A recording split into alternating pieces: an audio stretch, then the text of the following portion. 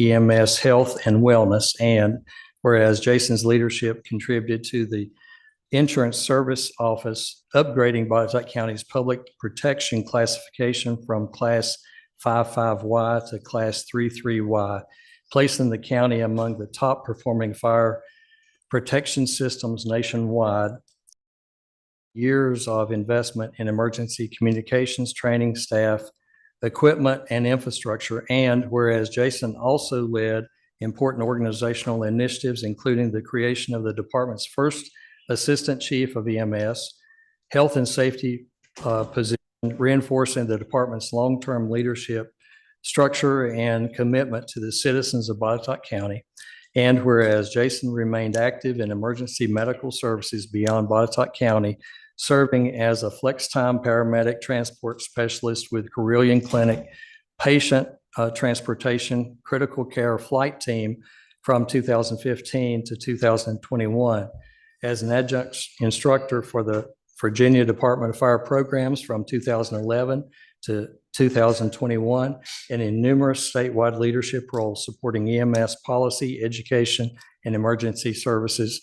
And whereas Jason holds a bachelor's degree in emergency services and an associate degree in emergency health sciences from Jefferson College of Health Sciences, and is a graduate of the National Fire Academy's Executive Fire Officer Program and Virginia Tech's Local Government Management Program.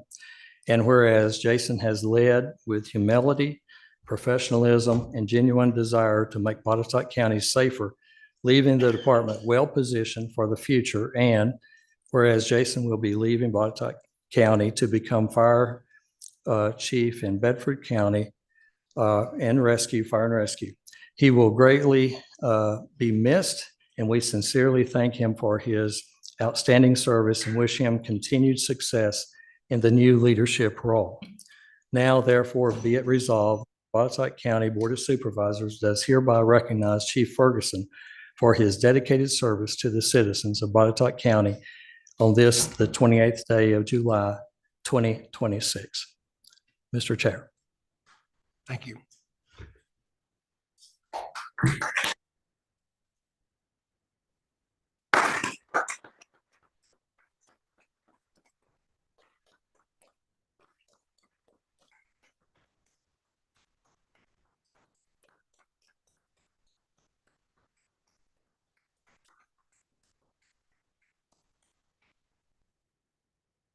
Also, Mr. Chair and board members, it is a significant time period. Jason, with 25 years of service, will also be getting a watch from Botetourt County for those 25 years. And so we would like to present that to Jason as well. So, greatly appreciate it. Thank you very much.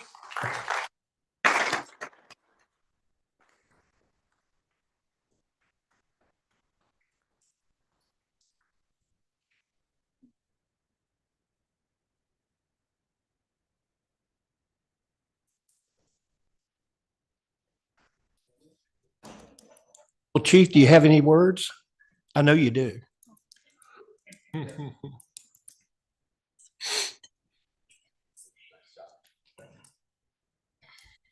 Mr. Chair, I would comment that Mr. Ferguson is never lacking words. That's true. I'll be brief. I just want to say thank you for the opportunity. It's been an amazing career here. Bittersweet. Obviously, I am returning home. I started my fire and EMS journey in Bedford County, but Botetourt has truly been the place of my adult life and learning, starting as just a paramedic, volunteering with Blue Ridge, Trouttville, to where I'm at today. Obviously, I brought my most important treasured parts of life, my family, with me today, because that's what matters most. I feel that from the perspective of leaving Botetourt, it's at a wonderful time. The organization has never been in a better place. There's great leadership within the department to carry on. I'm sure that will shine through abundantly clear after I leave in a couple weeks. and I'm here to support however I can. As I assured Mr. LaRue, I will work till the very last minute and get everything that I can done and make sure that I leave it in great hands, because the organization survives all of us. That's something that's been a common theme with myself and senior staff, is just reminding them that the organization serves to perpetuity. None of us do. So I hope that the bedrock foundation that the department is built on will only serve it for the betterment into the future. I'll only be a phone call away and a near neighbor. But again, thank you to this community. Thank you to Mr. LaRue, all the board members that I've had the pleasure of working with over the years, and just thank you. Appreciate you, and we're going to miss you.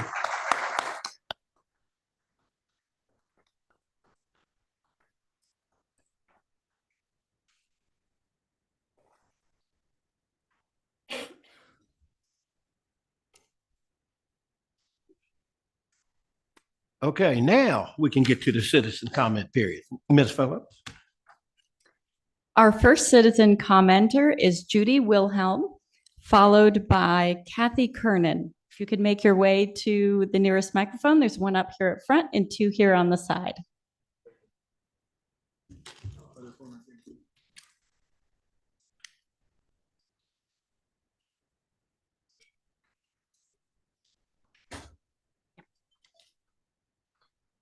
They may be in the overflow area. Is Tara Malloy in here? Denise DeHart.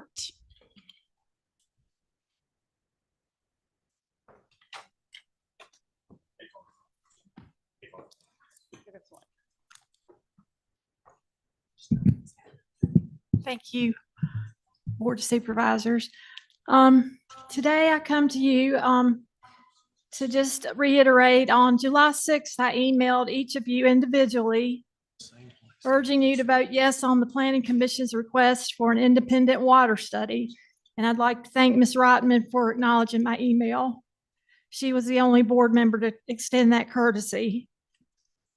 Since that email, however, the board has chosen to discuss creating a citizen committee to conduct the water supply study instead of moving forward with the independent study requested by their own Planning Commission. This was an opportunity to begin restoring the public's trust through transparency and by respecting the recommendation of your own Planning Commission. Instead, it appears the board is choosing a different path, one that raises even more questions about transparency and collaboration.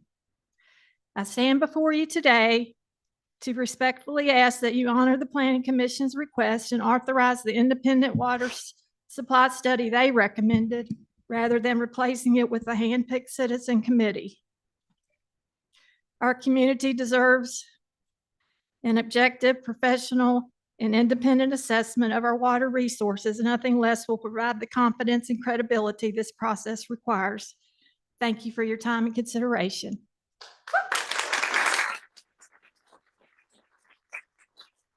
Our next speaker is Judy Wilhelm, followed by Kathy Kernan. And if you wouldn't mind stating your name and district when you come to the microphone. My name is Judy Wilhelm. I come from the Fincastle district. And to say I'm thoroughly dismayed that our chairman is not present today. But we have lost all trust in you board members, with the exception of Linda Rotten.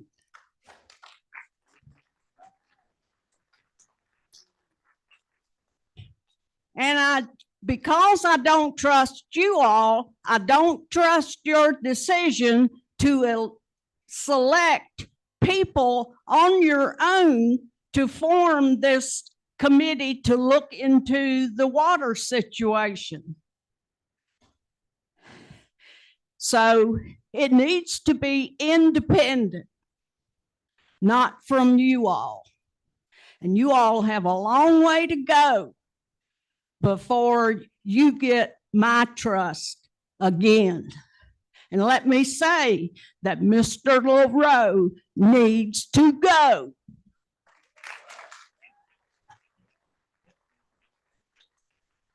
Our next speaker is Kathy Kernan, followed by Tara Malloy.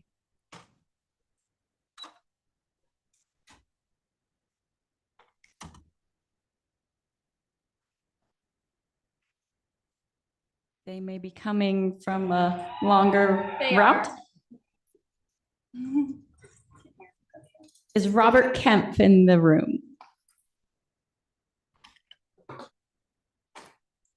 Everybody's downstairs. Josh Jones.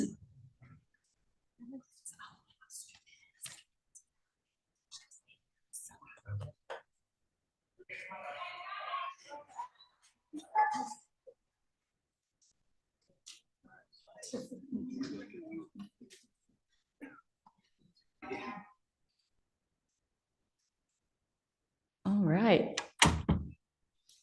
Sorry about that, folks.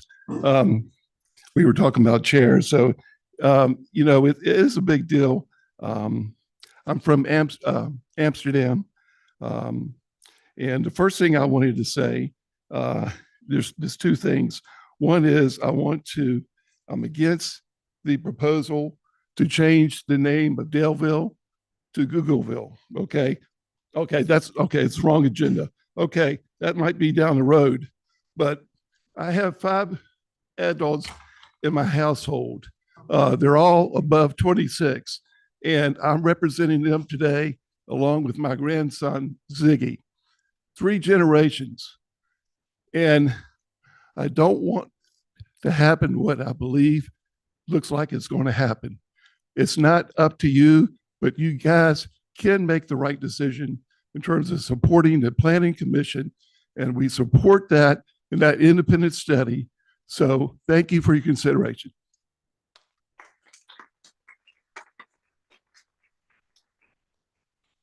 Still looking for Kathy Kernan, followed by Tara Malloy. And if you would, again, list your name and district.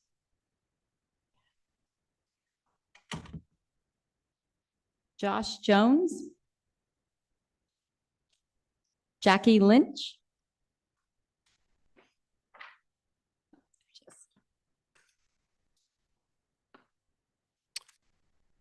Good afternoon. My name is Josh Jones. I live in the Fincastle district. Until I retired, 40 years, I was an engineer in a variety of technologies, and I hold a chemistry degree. So I do know something about how these processes need to be done. A lot of my time was spent in test engineering. Test engineering, one of the things we always said was, if you don't test, you don't know. And I always believed in an independent, separate oversight of my testing, whatever I was doing. That does not appear to be done right now, particularly in regards to the water quality studies. I highly encourage that to take place, because you can't do preliminary designs without knowing something that important. You can always make more power. You can mitigate noise. You can improve situations in a lot of ways. But if you're going to use water for cooling, as an example, I think it's 80% of that water goes into the air. So you're going to be blasting more than 1.5 million gallons of hot water into the surroundings every day to start. It just gets worse from there. I could go through a lot of other things that I've heard, but I wanted to focus on that in particular because I think that is the cornerstone for any project like this. And you need to take advantage of all that. You need to have an independent board doing this, not somebody else from your own selection. And that's about all I can say about it. Thank you for your time.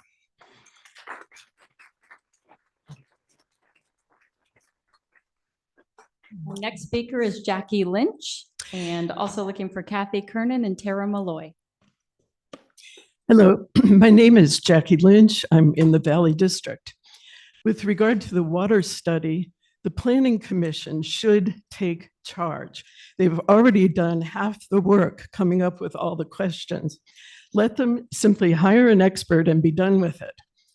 Your commission plan, you have labeled independent, but it is only independent from Google. It is totally dependent and manipulable by LaRue and the board. The members are chosen by you and report to you. So no one is going to believe anything they produce. The Planning Commission should proceed with their idea and work. Anything else will be a complete waste of time. Thank you.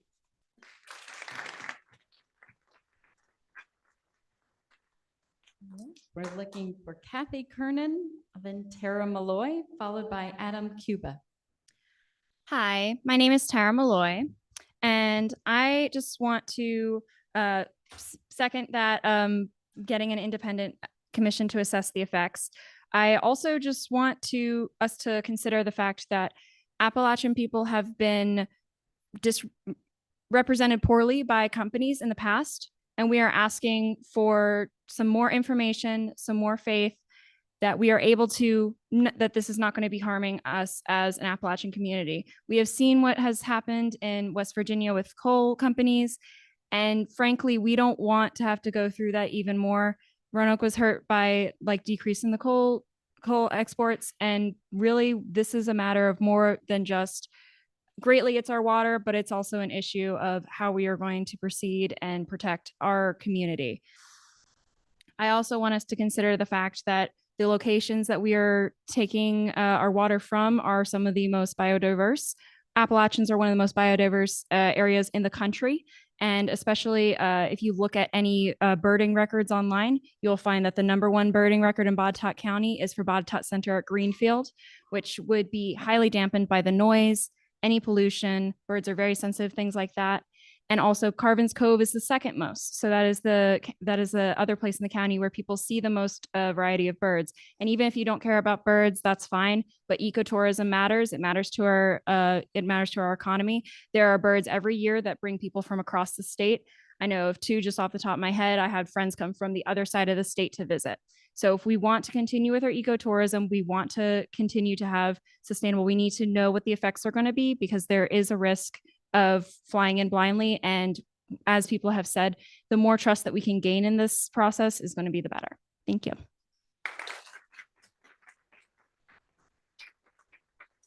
The next speaker is Adam Cuba, followed by Kevin Roberts. I don't see Adam. Kevin, if you want to, or is it? They're calling my name.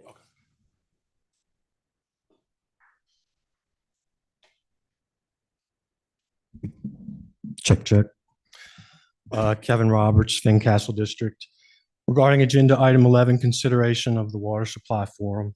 From administrators' comments, given the volume of contradictory information in the public arena, knowing what information is current, factual, and applicable to the Botetourt County Data Center, surveillance apparatus, it's an undeniable challenge. I don't know what to believe is a common refrain heard from the citizens. Where to begin? Don't you think you bear direct responsibility for that confusion? Don't you think bending over to the Google propaganda machine has something to do with that? Thank goodness for the likes of Mr. Bean, Mr. Dooley, Mr. Goad, Mr. Powers, Ms. Adams, and numerous others for exposing this BS. Quote, the need for clear, complete, accurate, and objective information in order to understand with confidence the expected results. If you want this, then you need to back off and let the Planning Commission manage the forum as requested. The administrator and most of the board is too compromised, and you've not earned the right nor have the credibility to perform such an undertaking. It's ludicrous. Quote, with the interests in front of mind, transparency, accuracy, objectivity, staff recommends that the board appoint an independent commission regarding the effects of the data center campus. Wow, some nerve. You forgot to include integrity as well. If you really desired these things, then letting the Planning Commission undertake this effort is the answer. Regarding your ability to have a successful, quote, independent commission to assess the effects of the proposed Google Center campus in Botetourt County, it's not possible. This agenda item is, to borrow a term from Masters Sherman T. Potter, horse hockey. This item should be ridiculed and sent to an early grave post haste. Let the Planning Commission manage this undertaking as proposed. You're welcome.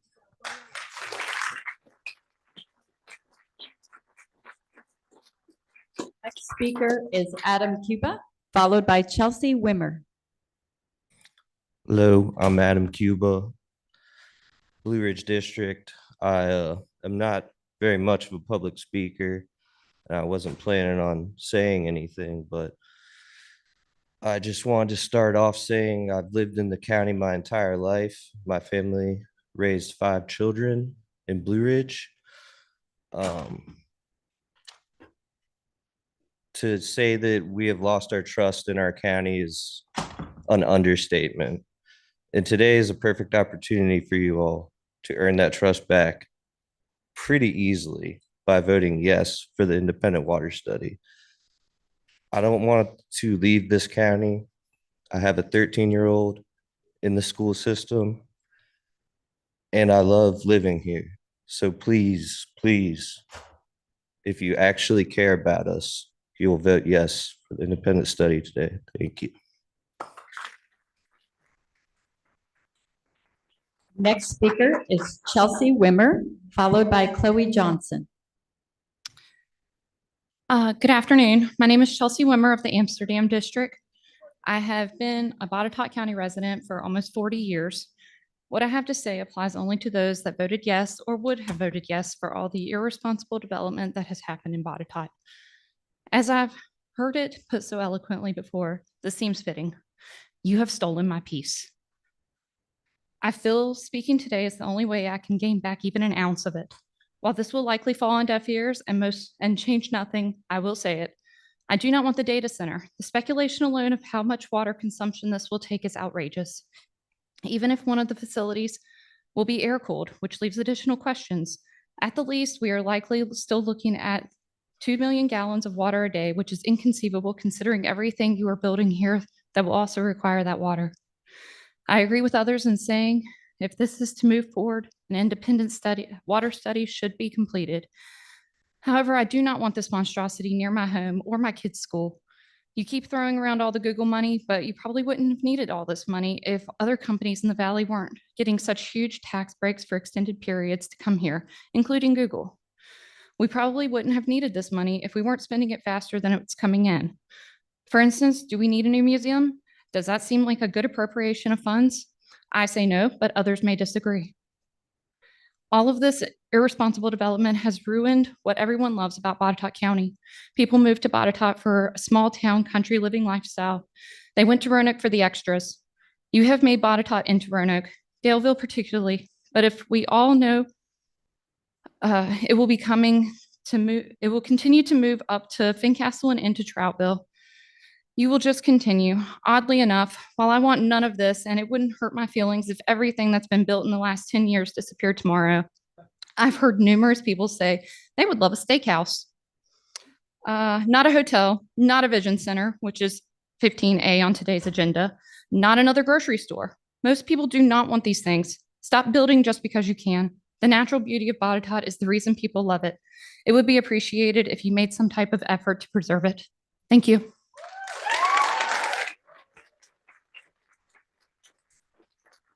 Our next speaker I is don't Chloe mind the Johnson. clapping, but let's back off of the yelling, okay? I appreciate it. Respect your neighbors. Yes, And ma'am. following Chloe, we have Sylvia Powell. Hey, Chloe Johnson, Buchanan. I'm just here to call for an independent water study. Contrary to popular belief, we have plenty of professionals and experts that do not work for the WVWA, do not work for Botetourt County, do not work for the EDA or Roanoke Regional Project. We have plenty of professionals that read the material that's being FOIA'd who do not have conflicts of interest. It's true. There's plenty of professionals that work for you guys in the WVWA as well. But there's, if we're looking at weekly syncs with Google, weekly meetups between the county, sometimes bi-weekly between 2024 and 2026, same thing with the WVWA. I think that is a clear conflict of interest. It's unfortunate. I mean, it's very unfortunate to have a conflict of interest or to even have to be thinking about that with independent water studies within a county, or when you're attempting to rely on the WVWA to get you accurate information. The reality is, as someone who has read through the hundreds of pages of this infamous FOIA that's being talked about, that was very expensive. There were clear discussions of 10 to 11 million gallons a day between 2024, 2025, and 2026. This is not misinformation, and if it's misinformation, it's coming out of the WVWA. At the end of the day, it's starting to feel like time is a flat circle, not so much that history is repeating itself, but we have plenty of examples to show how big industry, some of our richest companies in the world, come to this region and deplete it. Absolutely deplete it, wreck the community, wreck the environment. We're still cleaning up from coal ash. It's the whole reason my family moved from West Virginia. Thanks for having a moment of silence for them. But the flooding is second to the coal ash, you know? I have family members that live there that do not have clean water. It's the whole reason we moved to Virginia. And I have family members there that don't have clean water now because of a data center in West Virginia. We need, I mean, not so much me, but there has to be a way to get out of this. I've heard that suing the company that's coming in could work. I know that's scary, but, you know, let's get creative. I don't know. Suing from the point of not the citizen, but the Board of Supervisors. Anyways, that's my piece. Thanks for having me. Have a great day. Our next speaker is Sylvia Powell, followed by Frank Lucia. Hi, do I have to say my address or do you not do that? District. Say your district. Oh, Buchanan District. At least 7 generations of my family are from this region. I'm a property owner. I'm the granddaughter of 2 World War II veterans who stood against fascism. I'm a parent in this county, and I'm also a biologist, and I volunteer in a group called the Environmental Accountability and Strategy Team, which is just a group of citizens, you know. And I have real concerns about the transparency of the Western Virginia Water Authority. These stem from how they've corresponded with me directly regarding a recent request for information that's been in the news, showing discussions of the Water Authority potentially quietly allowing Google to use 10 to 11 million gallons of water a day. And so I would like to ask you guys to please talk to the Water Authority about responding a little bit better to people who are trying to increase transparency for our citizens. This binder actually doesn't even, this is not a binder of like what came back from the Water Authority. This is a binder of correspondence to try to get information from the Water Authority, emails back and forth and back and forth. And I don't think it should be that difficult for an authority to comply with the Freedom of Information Act, that they need to be emailing this many times back and forth with a citizen. So please talk to them about that. Like really, please, because they're not really listening to me, right? Please understand how much work, volunteer hours, months of volunteer hours that so many people in our community are doing to try to bring transparency to this issue, which maybe you could bring transparency to a lot easier, right? I would hope so. Yeah, so I showed you that. I want to say that I hope that you guys can step up and work together so that everybody in our community feels like they have a voice, so that they don't feel like they have to come here and speak to a microphone when they don't really like speaking to a microphone, okay? I would like to see you all working together, and if that means that you're going to support the Planning Commission in order to have a water supply study, then please do that. If you think that's what the people want, who are obviously not in favor of having this data center, please do it. That's all I have to say. The next speaker is Frank Lucia, followed by Linda M. of Troutville. Good afternoon. My name is Frank Lucia. I'm in the Amsterdam district, and my property is immediately adjacent to the proposed Google data center. If the project moves forward, my property will be among the most directly impacted in the county. I have mixed views regarding the proposed independent commission. On one hand, it's maddening to see this type of analysis being considered now. This is the type of foundational due diligence that the board should have demanded and completed before advancing the project.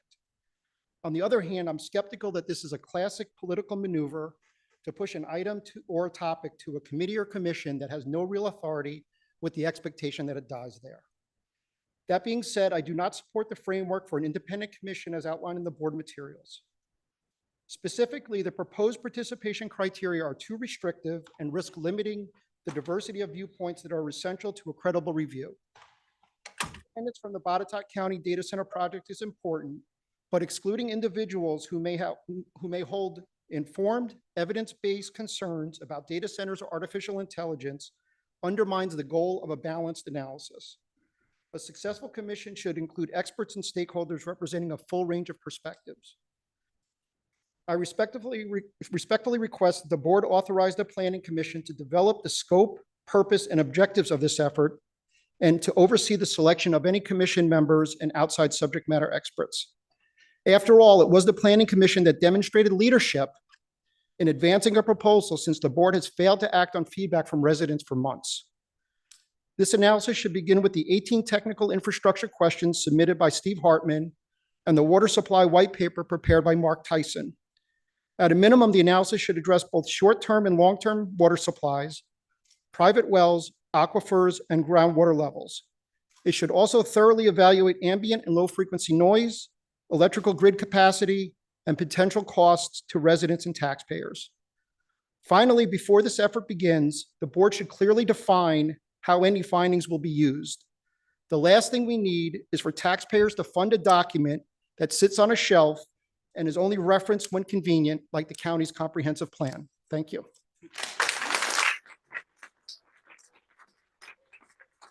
Next speaker is Linda M., followed by Kathy Benefield. Hello, my name is Linda Mikalauskas, and I'm with the Amsterdam District. During the Planning Commission's July 13th meeting, there was an unprecedented amount of citizens in attendance to support the Planning Commission vote on an independent study on our water reliability and availability. The Planning Commission voted unanimously to recommend the Board of Supervisors to allow them to create an independent, unbiased study. Upon reading the agenda for today's meeting, it seems that the Board of Supervisors are proposing that they appoint the people to this independent study to be completed within 6 months' time, which to me is unacceptable. This is specifically not what the citizens or the Planning Commission is requesting. Again, we are requesting an outside independent study appointed by the Planning Commission. We don't want the very people who approved this data center without doing any research to now do their due diligence. It's too late. You have lost the trust and confidence of the citizens that you supposedly represent. I have yet to meet one citizen who thinks that the money this data center is supposed to bring to our county is worth giving up our water, clean air, peace, quiet, and health. What is the reason for taking the study away from the Planning Commission? It looks to me that the Board of Supervisors are trying to stop the citizens from getting the truth and transparency that we are seeking. Please do the right thing for the citizens you represent and allow this unbiased, independent study from the Planning Commission. Just a little note, just the fact that Google is now flipping the first data center to air cooling technology is not fooling anyone. This only brings additional problems as in high energy consumption, increased low frequency noise and vibration pollution, and local heat generation. With all that being said, Google still maintains the amount of water consumption will start at 2 million to 8 million gallons. So you tell me what has changed. Thank you for your time.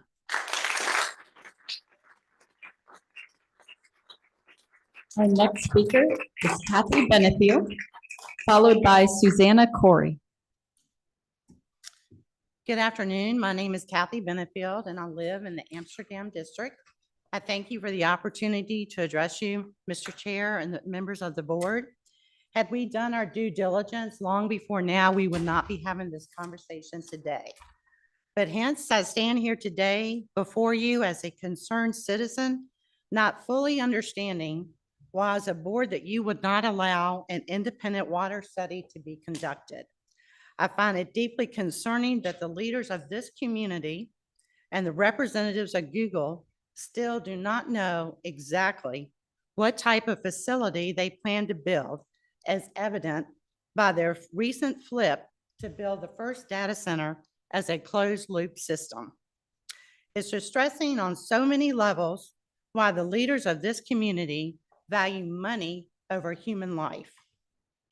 If you truly care and support the people in this community, you would work with the Planning Commission and answer the questions that were raised by Mark Tyson and Steve Hartman. Wake up. Google does not care about our community and being a good neighbor. I'd like to believe that you still care about the community that you took office to protect. Who is running this community? You or Google? It's not too late for you to do the right thing, to work together as a board, stand up for Botetourt, tell Google we are not a good fit, and the facts as initially presented do not work for us as a community. Please, I urge you, do the right thing. Step up and find your voice. Thank you. Our next speaker is Susanna Corey, followed by David Sane. Hi, I'm Susanna Corey, Amsterdam District. I've been in Botetourt about 30 years, and I've seen it change dramatically, and personally not for the better. I moved here and enjoyed the nature and all of the farmland, the orchards, and they're slowly eroding and disappearing. I work in Roanoke, so I drive 30 minutes every day back and forth, and I see Roanoke and its development. I see the development all along 81. I see 81 expanding. I see more people coming to this area, more people to Botetourt, more people to Roanoke, and all of these people are draining resources. So it's not just a Botetourt issue, it's beyond. And I hope that you all are considering all of this, all of these apartments, hotels, townhomes, homes, subdivisions. They're all draining our resources.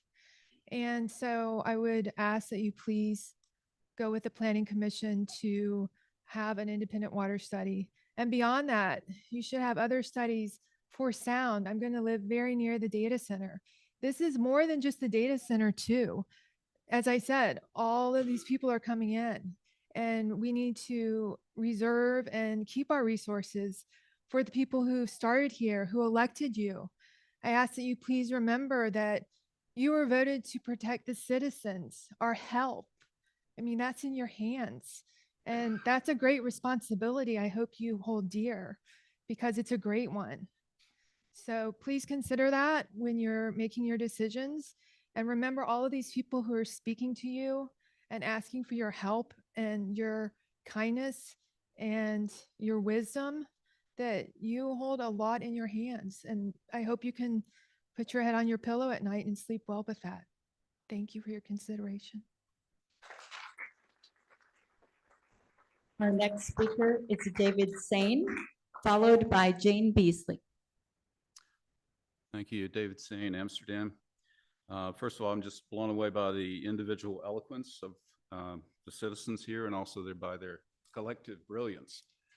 And I know each of you on the Board of Supervisors are very smart people, but you're not smarter than the collective wisdom and intelligence of this community. You should listen to them. That's your job. There are too many unknowns. We really don't know exactly what Google's going to build.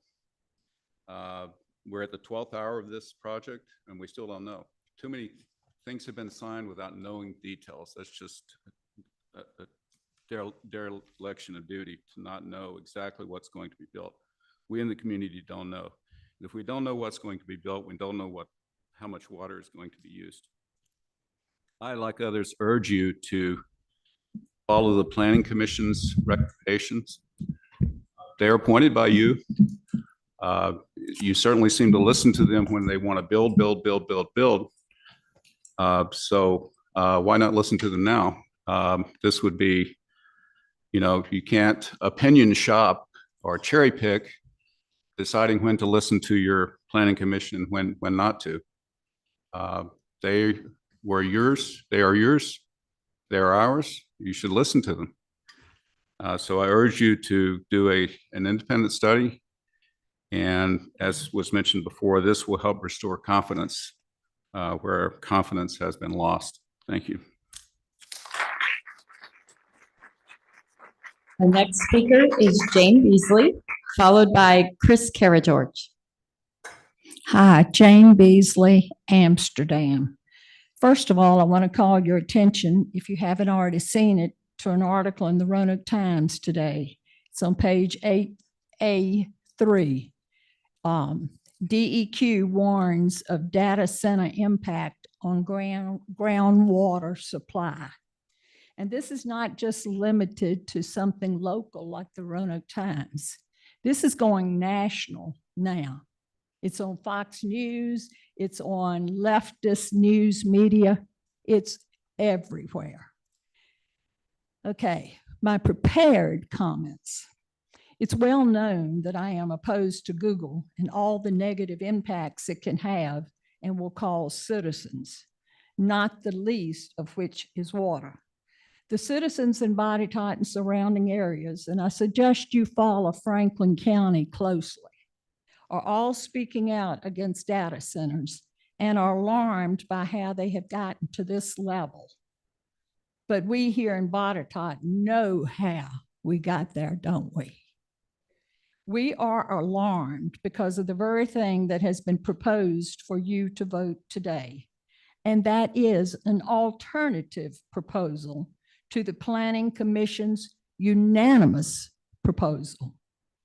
Transparency has been missing throughout this entire process, so that is why I plead with you to vote yes, allowing a truly independent water forum to be conducted by our Planning Commission and not controlled by your select group.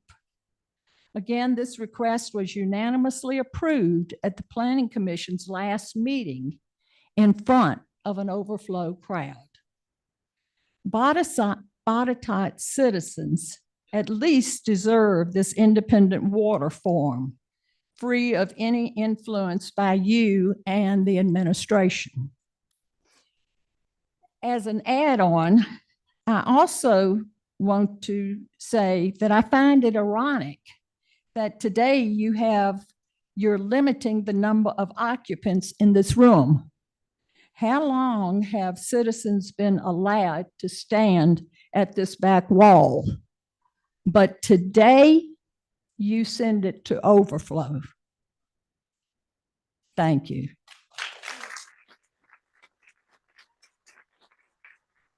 Our next speaker is Chris Karageorge, followed by Nancy Hartman. Good afternoon. I'm from the Valley District. Just a quick note. I want you to know that these independent studies that people like to pay for basically eat a lot of money and do not necessarily give you an all-encompassing picture of things. My background, I grew up in the Roanoke area. I have worked in Roanoke for most of my life and live in Botetourt, and I want to put my name in, if you so choose to do this public committee, that I would like to be on one of those positions for that, because my expertise is water, is air, is the environment. And thank you very much for your time.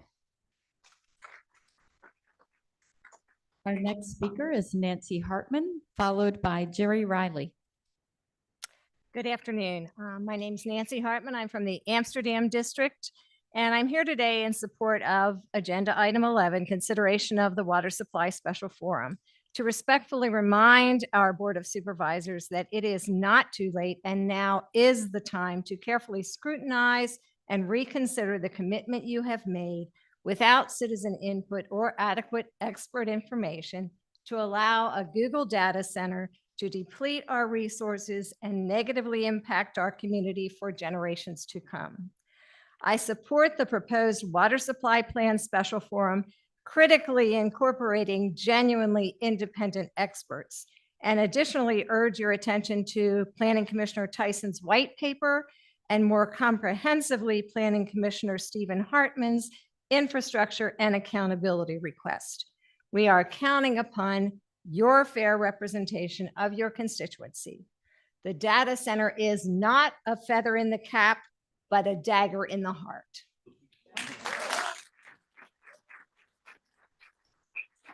Our next speaker is Jerry Riley, followed by Marion McConnell.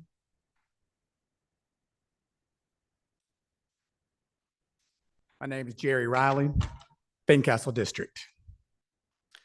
You are going to vote today to give the people an independent and honest study of water usage. Long overdue. The vote is not about Google or the Water Authority. The vote is about integrity, your integrity.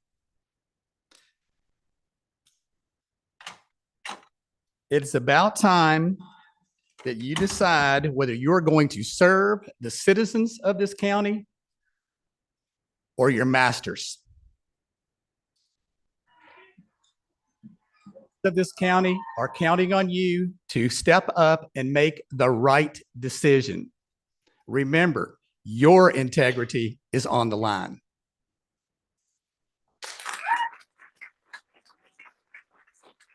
Next speaker is Marion McConnell. I'm Marion McConnell. Andrea Daniels. Oh, sorry. I'm Marion McConnell from the Amsterdam District, and I'm definitely for the independent study as was presented to the planning board, not for a small or a different committee cherry-picked by some of the folks on the board. And I just want to say that it's one thing, perhaps, whether or not you care about all of us that live in the county that you're looking at, and the about 100 people that are downstairs in the overflow. You need to imagine that they're up here too. I just want you to think about each one of yourselves individually, with your family, your friends, your neighbors, and how you're going to feel if you turn that faucet and nothing comes out.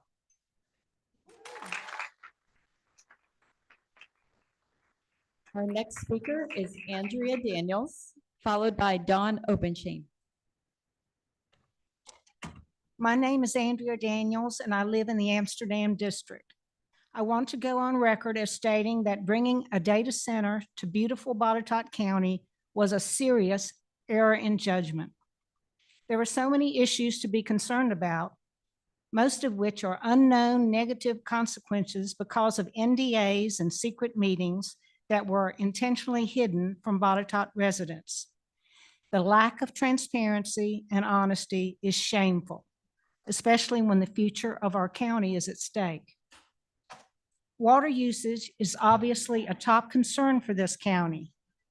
I am firmly in favor of the Planning Commission's proposal for a forum comprised of independent experts outside of the Water Authority, outside of Google. We need independent experts who can address numerous issues, including water usage, noise, light and air pollution, wetland preservation, site runoff, electricity demands, possible chemical contamination, and other negative environmental impacts that will affect all Botetourt residents, our farmers, our wildlife, and our pollinators.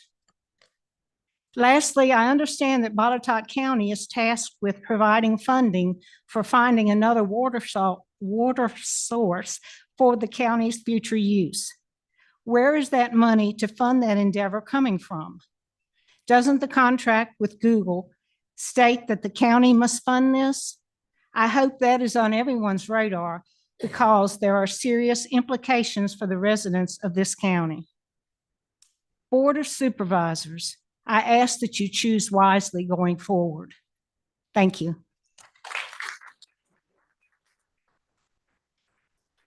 Our next speaker is Don Obenchain, followed by Charles Rule. My name's Don Obenchain. I'm in the Fincastle District, and I am in support of the independent water study. The operative word being independent. We do not want the fox guarding the hen house because we know how that turns out for the hens. I have a little story that kind of demonstrates why we need a study such as this. Back in 1997, when they were building Summersby subdivision, our house had a well that served a dairy farm and a home for over 100 years, and then 3 homes. When they started building the Summersby subdivision, not only did our well go dry, but also the creek in front of my house went dry. Mr. Snyder knows where I live, so he's very aware of that area. So when I had my well drilled, we had a prominent well driller in the county do our well for us. And I was kind of joking with him. And I said, well, if you go down a little bit farther, maybe we'll get oil and I'll get rich. He made the comment to me, he said, there's going to come a time in Botetourt County where water will be worth more than oil. That was in 1997. So I applaud the Board of Supervisors and ask you to support an independent study, not within the board itself. Thank you very much for your time.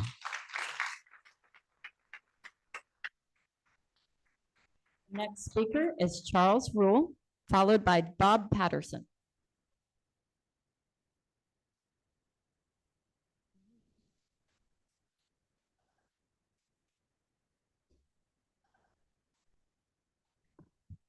Charles Rule, Fincastle District.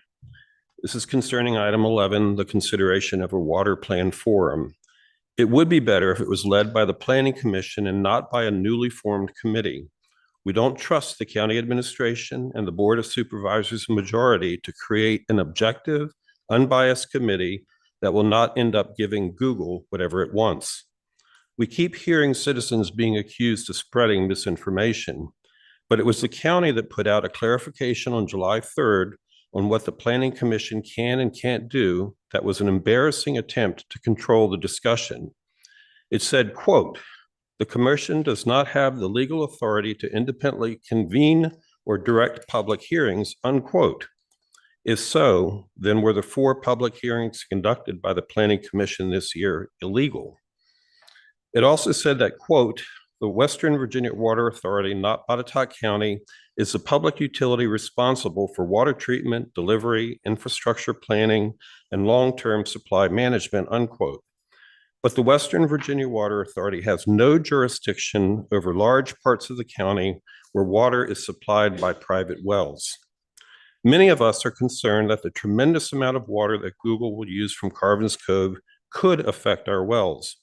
I've researched this, and there are instances where overtaxed reservoirs have adversely affected wells in the surrounding areas. There has been an uptick in recent years in Loudoun County of wells going dry, even though the water for its data centers comes from the Potomac River. And what if Google is permitted to drill its own well, either within or outside the water authority's jurisdiction? Then our wells, our water supply would be even more at risk. Mr. Tyson and Mr. Hartman have accurately assessed that what is needed is a complete study and analysis of water use and water supplies for the future of the entire county, not just the areas served by the water authority. The Planning Commission should be allowed to do its job as an advisory body. They have already asked more questions and provided more credible data in the best interest of the public than anyone else involved in this issue. They are only asking for the opportunity to help you make informed decisions for the good of the county. And they will not be blinded by the shiny gold ducats being dangled by Google.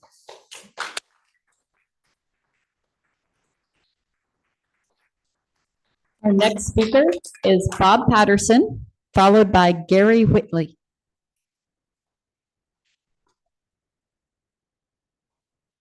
Good afternoon, all. Thank you for hearing me. Bob Patterson, Buchanan District, not by choice, but by population. First of all, let me say that if you decide to let the Planning Commission handle anything after that travesty of a meeting they held on July the 13th, everyone will be ashamed of you. What I'm about to say is not generated by AI, which I suspect was the source of what you've got before you today. All five of you, all four of you, and Dr. Scott Horn signed an NDA with Helio Capital, Google.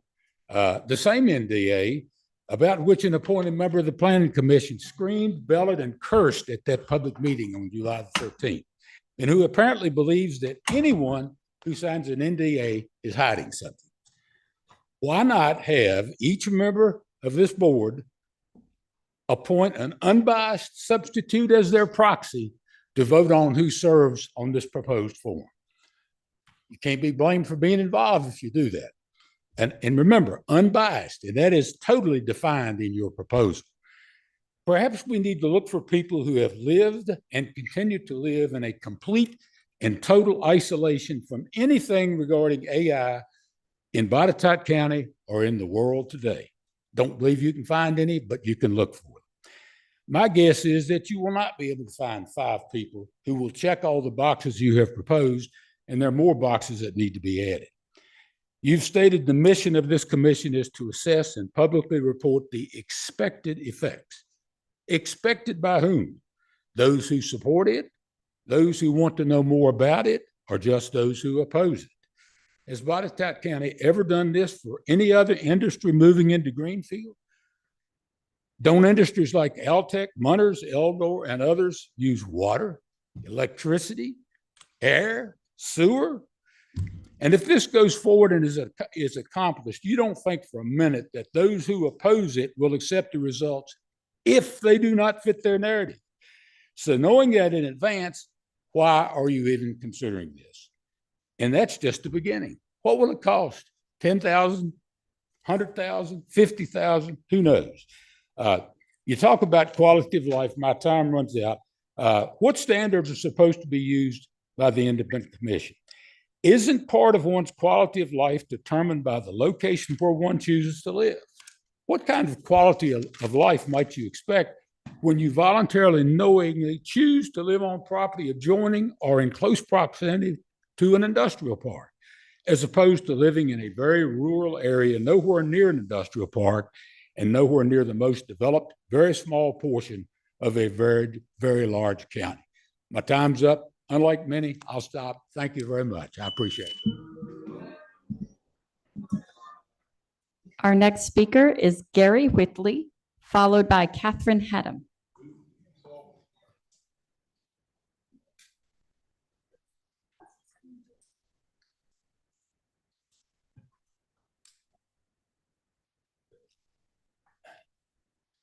My name is Gary Whitley. I live in Fincastle District. I live on Bruce Mill Road if you want to come see me. I'm a come here. I moved to Botetourt in the late 70s. In the mid 70s, I trained in soils with Charlie Judy. Charlie Judy was a founding member of the Fincastle Fire Department. Very important to me. He gave me an honesty lesson one day up near Lake Moomaw. My biggest fault probably is I'm outspoken. Today, I tell you several things. One thing I'd say, you need to fire your county administrator. You need to get better.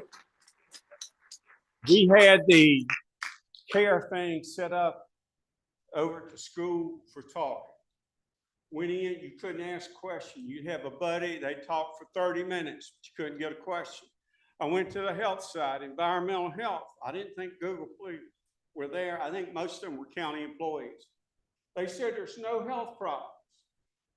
In the far western states, there's high reports of cancer. They're starting cancer studies. They don't do studies on whims. Upper Midwest, it's heart attacks and heart trouble. Everyone was having a problem all over the nation around these data centers being able to sleep with the sound. Some say it's like a little motorcycle going off and everything. So there's health problems, but they're at the center. They're saying there's no health problems at all. It's good. Everything's fine. I'll walk over to the Google table and see that. And they refuse to tell you how much water. 8 to 10 million gallons per data center. That's 24 to 30 million gallons here. Also, some data centers use 17 to 18 million gallons a day. What happens to this water? This water, nobody will tell us, but if you look it up, the water is 91 to 113 degrees. That's hot water. If you put it in a stream, you kill all wildlife. Change the stream. You got to keep thinking about that. Google on their sign also had a thing said that by 1930, they'll be putting more water in the ground than they're taking out. I helped write the Botetourt soil survey. I helped do the work, did it work in Bedford before they called and assigned me to be the Southwest Regional Soil Scientist. So I've worked a lot with different types of spray irrigation systems, drain fields, mass drain fields, wells, subdivisions, all these things for 20, 30 years. How you get that many millions of gallons of water in a day in a short time? You can't hear, because when you start messing with the AP horizon, the clays go stop it up. They're going to put hot water with chemicals and metals down in the ground. You need an independent study. Thank you. Our next speaker is Catherine Haddam, followed by Danny Goad. And Catherine, you have 2 agenda items, correct?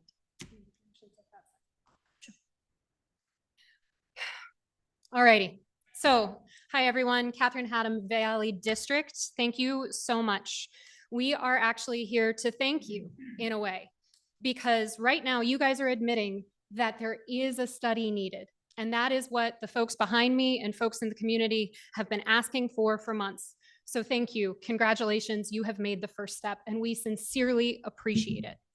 All of the people here behind me, as well as those in the overflow room, we hear you.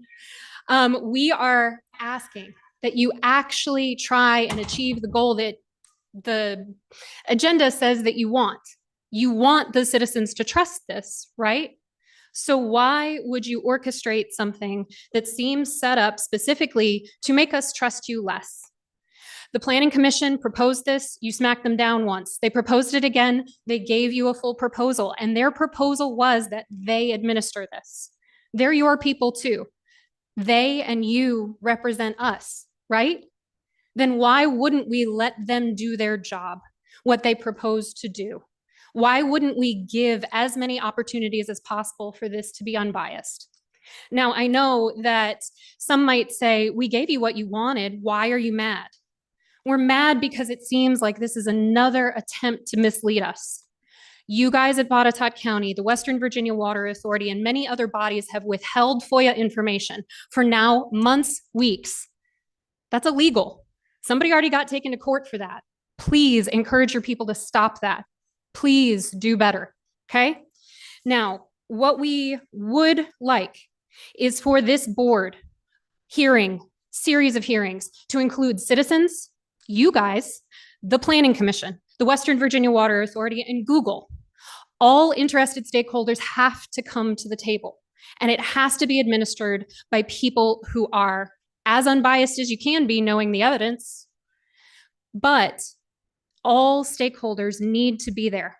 We can't just say that citizens are responsible for doing this while we have to ask you for permission to do everything. It's not fair. If this was not purposeful, if you really want the truth, then you guys have to be part of the solution. Thank you for taking the first step. Please stop digging your heels in. What you can do as this motion comes in front of you is you can have a full discussion on it. You can ask for expansion of the motion. You can alter the motion. That is what everybody is asking for. So please look at that carefully and critically. Independent experts are needed, and you guys need to show up to the table, as does everyone else, especially Google. If they really want to be a good neighbor, I'm willing to hear them say it and prove it. I and so many others volunteer our time already, and we volunteer it to you. If you want sources, we got them. We've got them from our friends in Northern and Central Virginia. They exist. Please do the right thing. Thank you. Our next speaker is Danny Goad, followed by Chad Bean.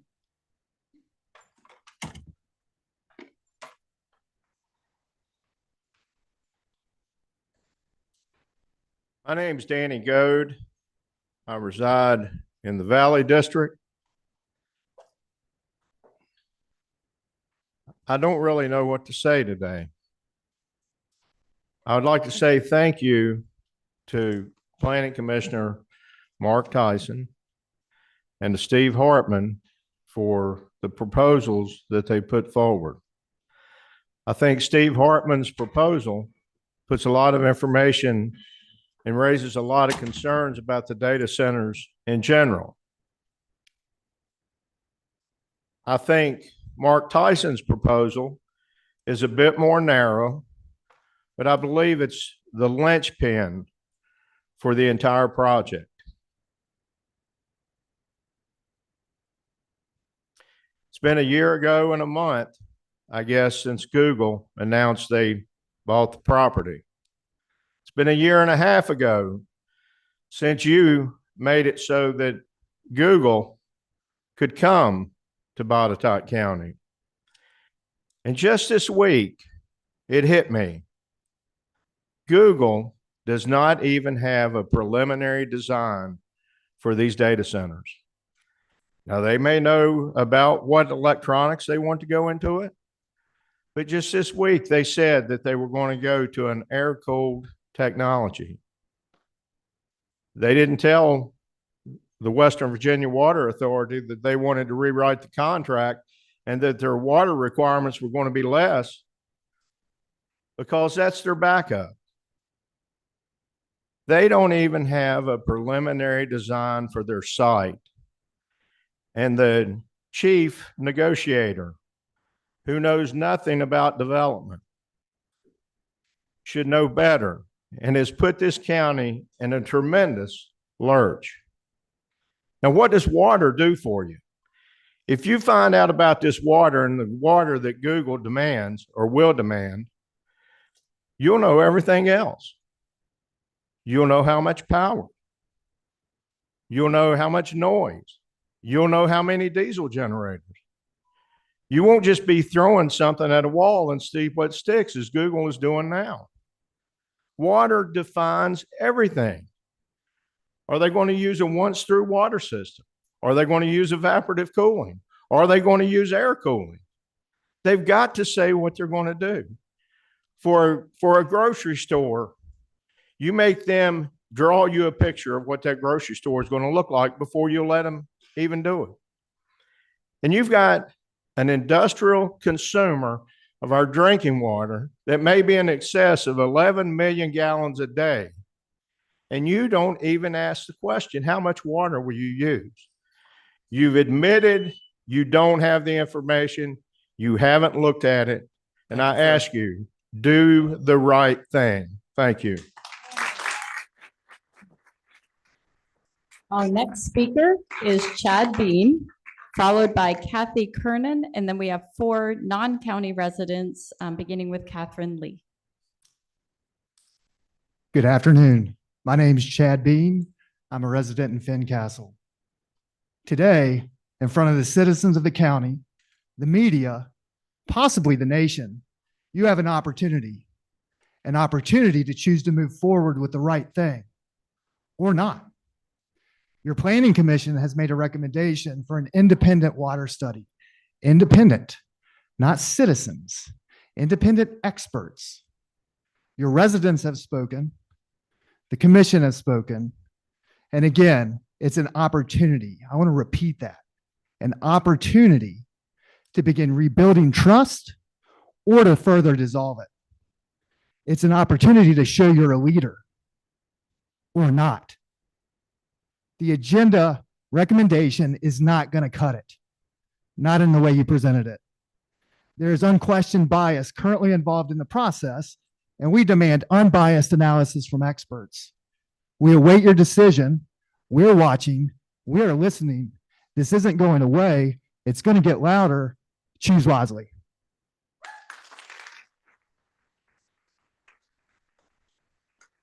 Next speaker is Kathy Kernan. I'll try one more time and see if Kathy is with us. All right, we'll start with non-county residents. We have Catherine Lee up first, followed by Lauren Parr.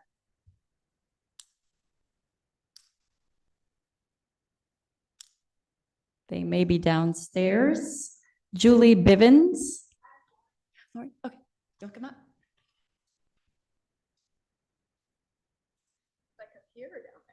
Either way.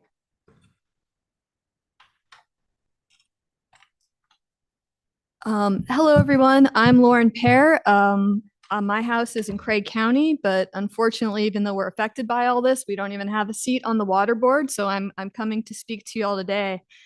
And I wanted to start by reading the end of Mark Tyson's white paper, which says, "My personal assessment, which is embodied in this white paper, concludes that we are in serious jeopardy.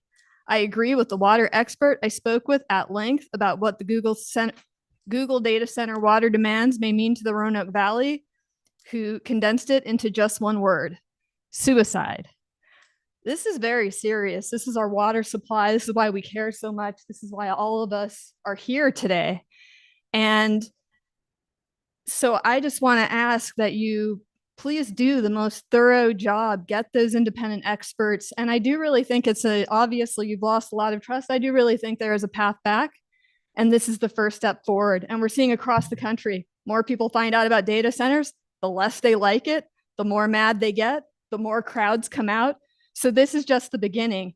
And Google is a $4 trillion company. They've got Wheeler doesn't deal, they tricked us all with their algorithms to keep us stuck on our phones. And they're good at talking to folks like you all. They're very slick. And so I was trying to put myself in your position, and I can see how I'm sure they had a great pitch, but now we're learning more about what's really behind that. And I do think you all have an opportunity.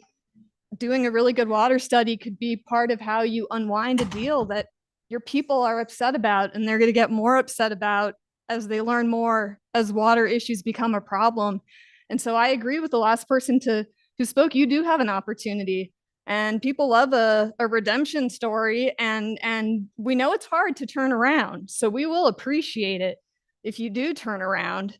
The stakes are just so high, which is why there are strong words and so many people showing up. So I just repeat what everyone's been asking for a independent commission. I repeat what people say about Google talking about doing air cooling now. Nonsense. They're not giving up the water rights that they got in a contract until they contractually give that up. It means nothing. They could change their mind tomorrow. That's not something we can bank on. It's not something we can act on. And I just want to say for you all, like someone talked about, what about when your water runs dry? I mean, what about when the tens of thousands of people water run dry and they're looking at you? Again, like if this issue turns out, we're not here for fun, we're here because we're worried about water that we need to live. And I think you have a real opportunity to turn it around, as people said, and I hope you take that opportunity. And yeah, this is not going away, it's only getting bigger. So thank you for your time. Our next speaker is Catherine Lee, followed by Julie Bivens. I still don't see Catherine. Do you want to come up, Julie? Thank you all for allowing me to speak today. My name is Julie Bivens. I am from Roanoke City, and I'm here because this decision not only affects all these lovely people, but it does affect me because of the water, and it affects the rest of the Roanoke Valley. I'm here today to comment on agenda item number 11, consideration of the water supply plan special forum. That agenda item should actually read, consideration of a full unbiased assessment and study of the site and the area's water concerns, as well as providing a forum and full transparency to the public. That is what you should be considering today. The staff proposal included in the meeting agenda is clearly just a way to kill the Planning Commission's water investigation proposal without technically killing it, so that you can get away with acting like you're doing the right thing when we all know that you are not. Let me just read this part from the administrator's comments in today's agenda. LaRue says, given the volume of contradictory information in the public arena, knowing what information is current, factual, and applicable to the Botetourt Google Data Center campus is an undeniable challenge.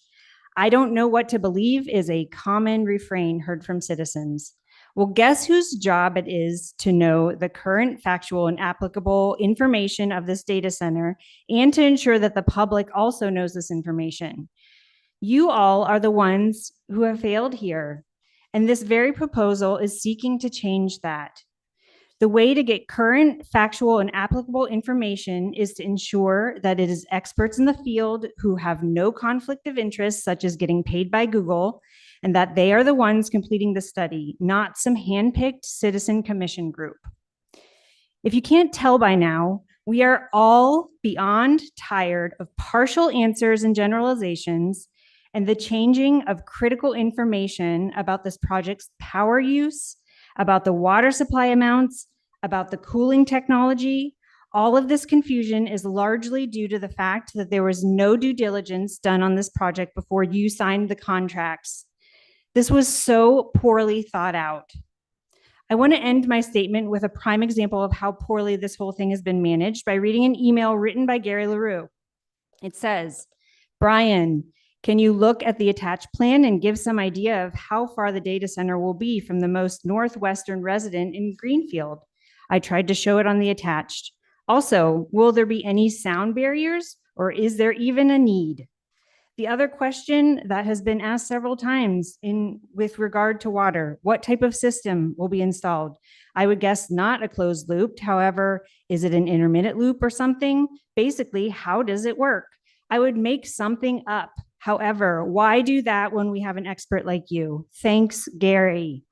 Stop letting him make things up.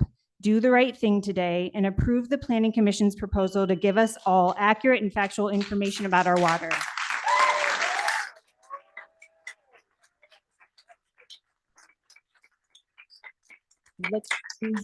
Looking for Catherine Lee. Still not here.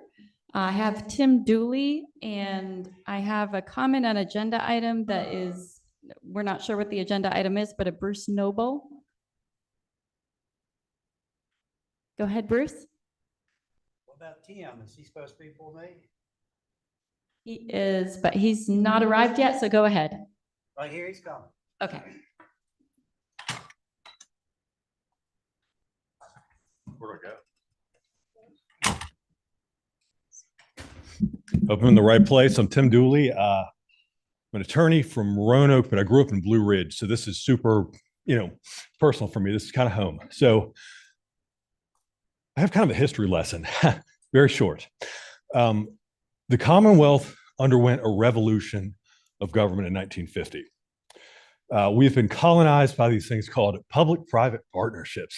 And you may not know what that is, but it's a euphemism for, in short, fascism. So what it means is that a corporation takes a public resource like land or water, could be anything. That's the public part. And then it does whatever it wants to with it. It's such a neat arrangement. And that's what our water authority is. So I wanted to raise this issue because I've seen it mentioned multiple times that, oh, we should trust ourselves to the tender mercies of the water authority. We can't do that. By statute, they have no duty to us. They don't have to supply water. They don't have a duty of care. So that's right out the window. And the other thing is that there is a spate of these things. You just look up Title 15.2, subsection 4 of the Virginia Code. That section is replete with these public-private partnerships. And these things are not in our best interest. And so you'll have things like the Water Authority, but over top of that, you've got the Roanoke Regional Partnership. And then over top of that, you've got the Roanoke Valley Allegheny Regional Commission. And these things have plans that I think most people in this room, if they saw it, will consider quite sinister. And none of these things have any duty to the people of this area, and there's no opportunity for us to interact with them. Our only protection against these public-private partnerships, there's two organizations, the boards of supervisors and the planning commission, because those things have a duty of care. And so if you guys are not looking out for us, we're toast. And so I am urging you to consider an independent study. None of this tomfoolery. Don't leave us at the mercy of predatory corporations and predatory development agencies and a predatory water authority. Thank you for your time.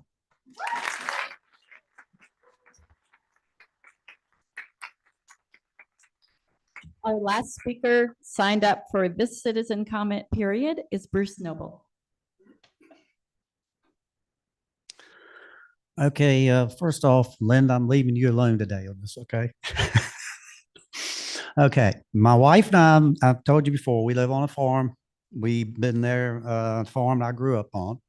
And basically, any tractor we have has to be a John Deere tractor. I'm just telling you this for a reason. It's all in the story. And I used to have these publications I read. It was John Deere. And it had I read this about the then president in about the 1930s of the John Deere Tractor Company.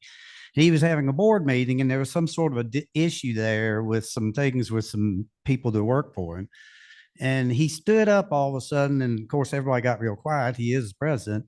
And he said, I just want to say one thing. So I want everybody in this room listen to this real well. He said, the true test of a person's character is how they act when put in a position of power. That's pretty strong words. He was trying to say about like what a whole lot of us is trying to say these days. We're sick and tired of all the BS. We want to see some real facts. We want to see things done correctly. We're sick and tired of the fact y'all can't talk to anybody. You can't listen to anybody. You can't look at anything correctly. You just do whatever you feel like. It's just all whatever you want to do. And right down there is the main reason why. Y'all are supposed to control him, but he controls you. He's the puppet master. We're sick of it. We want this stuff fixed. We want it done correctly. We don't want a bunch of club members that he visits after hours to be his buddies coming out here saying, this is what we're going to do for you. We give you the answers you want. We want the answers are true. And the answers are true is going to have to be by people that aren't anybody that has to do with anything with this county. They're people that are professionals. They know what they're talking about. They can do the job correctly, and we know it can be done correctly that way, and that's what we're asking for. We didn't come to that planning commission meeting the last time and stand there and load the house up and tell the people what we wanted. That you know what we want to see you do what's right. So do what's right.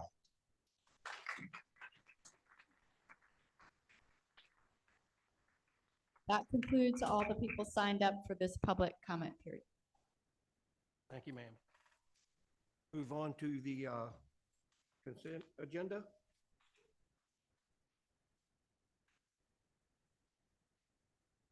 Any questions regarding the consent agenda? I had questions regarding the financial transaction report. Can we have Chad come down and Sure.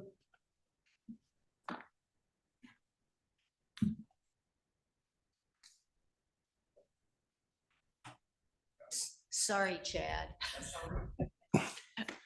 Double duty. Yeah. All right, you have a question about transaction? Yes, I just wanted to say you have some big shoes to fill. Not that Yes. Katie had big feet. So, like yourself. Oh, thank you. Oh, okay, sorry. So just as a general question, Chad, is it possible to construct something that is like a rolling cumulative total of budget amendments that either increase or decrease the original budget amount so that we could kind of see that, you know, concurrent with the transactions that are being presented to us? Yeah, I can look into that. Actually, that anytime we do an appropriation, of course, that's going to increase the budget. So we can just track that as each month as we do the appropriations and the board transaction report. That'd be really helpful. Yeah. Thank you. I appreciate that. So now I have some actual questions about this. So let me see if I can get mine up here. And you may not know, but My first question was the request for budget appropriations. It's at page 48 of the agenda. It's for appropriation of additional 100,000 in grant funds from the Virginia 9/11 Services Board, blah, blah, blah. This represents an increase to the previously appropriated grant amount of 300,000. I just wanted to confirm that those are all grant funds. None of that money is coming from the county. Is that correct? That's correct. That's grant funds, and you previously approved 300,000. They graciously gave us another 100,000, which gave us a total of 400,000. Okay, great. Thank you for confirming that. I appreciate it. welcome. So then I have a question about financial services transactions. So it's changed a little bit. I had them had them kind of down.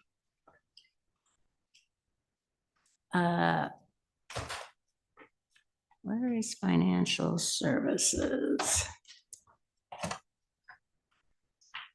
Well, it was a $20,000 payment to PFM Financial Advisors. Do you know what that was for? I don't know what it's for. I can get that for you though. Okay, that may have been for some consulting work that they did with regard to the bond that was issued. But I would just like to know if it's that or something else. That's fine. I can look that up. Okay. And then you may not know this one either. I don't see Matt here. In the sheriff's transactions, there is a significant amount, and I apologize, but the pages changed from when I looked at it this morning. There is an amount paid to All Traffic Solutions that was pretty significant. So I have questions about that. So it is now at page 56 of the agenda.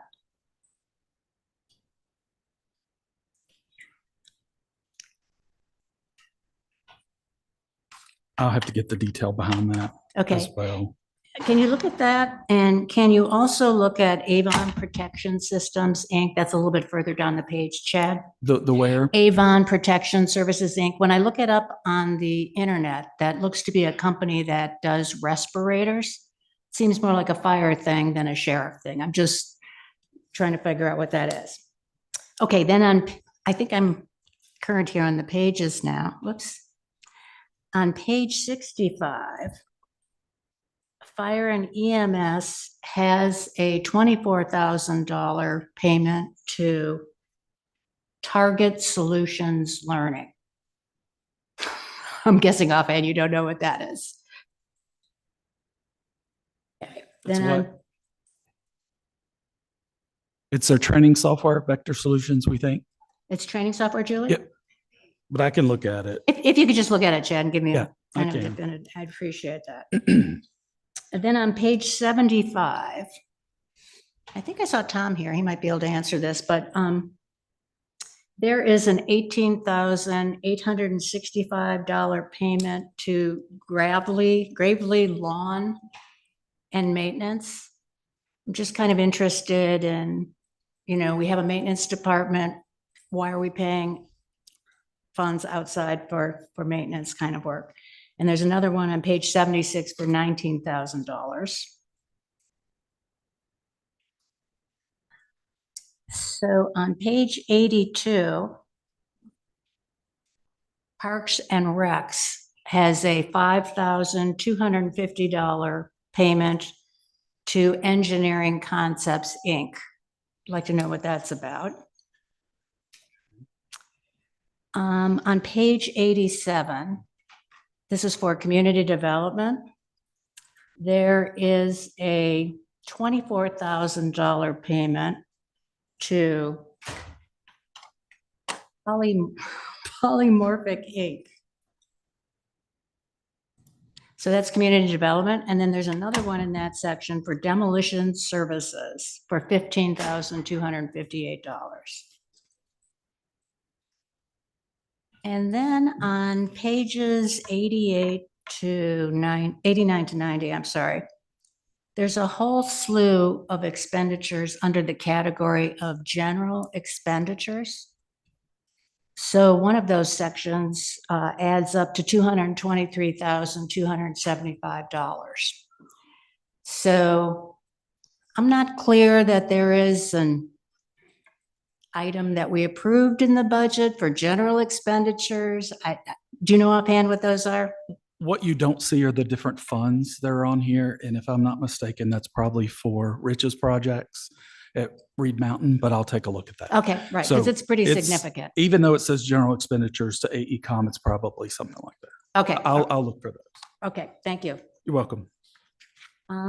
That's kind of it for me. So can we defer these until we hear from Chad about what those defer the consent I'd say agenda? we could do it, just eliminate the expenditures. Oh, okay. You want to go ahead and approve the rest of the consent agenda? Yes, that'd be fine. Okay, we hear a motion? Make a motion to approve. I'll second. All in favor? Aye.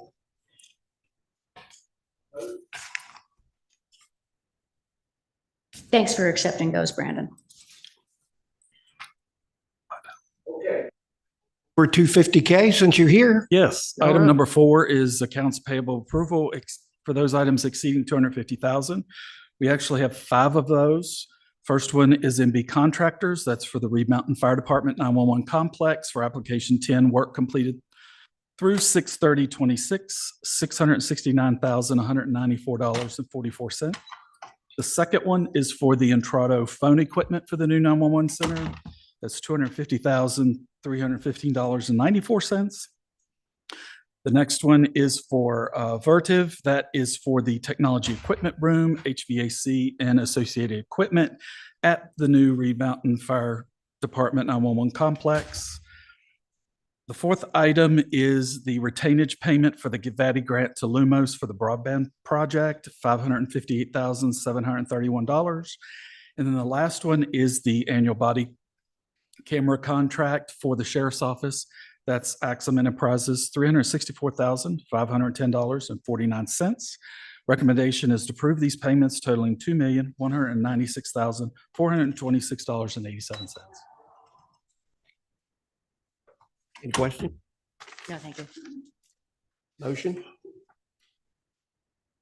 Make a motion to approve. I'll second. Motion and second. Any further discussion? All in favor? Aye. Aye. Opposed? Same sign. Thank you. Thanks, Chad. Come on down, VDOT.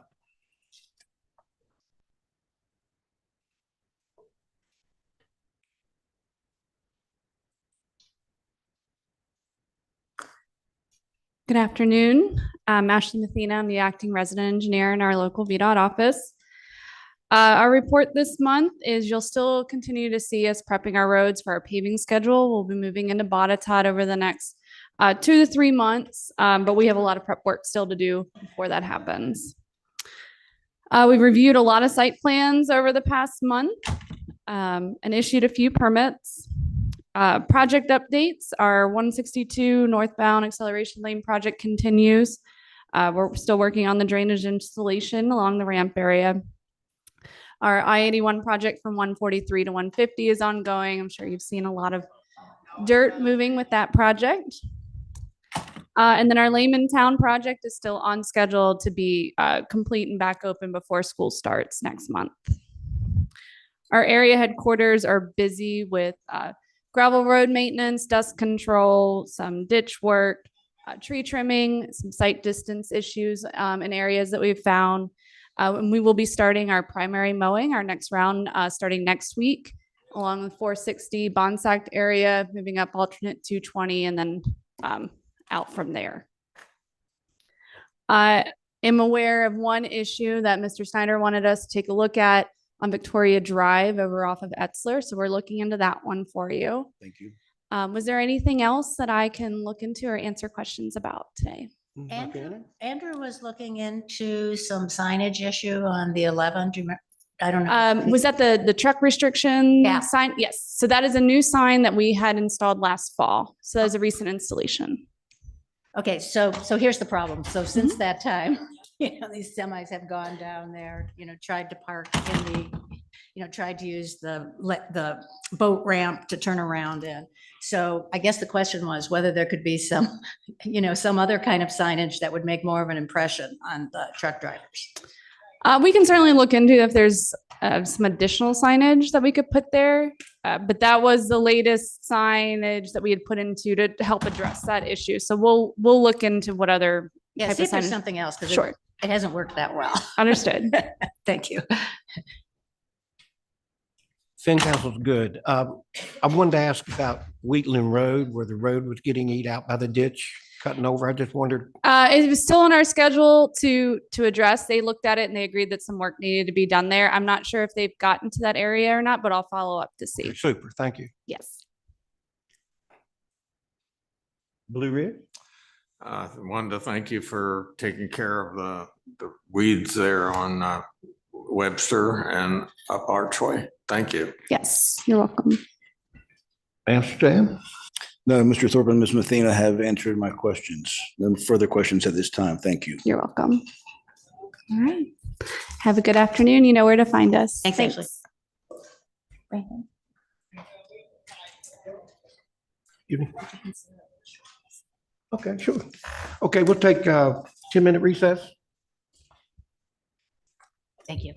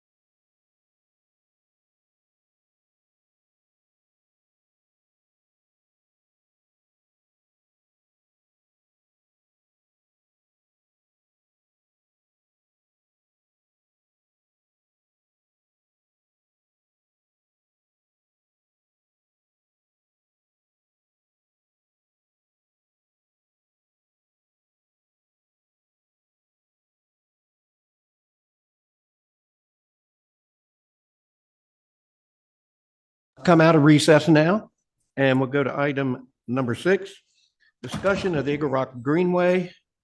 Mr. LaRoe and Mr. McCoy. I don't believe Mr. McCoy is here, is he? He's not here. Okay.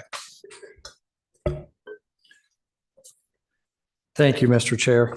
Just wanted to bring this back to the board. There was a resolution that was passed. In short, there's a resolution that was passed and adopted on August the 26th of 2025. And what that was the approval for an application that was being submitted for the Eagle Rock Greenway. The application was submitted and the project was funded.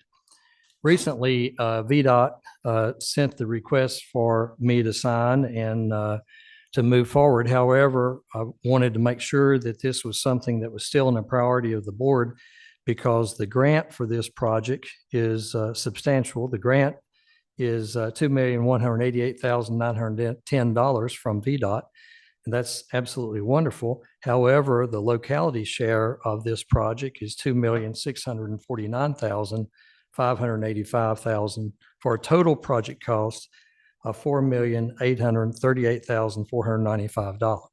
So before proceeding with the project, I just wanted to bring this back to the Board of Supervisors, making sure that this was a project that met your criteria for being advanced and see what you had to say about that. So you could decline the grant if you chose to do so, or you can accept that, just knowing that if you accept it, that the Eagle Rock Greenway would end up getting pushed forward, and that that would end up coming with an invoice as I have described. Also, on the Appendix A that was in the packet, the work description that came from VDOT was not the same as that of the work itself. So the work description obviously had not been changed from some other project that was with VDOT. Just wanted to clear that up and make sure that folks understood that there was an error there, and wanted to bring this back before you to see if you wanted to spend that money or not. Question? Is there any downside if we forego this? At this point, I would not think that there would end up being any downside, except that in the future, the price of the projects will probably increase. However, you could come back and reapply at some point in the future if you chose to do so. And if it would get funded or not, who knows what would be available at that time. So this one is in the bag. However, the bag is fairly expensive also. Thank you. I have a question, Gary. So this is just hypothetically speaking, since I'm not in favor of this, but suppose we were to go forward with this, do we have $2.6 million laying around excess in our budget that we could spend on this? I think that's a rhetorical question that the budget subcommittee might have insight to that is probably not there, to be honest. This would end up you would have to either tap fund balance or to do something else, forego some other project to actually allow this one to happen if you chose to do so. Thank you. Questions? No questions. I think it's in our best interest to just kind of back off right now. And maybe try to get some fund balance built up and take another look at it down the road. I would love this project to take place. Yeah. Would you I like understand. a motion on that? Yep. I'll take a motion. Okay, I move that we not fund the Eagle Rock Greenway at this point in time. I second that. Have a motion second. Any further discussion? No, thank you. Mr. Chair, it may be appropriate that you decline the VDOT grant associated with this as well. Yes. Restating. To decline the grant and to not fund is probably the appropriate Okay. way. All right, that at this point in time that we not recognize the VDOT grant money and that we will leave the door open to look at this at a future date, but not to be determined at this time. Okay, that's your motion. Do I have a second? Second. Further discussion? All in favor, aye? Aye. Opposed? Thank you. Very good. Thank Thank you. you. Come on.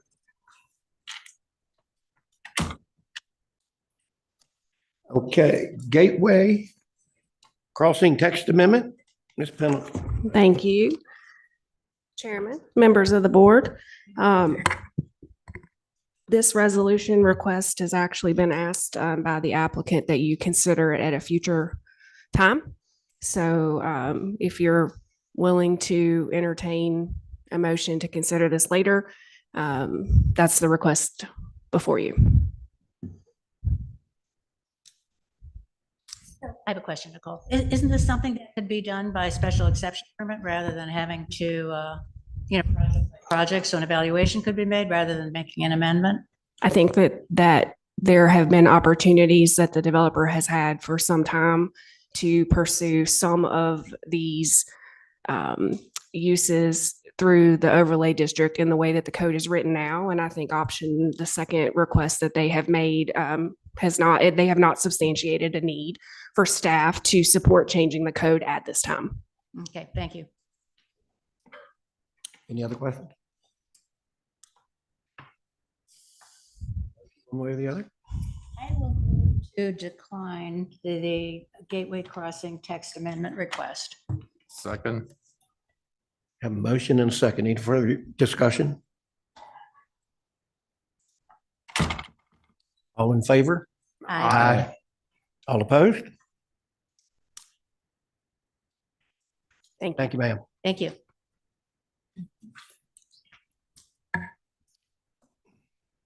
Well, I also have the pleasure of Are you gonna do being the- Mr. Lindsay. Okay, So midnight access? if agreeable, I will just go ahead and keep going. Ms. McKnight is in the audience if you have any questions that I can't answer, but what they're asking for is an access easement across an unimproved public right-of-way, so otherwise known as a street that is located off of Claybrook Court. And the intent of that is to grant access for a family subdivision. And the work has been done by her legal counsel as well as their surveyor to provide you with the exhibits and the information that you would need to grant that access request at this time. And I can take any questions that you have related to this one.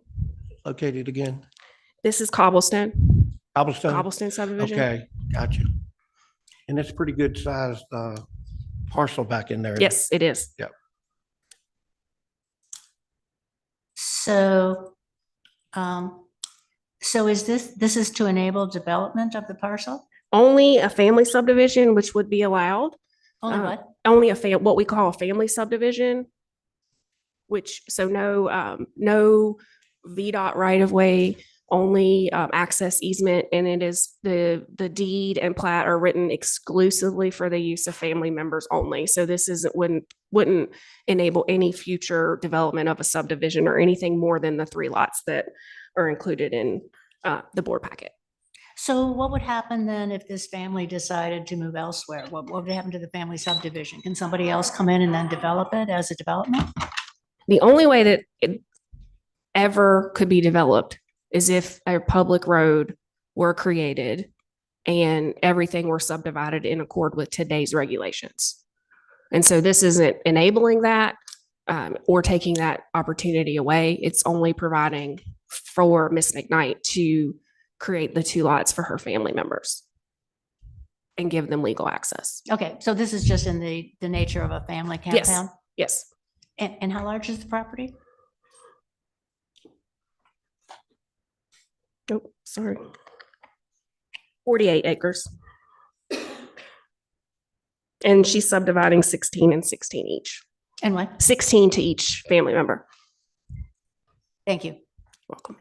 You had any comment from adjoining property owners? No. And I know that like I said, the applicant is here. This isn't a public hearing. This is just a resolution. If you had questions, I'm sure they'd be happy to answer them. I know at one point, there was some conversation about the original HOA president just coming to say that, this was kind of always planned at the time for this particular parcel. Thank you. Anybody else have any questions?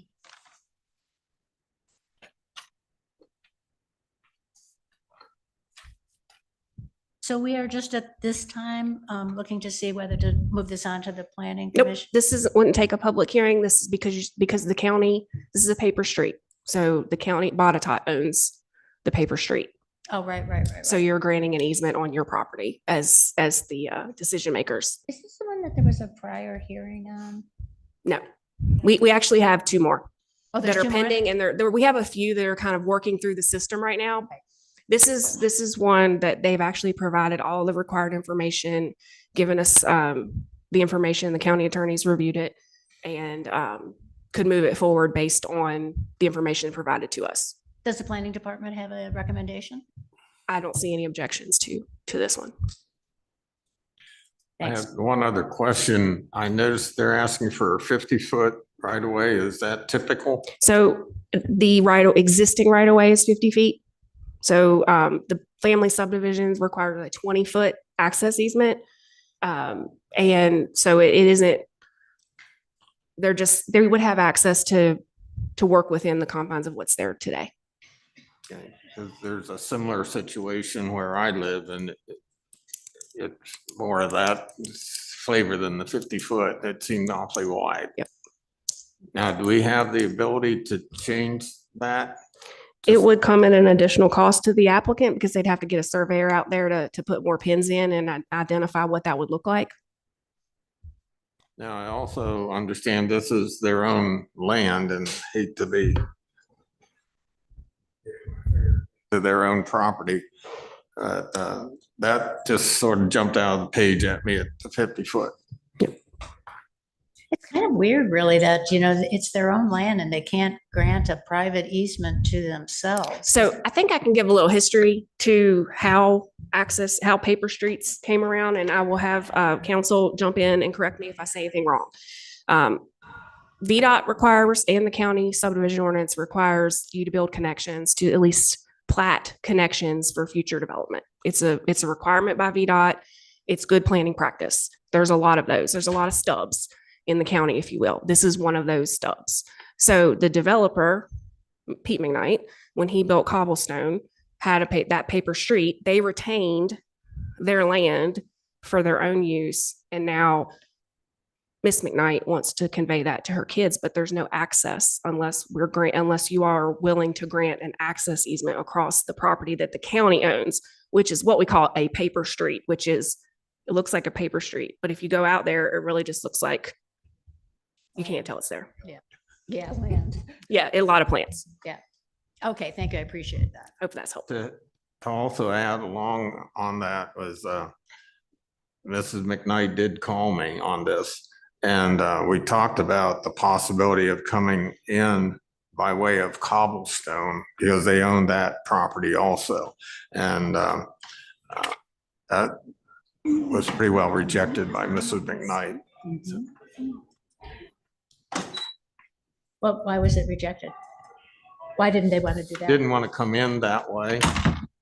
She wanted to more or less leave the property she has on Cobblestone as is, and this will come in from the other side.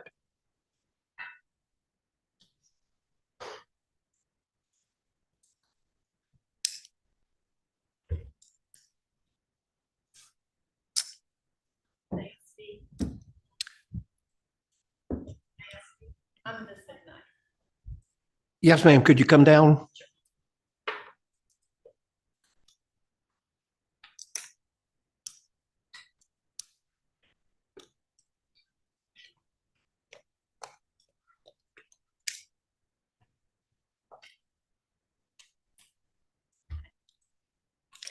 I did talk to Mr. Michael, and I do live on the adjoining land. I do have a lot in Cobblestone, and he just wanted to know why they couldn't use my driveway and go through my driveway into there. Oh, I can't do that. I mean, that's not allowed.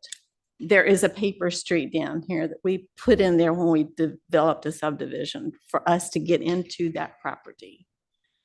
And I'm just requesting 2 houses for my daughters to be on that property. yeah, I got it. Thanks. So that's, That makes it clear. that makes it clear. I mean, if I could give them access through my driveway, I would, but that's not allowed. Right. In the covenants. or Okay. Whatever. Okay. Thank you. Thank you very Appreciate much. it. All right, that makes it a little plainer. Yeah, that makes it clear. Do I have a motion? Do we need a motion? I think we need a motion. Do we need a motion? I think we do to grant the. To grant the To grant. easement. Yeah. Do I hear a motion to grant the easement? I'll move to grant the easement requested by the McKnights. And I'll second that. Any further discussion? All in favor, aye? Aye. Any opposed? Right away grant. Very good. As it should. That's Pete's wife, right?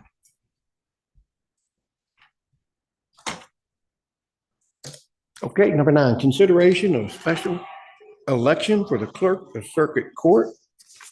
Mr. Lockett. Mr. Chairman, this is almost almost more of just letting you know of something pretty important that happened. I'm directed by state law to file a petition very quickly after the vacancy occurs, and consequently, I just did so since it directed me to do so. But what happened, Tommy Moore, the clerk of court for decades, retired Marine colonel, JAG Corps,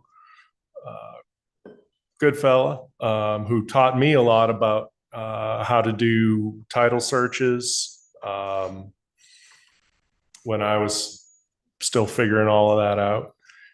Great guy, and he has announced his intention to retire at the end of this year, and requested that a special election be held in order to fill his seat. And in accordance with state law, I filed a petition with the court for a writ of election to hold a special election for his seat concurrently with the general election this fall, for a person to take his office on January 1 of 27. So I don't know, those of you, I can't imagine you lived in Botetourt for more than about 20 minutes and not have at least come across the name Tommy Moore.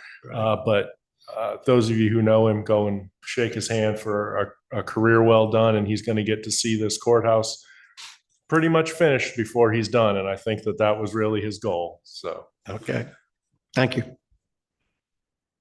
Any questions, comments? I just say, what nerve Tommy has to retire. What That's true. nerve. That's the truth. He's a done- staple. Yeah, he's done a great job. Do I have a motion? Make a motion. Second. Have a motion second. Any further discussion? All in favor signify by saying aye. Aye. Any opposed?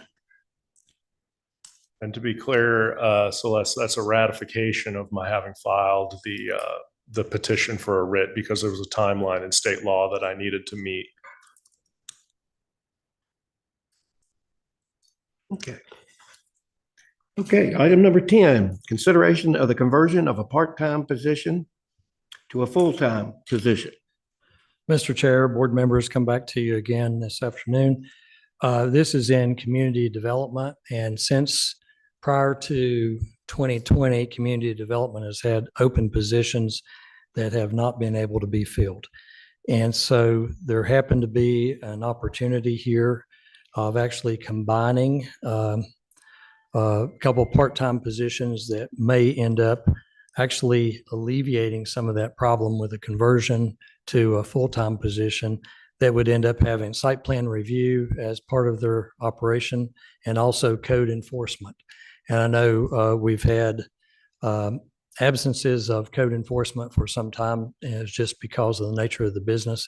And we've actually may have someone that was interested in doing that, but it would be on a full-time basis. This way, we would be able to actually have that converted and hopefully fill the position and be back to full staffing, I think is what Nicole would like to see happen. You can ask her. I suspect she would love to see this happen in the short term and long term, so that they could end up taking care of the manners of business in the office. So that is basically it. The combining of these positions would end up actually saving the department, as calculated, about $3,000 a year. And those part-time positions would end up evaporating as part of this conversion. So, okay. If you have questions, I'll be happy to try to answer those, or I feel certain Nicole would try to answer those. So did you say, Gary, that one of the part-time people would like to become the full-time person? No, this would be a new person that would, both positions are actually open right now. And so this would actually combine that and would end up, so we have no people in that position right now. So there's no part-time people working? Right. There's some on-call folks. Jim Whitten is still out there. He hasn't done any work in a long time on site plan reviews, but he's still out there a little bit. But as far as the part-time on the code enforcement, there's no one there. Okay, great. Thanks. I'm good. Are there two part-time positions being consolidated here or just one? So it's one part-time position, and then the other one would end up encouraging involvement, not encouraging, but part of the job description would end up being site plan approvals as well. So that actually combines together to create this opportunity of fulfilling the need that Nicole has in her department. Do you think any of the on-call would be consolidated into this new position also? It very well could be. It is not known right now. As I mentioned, Jim Whitten just had another birthday the other day and has not done any work or anything in some time, even though we would love for him to do so. He's basically out the door. Okay. And the part-time that's being consolidated here will be abolished? Yes, it would be.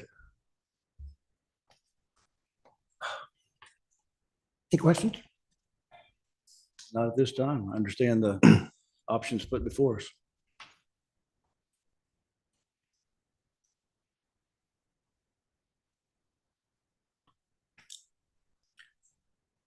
That was a motion.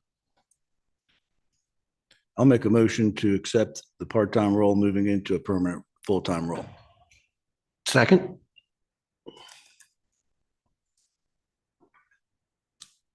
I'll second it. Motion second. Any further discussions? Celeste's. All in favor? Aye. Say aye. Aye. All opposed? Very good. Thank you very much.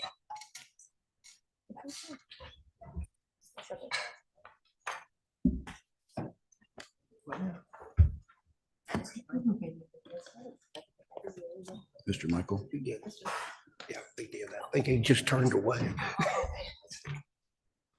just didn't know how that worked out. Okay, number 11, consideration of water supply plan, special forum. Mr. Mormon.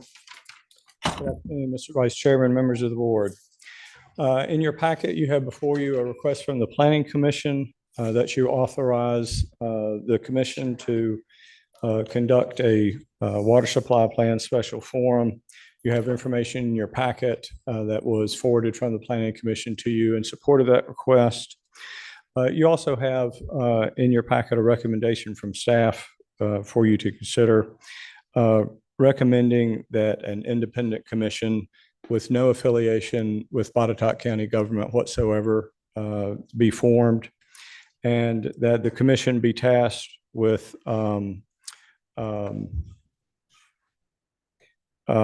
completing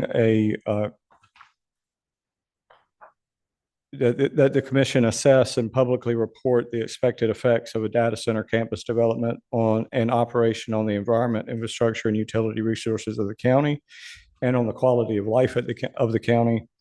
That the commission and its members be independent and with no interest that would hinder members' abilities to be fair and impartial. And in the detail of the item, you'll see that would be no interest with Botetourt County or Google or the data center industry whatsoever.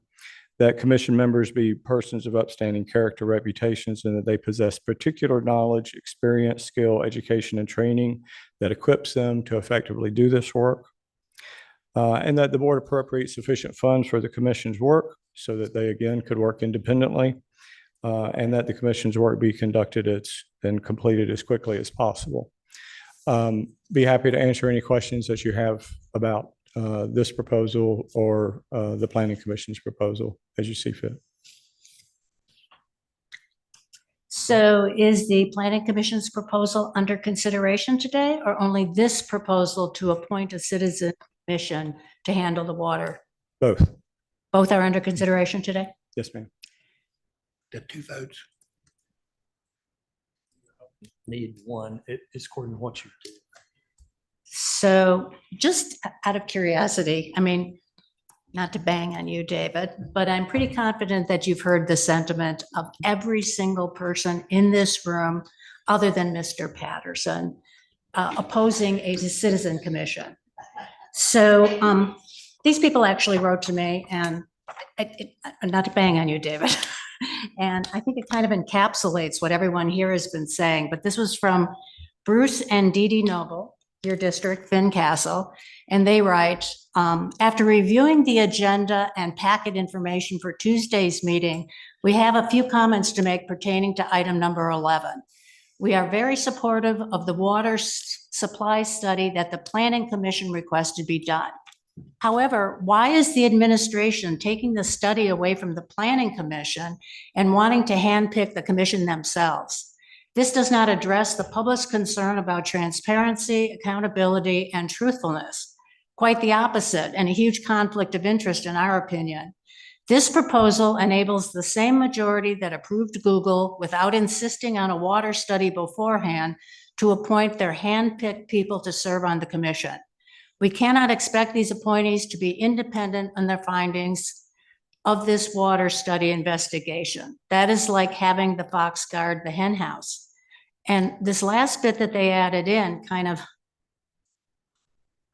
really increases my distrust of this citizen commission proposal. They write, we are not supportive of the administration's proposal. Also, the administrator's comments on pages 89 and 90 of the agenda packet, especially, quote, staff will prepare a recommended slate of persons to serve on the commission, end quote, are quite alarming. And the proposal is not accountable and transparent and only creates more distrust. I don't think realistically, given the sentiment of the people, the reality of this situation, the fact that the Planning Commission are the only people who have pursued this water study, who are pursuing an in-depth investigation of the water of our county, I do not see that that we could possibly supplant the Planning Commission and appoint a citizen commission to conduct the study instead. I can only imagine the backlash from that in the community. A community does not trust this board and does not trust their appointees to now undertake this comprehensive investigation. I just think it would be a gigantic middle finger to every person in this county.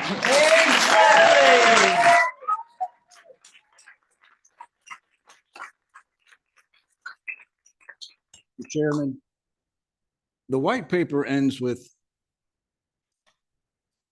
My personal assessment, which is embodied in this white paper, concludes we are in serious jeopardy. I agree with the water expert I spoke with at length about what the Google data center water demands may mean to the Roanoke Valley, who condensed it into just one word: suicide. I certainly agree that Mr. Tyson has every right to express his opinion. And I want to be clear, I will be happy to support an independent study, a truly independent study.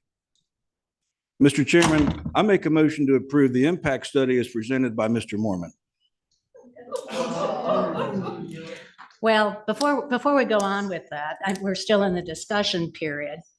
Before we go on with that, I would point out that Mr. Snyder has skipped over a big portion of Mr. Tyson's white paper, in which he says, I don't know if this is correct or not. This is what we need to find out.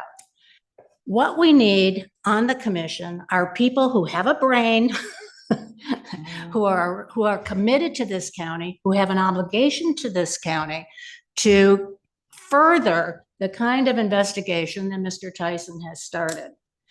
I'm confident that between Mr. Tyson, Mr. Hartman, and Mr. Lucas, that their three combined brains can come up with an independent expert to assess the water. I am not confident enough I'm not comfortable thinking that the planning commission member who has made this white paper available to the public is unbiased. And if I get a second on my motion, I would love to elaborate on what I think a truly independent study looks like.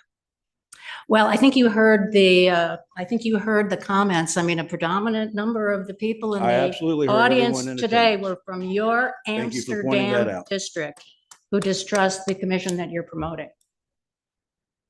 I'm not going to second the motion. Why don't you just go ahead and tell us what your view of it is, what it would look like?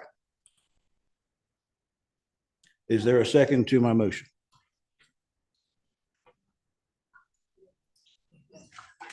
I will second. Chairman, Mr. Chairman. Is there any further discussion? As the person who made the motion, I would like to elaborate on my motion. I am making this motion because I believe the citizens of Botetourt County deserve complete confidence that decisions regarding valuable natural resources are based on independent, objective science. This motion is not about being for or against a data center.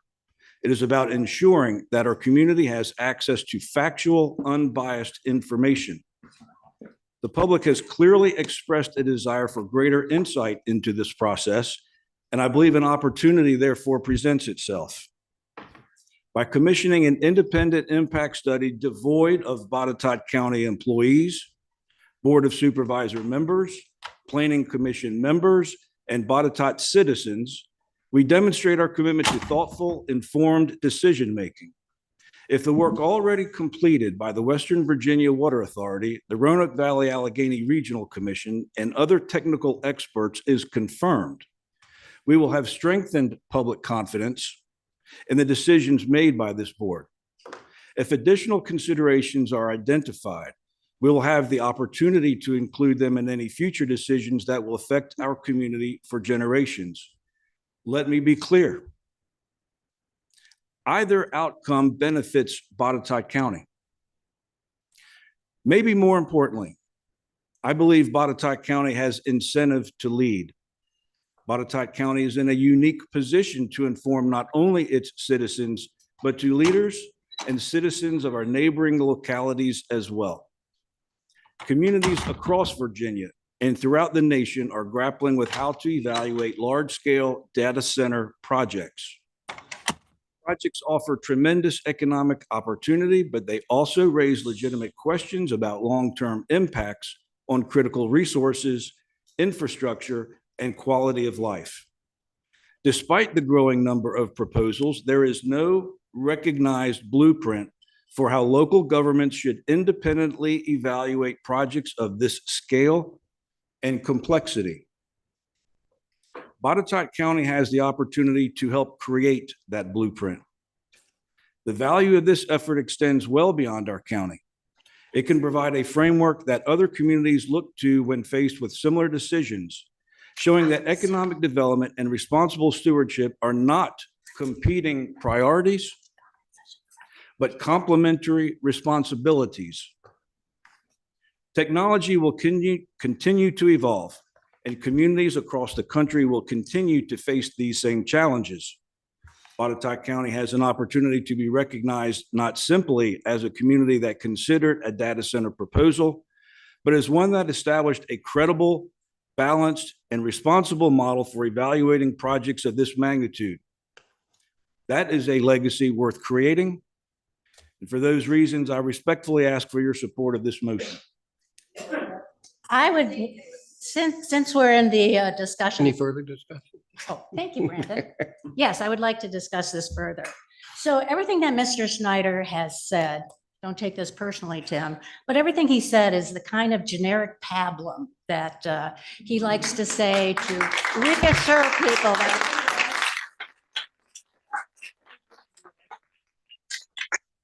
actually have some experience with presenting information like this. I do not think it is that difficult to do. This is the kind of thing that I envision. I would put it in the Planning Commission's hands, though, for them to come up with their own program for this. But what I would think was we need to look at all the players and to examine them. So we have West Virginia Water Authority, we have the administration, Gary LaBro. We have Google, who may or may not be a willing participant in this. And we should have an independent water expert. There are people who are experts who can opine on this. It is not that difficult to find a qualified expert who has not previously given any input to Western Virginia, hasn't opined on this kind of subject. We can do that. Lawyers do that all day long to support their cases or oppose other people's cases. Not that difficult. What I think then we should do is the Planning Commission can provide, so that there's no gotcha moments in this thing. The Planning Commission could provide written questions to all of the participants. This is what we want to know about water. So it would include Mr. Hartman's questions about water. It would include questions about what Western Virginia's assessment was, why it was that they were emphasizing daily capacity as opposed to looking like depletion rate. Is depletion rate something that they should have looked at, that an expert would look at? On and on. Those people would be given an opportunity to provide written answers so that they have time to consult with their engineers, their lawyers, whoever else they want to consult with. They could provide written declarations. Then those could be made public so that the Planning Commission could prepare further questions to ask them in a hearing. The public could review those and submit questions, say like with a deadline of like 5 days in advance or something, so that everybody could be prepared for a meaningful presentation without the public participating at the hearing. So it could be kind of an orderly thing, folks, but would have a full opportunity beforehand to provide all of the questions that they would want answered. Somebody on the Planning Commission would have to compile those and refine them and organize them and so forth. But it's not that hard to put something together like this. That's the kind of thing that I think we should place in the hands of the Planning Commission. For all of Mr. Snyder's lovely rhetoric there, he did not himself at any point suggest or undertake or promote or initiate any kind of similar thing. He's now in a position where he's criticizing what the Planning Commission did. Yes, it was done with great fervor. There's no question about that, but it is something that needs to be done, cannot be done by people appointed by a majority of this board based upon staff recommendations of who should consider this. I really, really, really, really think that we have to go with the public on this one and hand it over to the Planning Commission.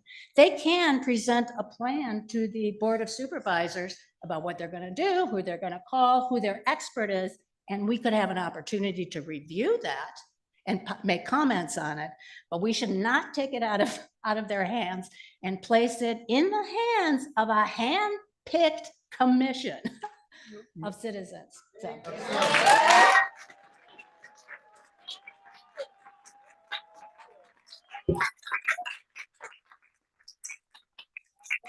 Like I say, I don't mind the clapping, but the yelling, please. Okay. Thank you. These writings that we're talking about, the white letters, et cetera, et cetera. Now, as far as Mr. Hartman's questions, I think they're great. I think they should be passed along. But the other writings have not been endorsed. They haven't been checked, fact-checked for accuracy. I want a truly independent. Excuse me to interrupt, but I think that would be part of the investigation. Mr. I Tyson. don't see where it would. Well, Mr. Tyson has written to the Water Authority and said. if any of And this- we'll have to wait and see what the Water Authority says. Yeah, they haven't commented on it. No, said- they go fact check it. Yeah, I understand. And there's 2 more documents that need to be fact checked also. your opportunity. But that's the purpose of the And they, planning commission. and you know, they carry the planning commission's name on them, but I don't think the planning commission ever endorsed any of them.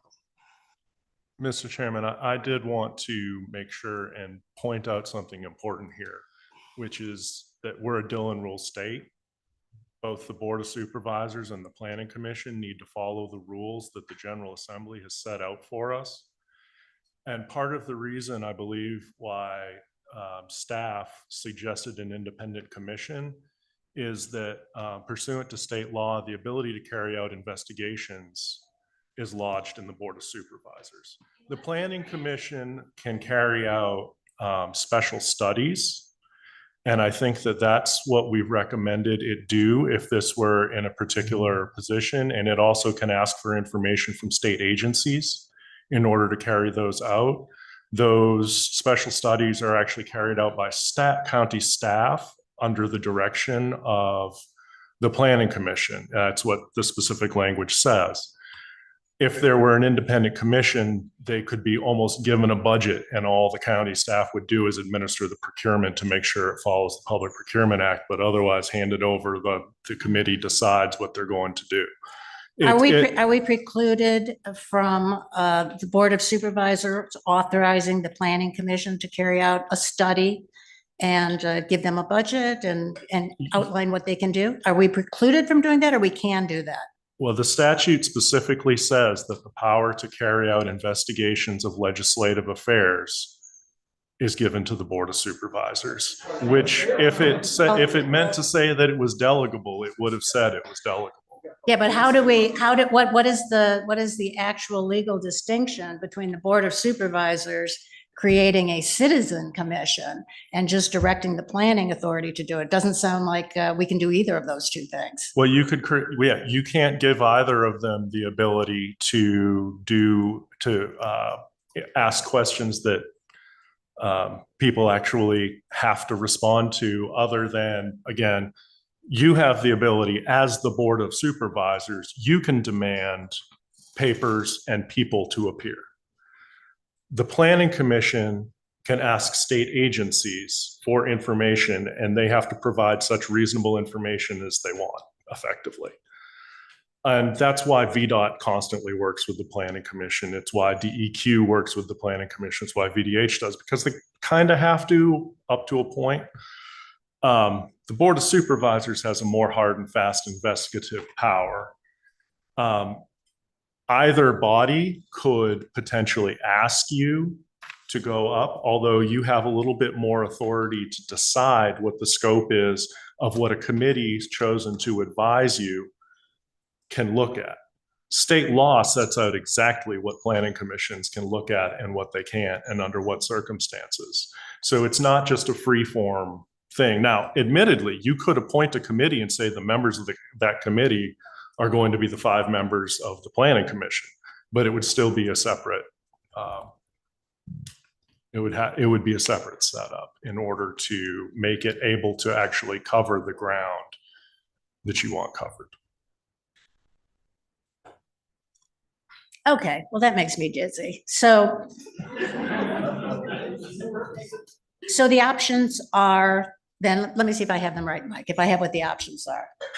So we could, for example, as far as I can tell, there's one person on the Board of Supervisors who didn't vote for the Google and who doesn't have a conflict of interest, and that would be me. So somebody could, we could conduct our own investigation headed by one of the members, and then we could ask the Planning Commission to assist us in this. We could send, if they prepare a plan to ask the various people like Water Authority questions, the Board of Supervisors could convey that. I mean, we could do this jointly, in other words. Correct. I just know that, again, I'm relaying to you what I have been told.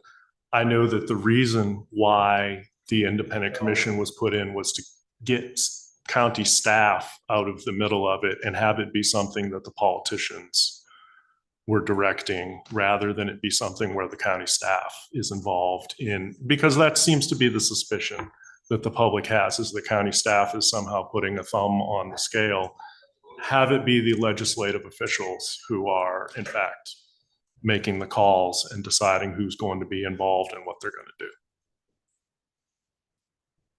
So the most workable solution would be to create a citizen commission and appoint the members of the Planning Commission to the Citizen Commission. And some or all of them could be on that commission. And so what would then be their powers and their abilities? What could they do? They would have, one thing that they would not be able to do as far as it goes, again, is you could not delegate to them the subpoena power. That is a power that you have. It is not a power that other people have. However, again, the point I think is, and again, if the five of you want to take over doing this study, you are authorized to do so. State law says you may. You also have the ability to appoint advisory committees and to say to that advisory committee, look, if you have a problem and you're not getting answers to your questions, report to us and we can move forward on our side with that. Again, and it also, you are giving them you can tell them what the result of what they should be doing is. What? And when I say the result, I don't mean the answer. What I mean is, do you want it to be recommendations? Do you want it to be a study? Do you want it to be both? Do you want it to be a study and recommendations from the committee? Or do you want it to be a study from an expert followed by recommendations from the committee? You can make that determination. So the Board of Supervisors could appoint the Planning Commission as an advisory body. You could appoint the members of the Planning Commission As an advisory body. Which is important to distinguish the members, because members, in their own citizenship aspect, they can go write whatever they want to anybody, and sometimes do. Right. So what is I'm sorry if I'm not really tracking 100% on this thing. So what is the maximum that the Planning Commission can do to forward a study of this nature? The Planning Commission can carry out a special survey or a special study, and the Board of upon authorization by the governing body, and the governing body may also detail county staff to provide support to that. And county staff, I think I'm just being honest here, in order to be able to do that on top of the other things that the Board of Supervisors and Planning Commission have already assigned to them, that would effectively become an outside consultant. In-house staff couldn't do it even if we had the PEs to do it. I don't think the interest is in involving in-house staff in any way. So, so in terms of what is the definition of the word study then that the Board of Supervisors can authorize the Planning Commission to undertake? So typically those studies are in service of some type of an outcome. And that outcome typically is going to be an amendment to the zoning ordinance, an amendment to the subdivision ordinance, or an amendment or revision to the comprehensive plan. That's what the Planning Commission is oriented toward, is those three things. So if we were to appoint the Planning Commission to undertake this study in pursue, in possible, in the result being a possible amendment to the comprehensive plan, that would be legitimate. Yes, you could initiate, but you would want, again, yes. I mean, the short answer is yes, you could do that if that was the objective of the board, but that needs to be initiated from the board level. Right, right. Okay, but then a study in that circumstance undertaken to determine whether or not the comprehensive plan should be amended in accordance with the study. That study is kind of unlimited in terms of what they can do. Can they speak to experts? Can they? Well, again, within the amount of money budgeted, and again, the issue is involvement of staff. And that's the thing that I think everybody wants to get out of the. Yeah, but why would staff be involved? So suppose the planning commission undertakes the study, the planning commission agrees to do the study. They're going to come up with who they want to talk to and what they want to talk to them about. How is staff involved? Staff carries out all of that contact, all of that correspondence on its behalf. But they don't have to. I mean, the planning commission could do it themselves, no? The chair could, based upon resolutions of the plan, well, planning commission could authorize any of its members to carry that out by clear resolutions. My concern is that individual planning commissioners have already sent letters to people claiming to be speaking in the name of the planning commission where they weren't, which creates problems for me as far as defending the county. I don't know that anyone has sent a letter claiming to speak on behalf of the entire planning commission, have they? I certainly have seen one. Hmm. And I certainly don't want to bring it up more than I have to, because again, it's not a great look for people to be speaking, saying to be speaking in the name of a corporate body when they're not. There needs to be a resolution that actually clearly makes that delegation of power, in the same way that the Board of Supervisors can't do something unless the General Assembly has made a clear delegation of that power. Well, we need to somehow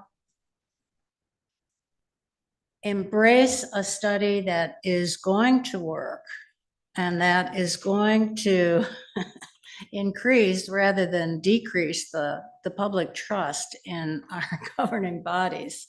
So what would you recommend, Mike, as the best way to set it up? I would recommend that the Board of Supervisors appoint a committee, whether that's the same as the members of the Planning Commission, whether it's the members of the Planning Commission plus a couple, whether it's the members of the Planning Commission minus a couple, however you decide that you want to do that, and you give them a clear charge on what you would like their result to be. I mean that whether it's what's the question? What's the question that you're asking? He means what's the question that is being asked? Yeah. And what the work product is in terms of its format at the end of the day, and a rough time period, so that it isn't, because typically, I mean, DEQ does these water supply studies on a regular basis. They take 2 or 3 years when DEQ does them. If you want it to be less than 2 or 3 years, you better provide the funding and a direction on the timeline to be shorter than that. Mr. Chairman. We should. Mr. Chairman, I've got 3 points I'd like to make, if I may. Everybody need a minute here. Figure this out. Mr. Michael? Yes. Okay. There's 3 things I'd like to cover. Let's look back at the budget subcommittee process. We had our hearings. We were able to conduct them without any shouting, cussing, talking over other people, and just generally being rude. Yet, several of the people there found that process offensive. And I think we're jumping this as something that can be done overnight. In business, I've found that the first thing we need to do is go into discovery. And once we get into the discovery phase and we have gotten what the problems are then we can identify who the experts are in the field to address those things that we find in discovery. Now, to do that, it'll probably cost us some money, and I'm guessing it'd be in the $75,000 to $100,000 range, because we're going to have to set up the interviews.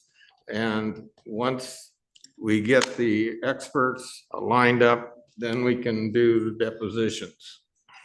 And I think the deposition is the way to go on this rather than a public forum, because we have to be absolutely sure that everything is unbiased.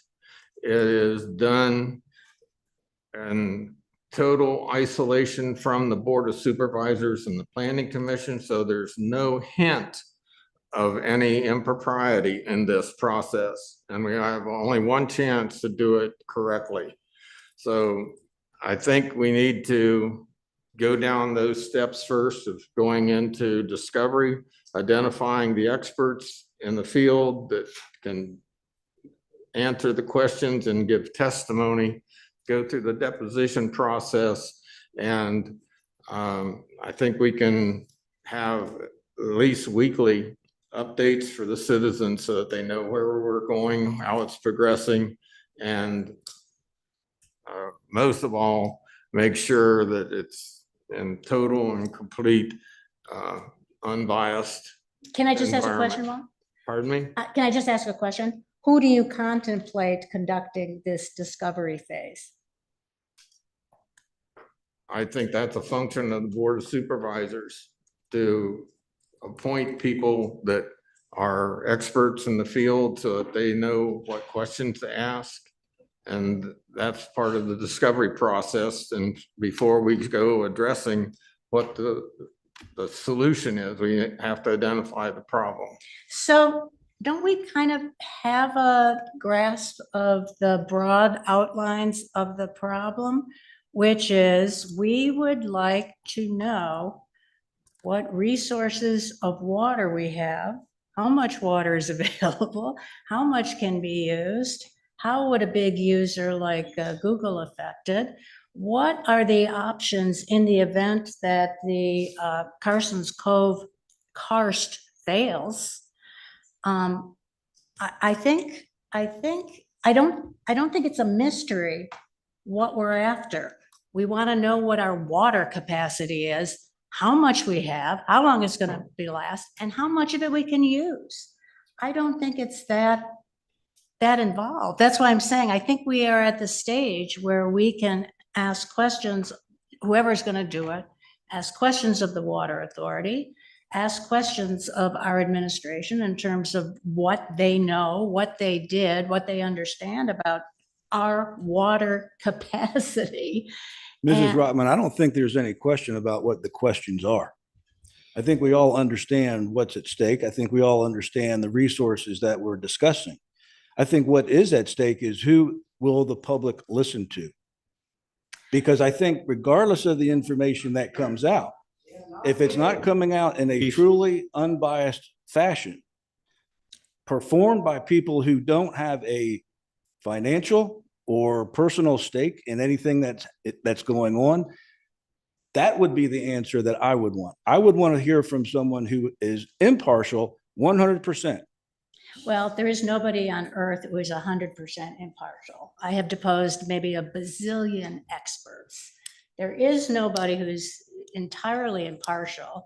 You want somebody who's very skilled at this, and then you can ask them questions to explore, where their information comes. There is nobody on the face of this earth who is 100% unbiased. I mean, if somebody has studied water, let's say for 20, 30 years, they have certain ideas about water.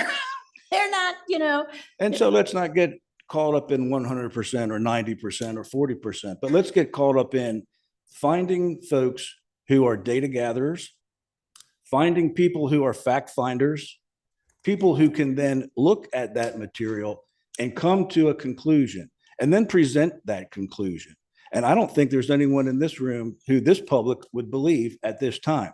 Now, one of the things that I do believe that you should enjoy on a personal level is we're the body that is going to select this committee, which means you have an opportunity to be involved in that process personally. So here's the opportunity that I've had in the past to get involved with something. I'm regularly, routinely outvoted by a majority of the other supervisors. When I first came on to the Board of Supervisors, the Board of Supervisors, I don't know who else was involved in it, attempted to preempt my ability to appoint a planning commissioner. They came up with another name. And as I understand, that process is currently ongoing right now. Walt has a nominee to replace Sam Foster with, and the Board of Supervisors of the administration has another person that they would like to fill that position. So I don't think that I personally would be willing to rely on a majority of the Board of Supervisors to come up with some sort of unbiased group. I say we go with the Planning Commission, who initiated this, who undertook it, who had the And I want to be clear. I will be happy to support an independent study, a truly independent study devoid of Botetourt County employees, Board of Supervisors, Planning Commission members, or Botetourt County citizens. The community at large needs an unbiased body to examine and deliver factual information. And we must look outside of ourselves and find professional leaders who are willing to do this work. I believe that while Botetourt County will be the immediate beneficiary of an independent study, Botetourt County has an opportunity to provide a new narrative in determining how the public views data centers across a much larger swath of our state and country. And I think this opportunity is larger than the Botetourt County Planning Commission. I would ask, okay, so we would find 5 George Washingtons, right?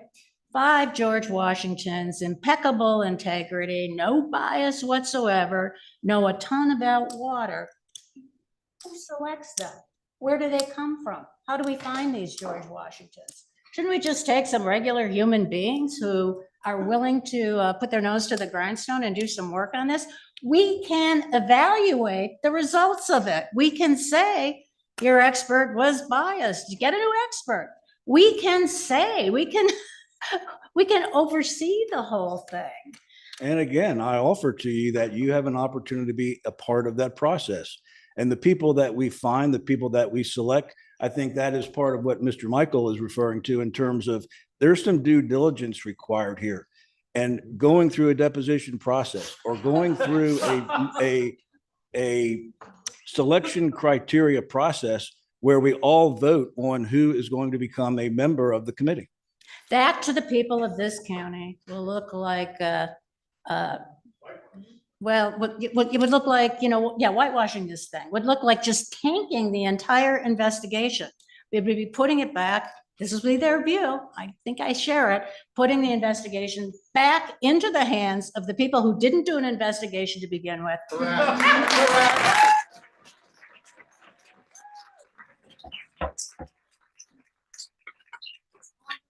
Okay. I think what we need to come up with is a way to, under the law, have the Planning Commission spearhead an investigation overseen by the Board of Supervisors so that we can head off any hints of bias along the way. Well, we wouldn't want that.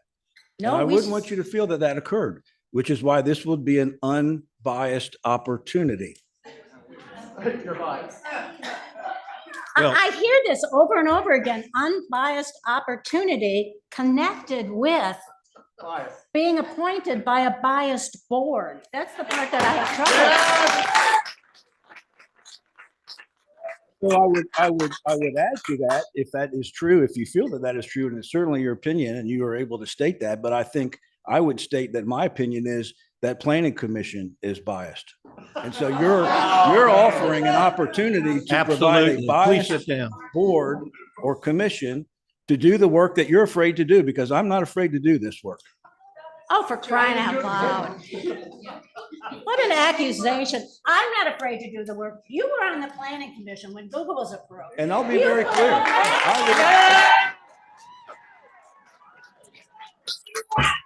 Let me be very clear. I was planning commission when a text amendment was made to allow data centers. At no time did I make a vote for this data center. So whether or not I would have had an opportunity to move that negotiation remains to be seen or remains to be known. It in fact will never be known. I wasn't in that room. I was unable to be in that room, but I am here today. And I am for now, and it could be just this term. I'll be okay with that.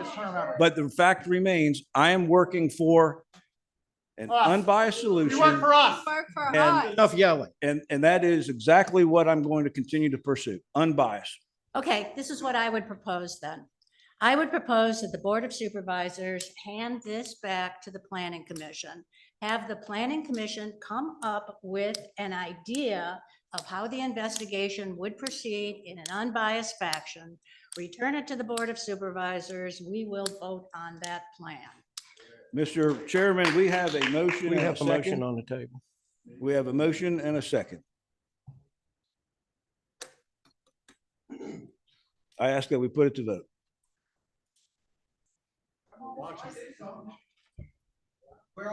Okay, we have a motion and a second. And the motion is. How about a roll call vote? The motion Roll call is- vote?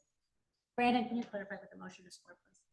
The motion's for accepting staff's submittal. So staff's committal that there be a citizen commission appointed? I'm sure we can tweak that.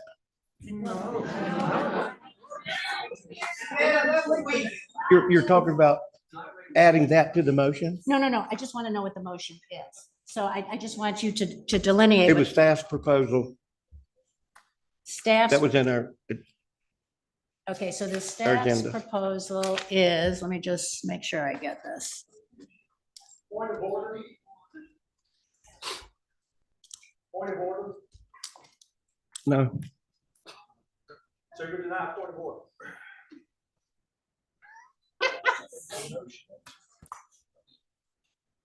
Okay, so as I read this, I'm just looking at. We'll let her get finished. Oh. No, I want you to go ahead and finish. Oh, sorry. So I'm just reading through what the staff proposal is so that we are clear on what it is that we're voting for. So as I understand it, what they are recommending is this. That there be a commission, that the commission assess and publicly report the expected effects of the data center campus development and operation on the environment, infrastructure, and utility resources of the county and on the quality of life in the county. That the commission be composed of persons appointed by the board to serve without compensation. That the commission and its members be independent with no interest that would hinder members' abilities to be fair and impartial. That commission members be persons of upstanding character, reputations, and that they possess particular knowledge, experience, skill, education, or training that equips them to be effectively conduct the work of the commission. That the board appropriates sufficient funds for the commission's work, including for the hiring of staff and our contractors. No county staff would be used in the commission's work, and that the commission's work be conducted and completed as quickly as practical. So I'm just clear that this is a citizen commission that is governed by these rules, that is the basis of the motion. Yes. Okay, thank you. Roll call vote, please. Yes, sir. Yes, Ms. ma'am. Rotman, No. Mr. Nicely, Yes. Mr. Michael, Yes. Mr. Snyder, Yes. You're toasted.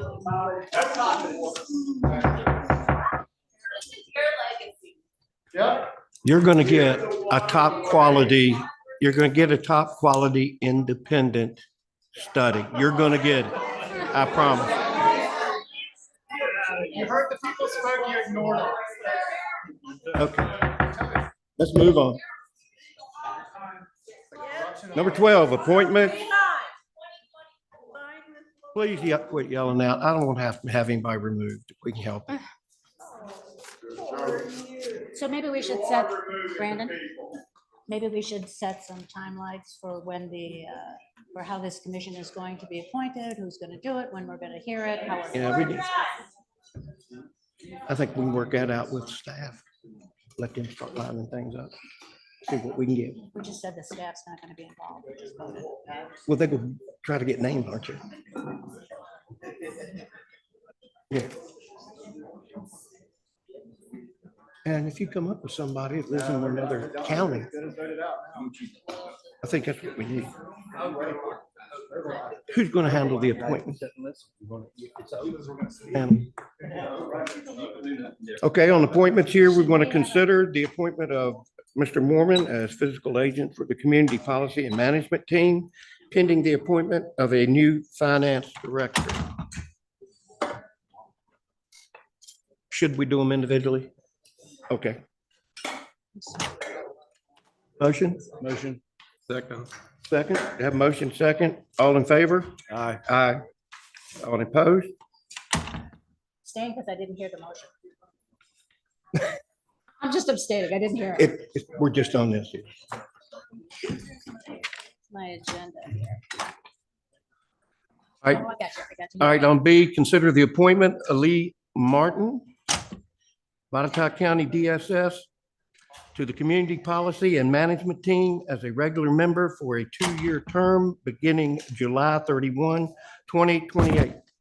I'll make a motion. Second. All in favor? Aye. Aye. All opposed? C, That side. consider the appointment of, is that Rachel? Raquel Rogers, Botetourt County DSS, to the Community Policy Management Team as an alternative for a 2-year term expiring July 31, 2028. Make a Motion? motion. Second. All in favor? Aye.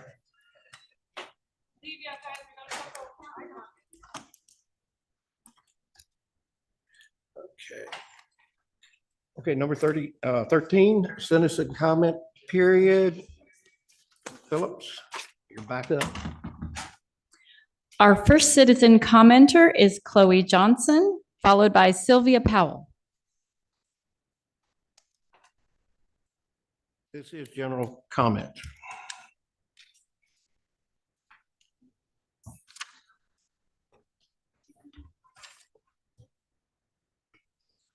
I forgot I signed up to speak again, so thank you for having me. I guess I'll just take a second to say that this is crazy and not how a functioning democracy should work. Thank you for asking some pertinent questions, Ms. Brotman. It's nice that that happened. And it seems like some of these people have been having side conversations aside from this board, and that's unfortunate. Maybe even the county administrator and someone sitting all the way to our right that's a supervisor who have known about this project for a very long time. So why would it be up to you on what the planning commission does with Google, what this board does with Google? But you've known about this for a long time, very long time, before you were even on this board. Same with you, Mr. LaRue. So thanks for giving me a couple more seconds to talk. Please do the right thing.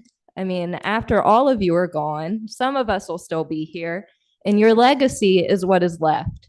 And it's not, you know, the world belongs to those who stand up and do what's right. Okay, who do not allow some of the richest companies in the world to come into some of the most underfunded regions in the United States. Thank you. Our next speaker is Sylvia Powell, followed by Frank Lucia. I just want to briefly say that I don't feel like the people in general really had a clear picture of what you guys were going to vote on from looking at the agenda package. And you guys showed us that you didn't have a clear picture of what you were voting on based on the agenda package. And I don't know what to say about that except for what chaos. Our next speaker is Frank Lucia, followed by Kathy Benefield.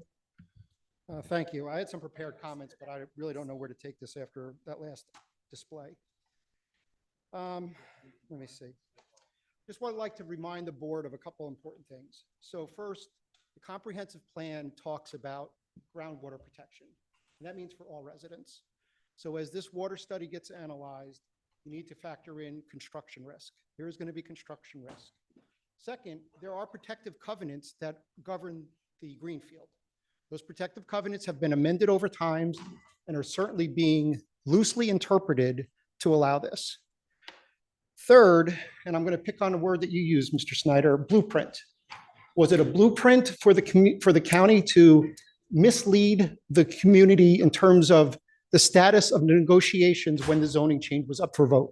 The word speculative was used.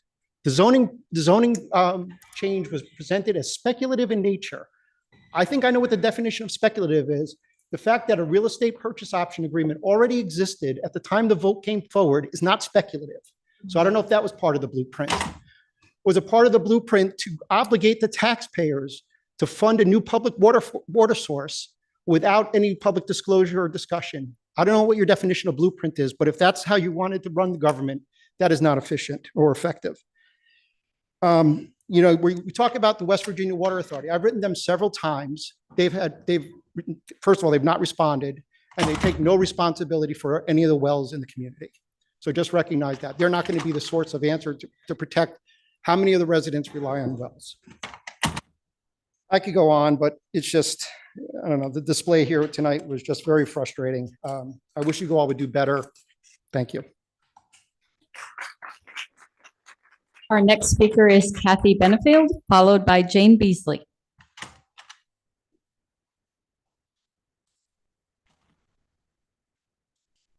Linda, thank you for trying to stand up, be our voice here in the community. I really appreciate that. This, I believe, my fourth or fifth Board of Supervisor meeting. And recently I attended my second Western Virginia Water Authority meeting in July.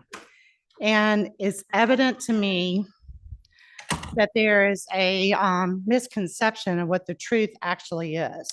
When I attended the water meeting, there was someone there that spoke up with information that I had not heard in our meetings here. That disturbed me greatly. And it was talking about the pipe size and putting the pipes in for the Danita Hill subdivision.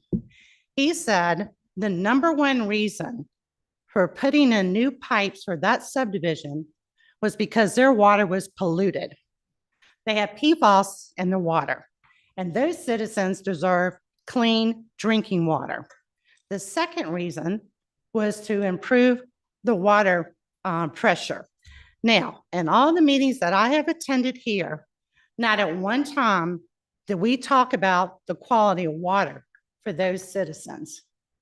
So as I'm standing here today, we have all asked for truth, full transparency, and for you to stand up and do the right thing. So someone or multiple groups in our community in the Roanoke Valley are not being honest. What's going on with the water and what's going on in this community. And we deserve better from all of you. Who do you work for? Google or Botetourt? Stand up. Thank you. Our next speaker is Jane Beasley, followed by Faye Waldron. Hi, Jane Beasley, Amsterdam. I wasn't going to do this tonight, but I wrote it to get it off my chest, Tim. I enjoy town halls, and I've attended all of Tim's, 2 of the Waltz, and all but 1 of Linda's, and I've attended the Southwest Virginia Water Authority meetings. I always learn something, whether it be from the hosts, fellow concerned citizens, or a speaker. Tim's last town hall, July the 9th, was no different. Nicole Pendleton was there, and she conducted an informal sit-down discussion with attendees. It was a good exchange. Thank you, Nicole. I'm looking forward to the county employee directory. During this meeting, Tim took the opportunity to give us tongue lashing to the attendees who regularly attended. He accused us of fear-mongering the public. He said people had told him they were afraid to attend these meetings because of possibly being attacked by us. 2 people justifiably got up and walked out. They didn't say anything. They just walked out. After giving this much thought, I question if the people he was citing were talking about him, because at one meeting, Tim asked a gentleman to leave, and justifiably so, in my opinion. But Tim himself left the podium and went over to the man that was standing at his chair. Tim was in the man's face, standing toe to toe with him, and told the man he was not afraid of him. The man peacefully left. I sent Tim a friendly email the next morning and suggested he not leave the podium in a situation like that. After all, I did vote for Tim. Town halls are not recipe clubs. There are going to be heated discussions on both sides. Tim has been totally defensive about everything about Google. Nobody can deny that tonight. So he has certainly been criticized. He ran for the supervisor's job. Please don't tell me that he didn't know he was going to have open criticism or would be a part of that job, regardless of Google. Yet he pointed out specifically to me that it was my right to criticize him in social media and the likes. Thanks, Tim, because I am certainly using that right. Some of this meeting was recorded, but the second discussion brought up by Tim that weighs heavily on me was his statement that he always had issues with the term SEPs, which we hear often. Thank you. But this is Tim Snyder, folks. Our next speaker is Faye Waldron, followed by Tom Wine Sr.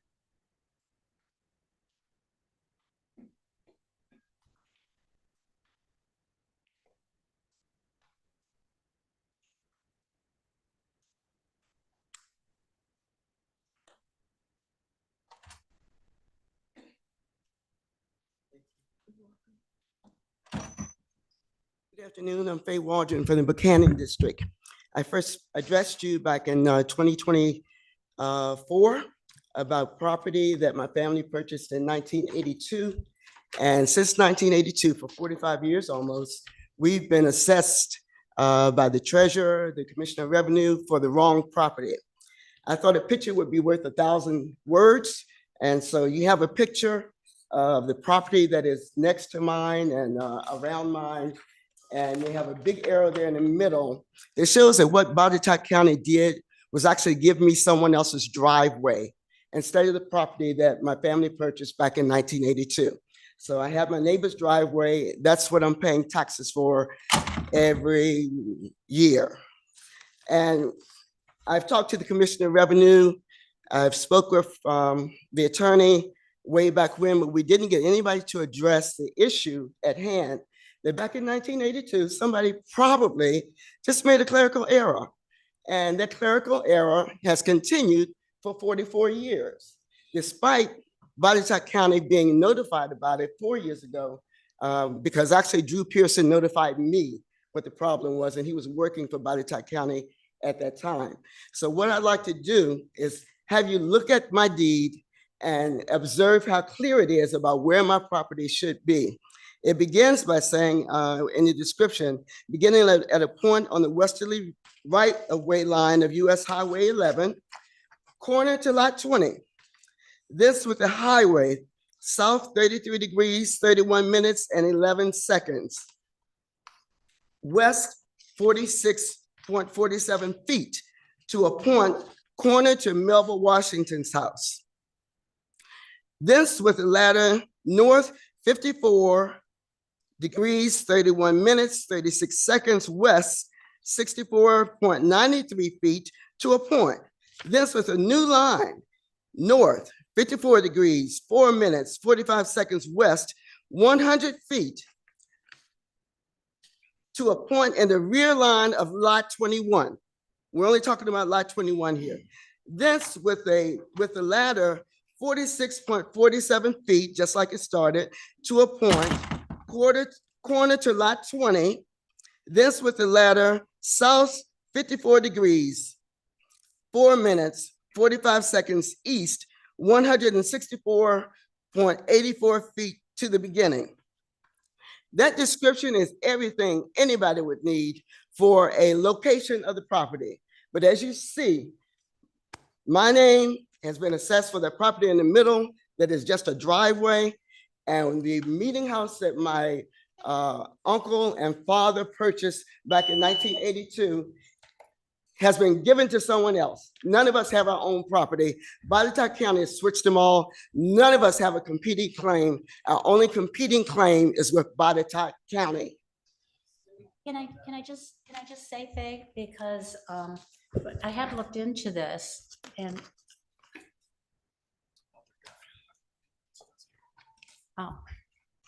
so I think Mike just informed me that there's another gentleman who has a deed who claims he owns the same property, which is kind of an issue.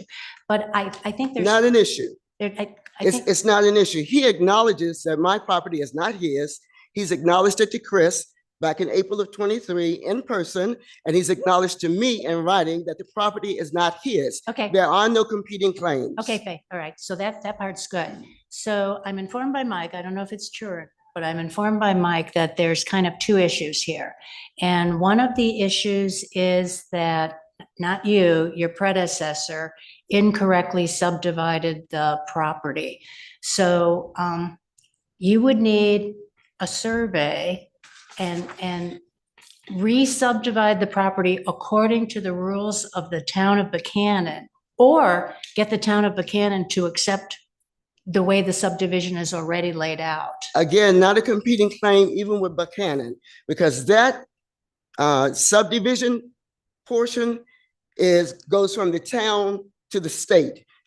The purchaser of the property, Have you the spoken? grantor. Have you spoken to the town, Faye, to see? Oh, if yes, they- I did. I spoke to them actually last week, and they thought it was hilarious that I was giving the lady's driveway.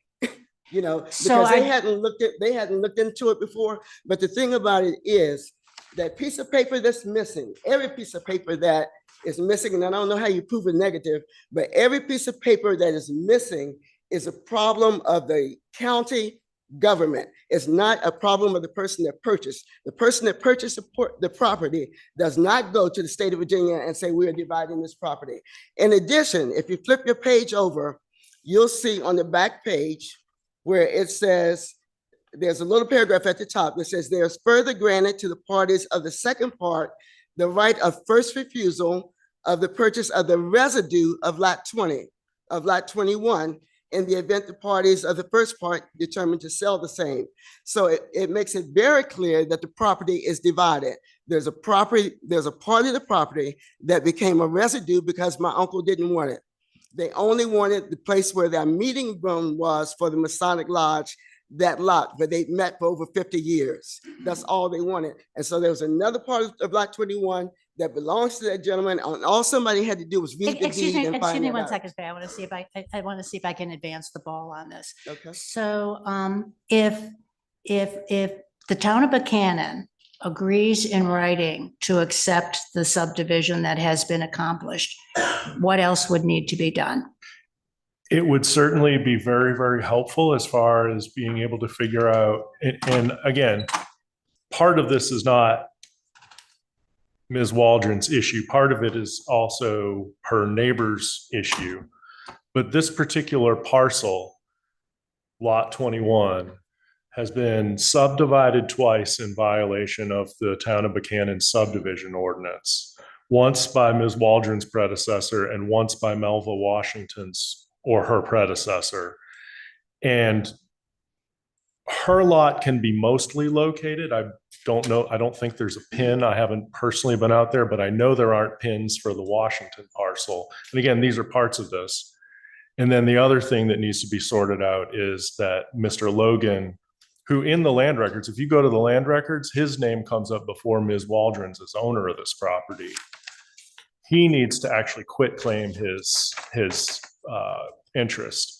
Honestly, a quit claim deed and a survey would take care of this whole problem. I don't believe so. And the reason why his name comes up is because that record from 1989 shows that piece of grass in the driveway that Botetourt County assigned in the 1980s. And the reason why Mr. Logan could come in 1999 and say that, you know, part of lot 21 is his, is because this thing had never been corrected. Faye, excuse me, is Mr. Logan alive? He's alive and well, yeah. Will he quit claim? He will not, because he has already spoken in person to Chris. He's already made clear in writing that this is not his land, this is not his property. He's made it clear to me. And he's just taking advantage of what you guys are doing. But why does he give on? I mean, he's made it clear, but the only way to make it clear legally is to sign the quitclaim deed. Does he have some reason Well, when for he not? came into Chris's office in April of 2023, that would have been the time to do it. You know, if he needed a quitclaim. And from my standpoint, he doesn't need a quitclaim because he's not making any claim to the property.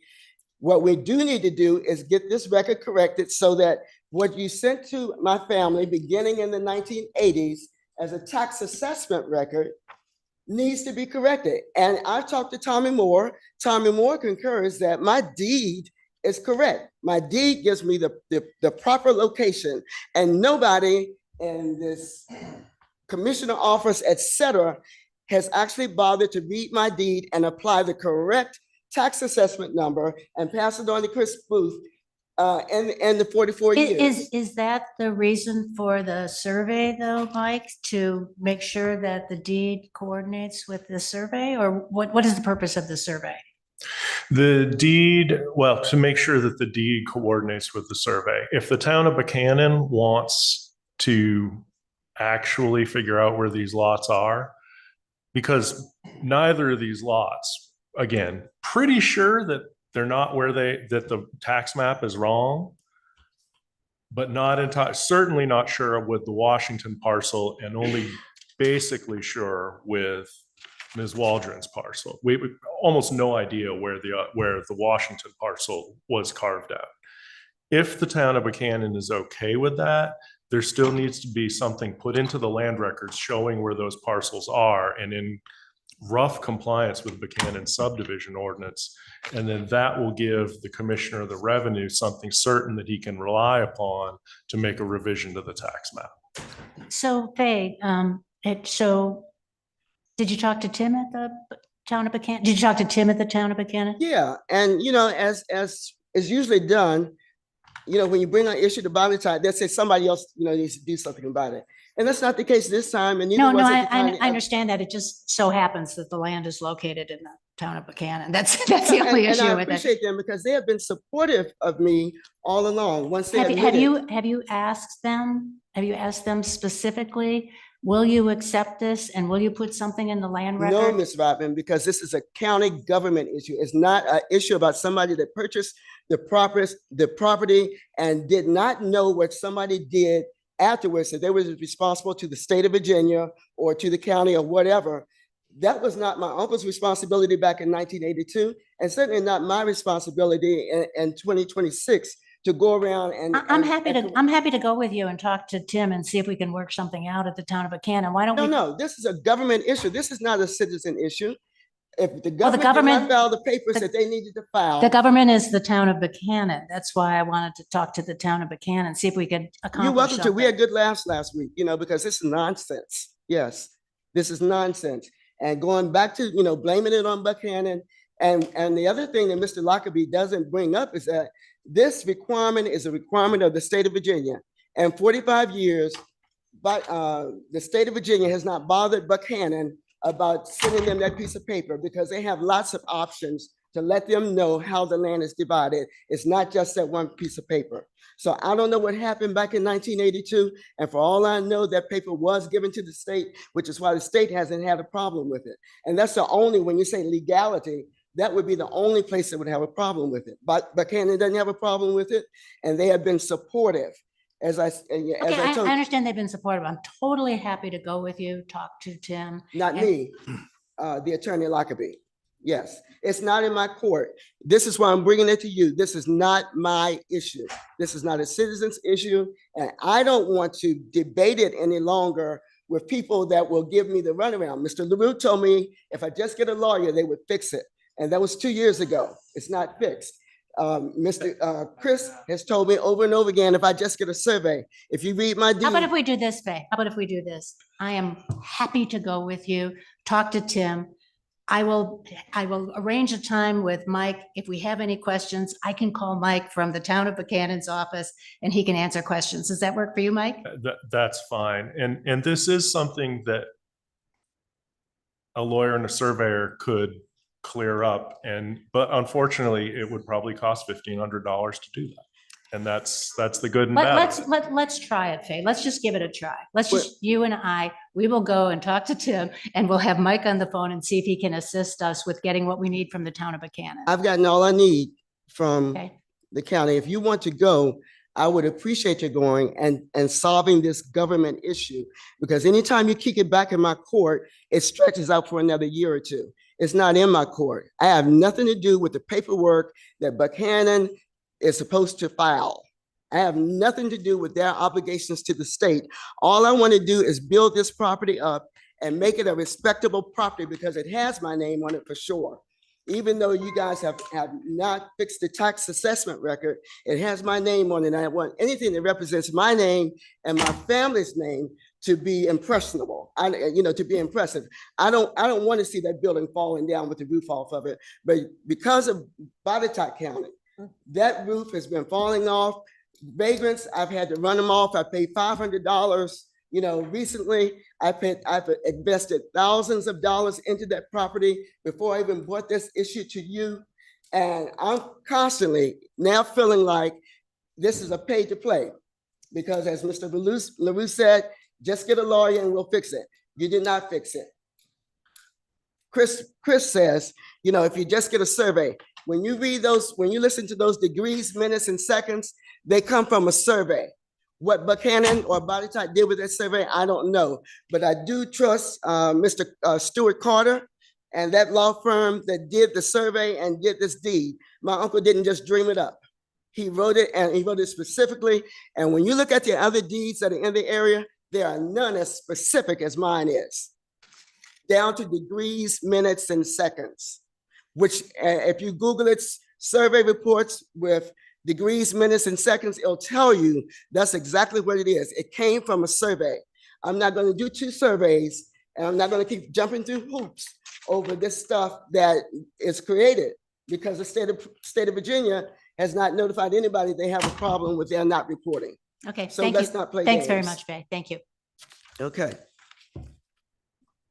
Our next speaker is Tom Wine Sr., followed by Kevin Roberts. Good afternoon. Tom Wine Sr., reside in Amsterdam District. I support the independent water study, but I support another study that should be looked at, and that concerns the wildlife and wildlife habitat in and around data centers. There has been no study on the impact on what these data centers have with the wildlife and wildlife habitat. Their light and noise pollution and increased temperatures that these data centers produce. None. I presented this to the representatives of Google when they had their open house at Lord Botetourt High School. They took my name, phone number, and email. As of today, I have no email, no text, or phone calls from Google concerning on this issue. There has been nothing done to say, we're protecting our natural resources. We in Botetourt County have always been rich in natural resources. I know. I was assigned here in 1988 as Virginia Game Warden to protect the natural resources in Botetourt County and the state of Virginia. We have a lot of wildlife in these areas. I have seen what has happened to the wildlife in these areas that have been developed in residential and industrial areas that has pushed the wildlife out of those areas and has reduced their habitat. I see it today still. I'm retired, but I still see it. It happens. The bald eagles were reestablished. We have several bald eagles and today still have bald eagle sightings. I personally have seen the bald eagles in these areas. They are state and federally protected birds. They are not on the endangered species list, but they are still state and federally protected by law. We have those in these areas. I would hate to see that a data center that came in the area and disrupted their habitats where they feed and live in the Greenfield area. And they do reside and feed in these areas. It would be a shame to have that reduction and move out, even in the Carvers Cove area, where they feed within the aquatic life in the Carvers Cove area with that water reduction. We need to have that study done by Virginia Tech that has an excellent wildlife center and have the expertise and personnel to conduct a study of this source to protect our natural resource. I know I'm going to be limited on time. As a final note, if this goes through with this data center, they want to put another one in. I got another perfect location, nice flat agricultural land. They can come in by, put it up in Soldiers Retreat, let them pull the water from the cow pasture Jackson and the headwaters of the James. Interesting to see who fights that one. Thank you. Our next speaker is Kevin Roberts, followed by Rick Painter. Kevin Roberts, Fincastle, Virginia. I'm really speaking to the audience because you guys don't listen, but this is a history of the EDA. Industrial Development Authorities, IDAs, were created in the 60s via Industrial Development and Revenue Bond Act. Most IDAs have been since renamed to the more friendly sounding Economic Development Authority, hence EDA. 1995, the Virginia Economic Development Partnership established and replaced and consolidated multiple agencies into one entity so that they could collaborate or orchestrate with local EDAs, offering incentives or created bribes via things like the Commonwealth Development Opportunity Fund. This is the age-old top-down approach the elite used to subvert local autonomy. They couldn't call it fascist, so instead they marketed it as public-private partnerships. Orwell would even be surprised by this trickery. In Botetourt, the IDA was established in 1969 as a quasi-independent public body. How nice. Rebranding the EDA completed in early 2016, coincidentally or not, when the administrator and counsel, who by the way specializes in public-private partnerships, were hired. 2019, Chairman John Kilby stated, prior to 2016, we were basically an entity that approved financing.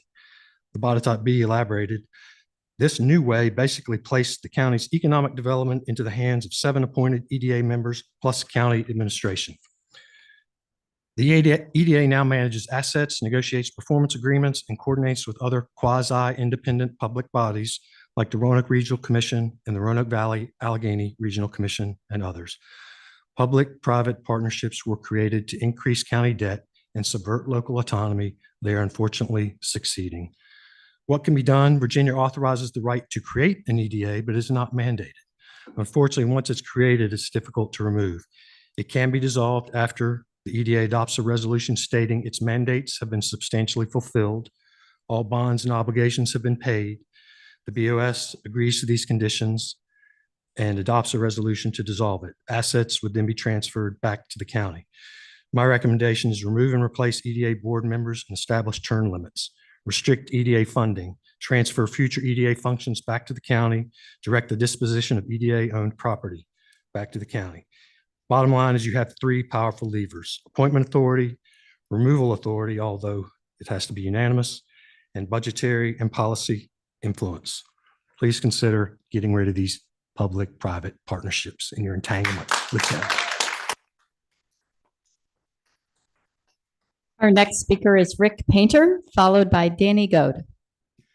For years, I've been talking to the Board of Supervisors and encouraging the board and the administrator and others to get training in leadership. Okay, this is public record. What I saw tonight was the worst example of leadership I have ever seen in my years, decades of leadership. Okay, first off, let me say, the point of order was the vote you took was a violation of Robert's Rules of Order. And you didn't even know that. Violation of what? It violated Robert's Rules of Order. Oh, Robert's You had an order, you had a motion from a commission or committee on the floor presented in the minutes. That comes without a second and has to be the first order of business and cannot be overridden simply by an anonymous staff member recommendation. So that vote was invalid. As far as Robert's Rules of Order are concerned, of course, I can tell some of you don't care. That's rather obvious. At this point, I've been warning you for, I don't know how long, that your trust was deteriorating. You should already have seen by today, you've moved from leadership where people were supposed to be supporting you to now most of the citizens actually actively opposing you. And you still don't learn. I don't know what the issue is. Had this board done the study on the environment, on the water, and on the electrical grid before they signed with Google, that we could have trusted. You didn't. And you didn't do it when you came on the board.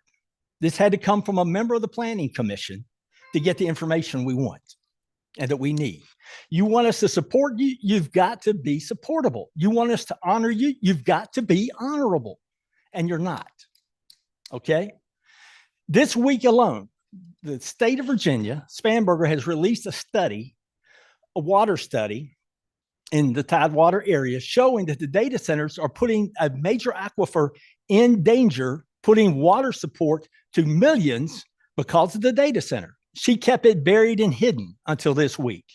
And still, you don't want to do a fair study. You say it's going to be fair, but let's be honest. We were in the budget meeting with that little end move where the appointment was, as I told folks before I left the meeting that day, that appointment was a phony and a joke.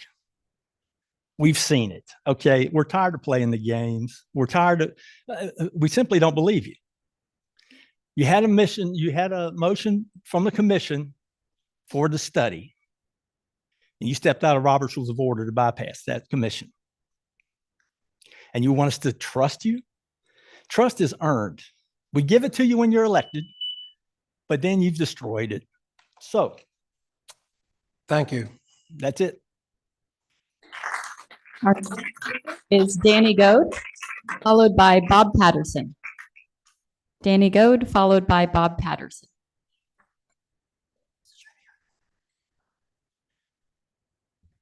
My name's Danny Goad. I reside in the Valley District. I'd like to say thank you to Linda Rotman for standing for the people. And to Walt Michael, I am most disappointed that you have chosen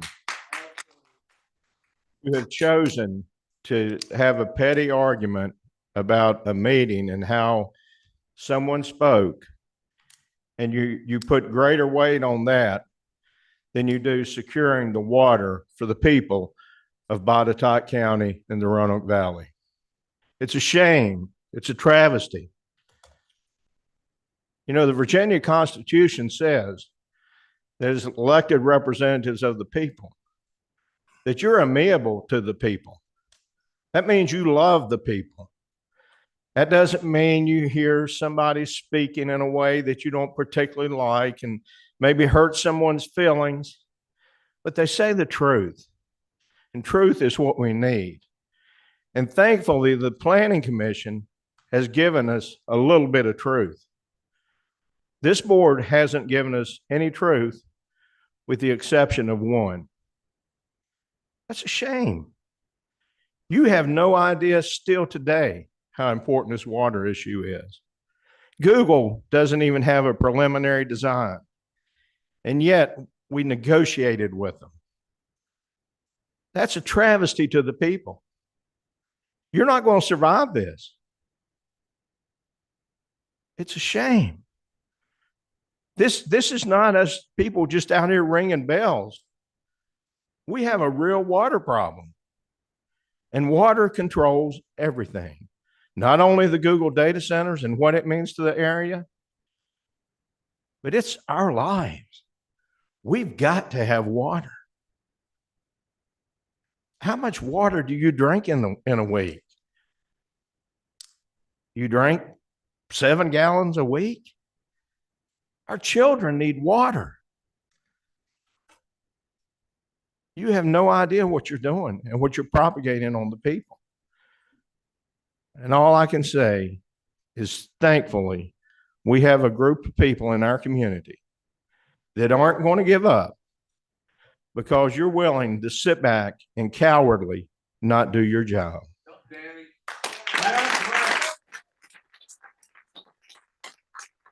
Next speaker is Bob Patterson, followed by Lee Martell.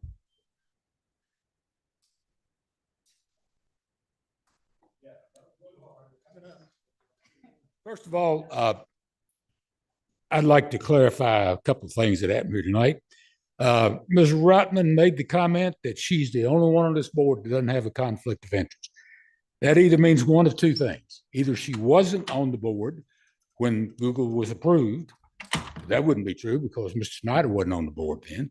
Or she might be trying to tell you, she might be trying to tell you that she didn't sign an NDA. I just happen to have one here that she did sign. She signed an NDA with Google and she doesn't I have a think my conflict. point, Mr. Patterson, Do was I- that I you am the listen, only it's supervisor. no back and forth during this Yeah, we're meeting. not- we're No not- back and we're forth not- during this meeting. Yeah.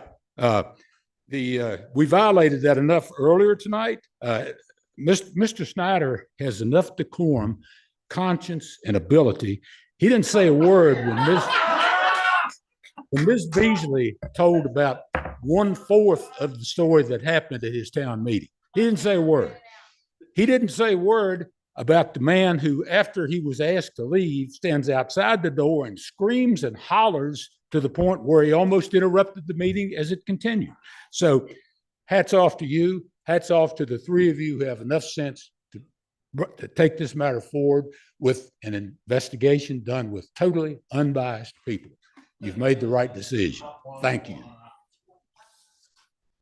Our next speaker is Lee Martell, followed by Catherine Lee.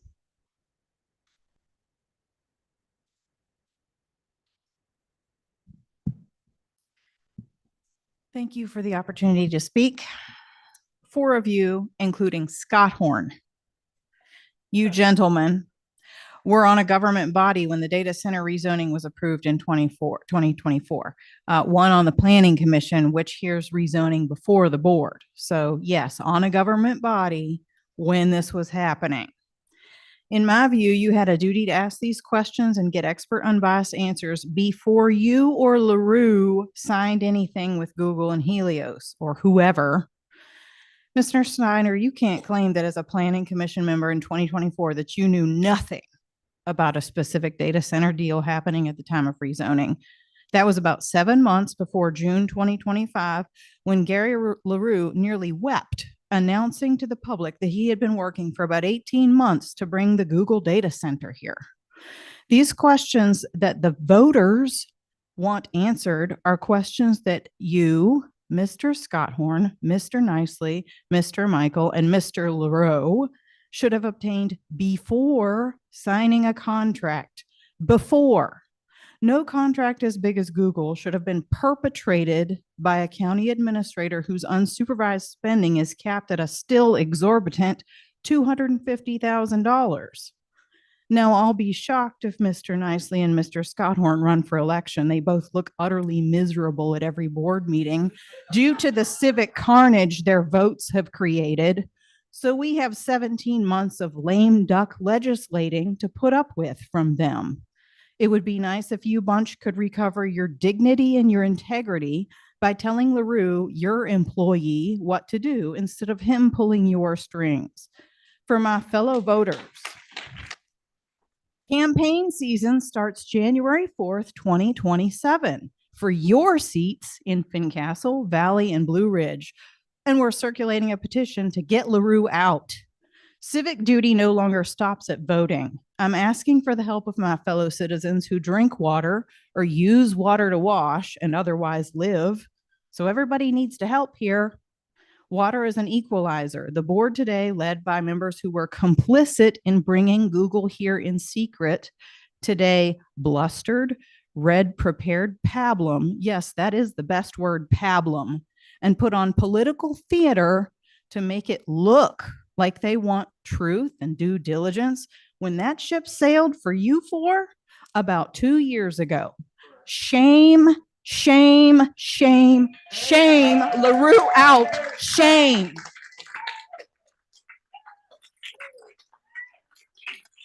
Our next speaker is Catherine Lee, and our last speaker for tonight will be Lauren Pear. Members of the board, very nice to meet you all. See you all again. My name is Catherine. I'm here to speak tonight, formerly holding the titles of GIS analyst. Could you speak up a little bit? Yeah, Kevin? of I'm sorry. course. Let me just do this. Yeah, thanks. Sorry. Thanks. I'm a little taller now. I started going to acupuncture. But I formerly was, can you hear me better? Okay. Could you just raise it like a little tiny Yeah. bit? You're really close. There How's you go. this? There you go. Okay, great. Yeah, sorry. Do you want me to like do a handstand? No, I'm kidding. But formerly I was a GIS analyst, a development engineer, a business development analyst, an associate developer, and a senior developer of large scale projects. And Tim, I'm very interested in some of the comments you made tonight. I also want to let you guys know that I've been texting another industry expert, careful what you wish for, about this hearing. And I wanted to read you what I said. I'm at the absolutely most entertaining county meeting I've ever been to in my life, new record, above the one in Kansas where I got screamed at in my face, and that's hard to beat. The reason I read this to you is because I've been hearing a lot of jargon and comments about how it's an opportunity for you all to be the leaders. But this industry is older than you are. And this game is older than you all know how to play.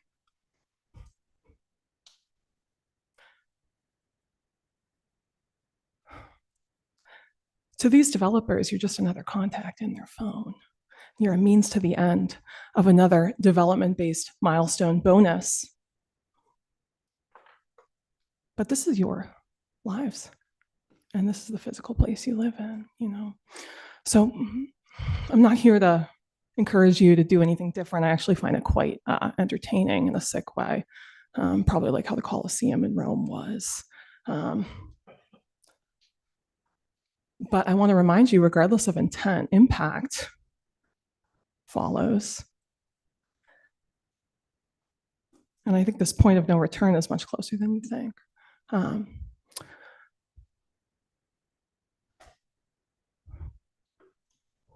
So get out while you can, or I'll keep watching and move on to the next project. Thank you for your time. Thank you.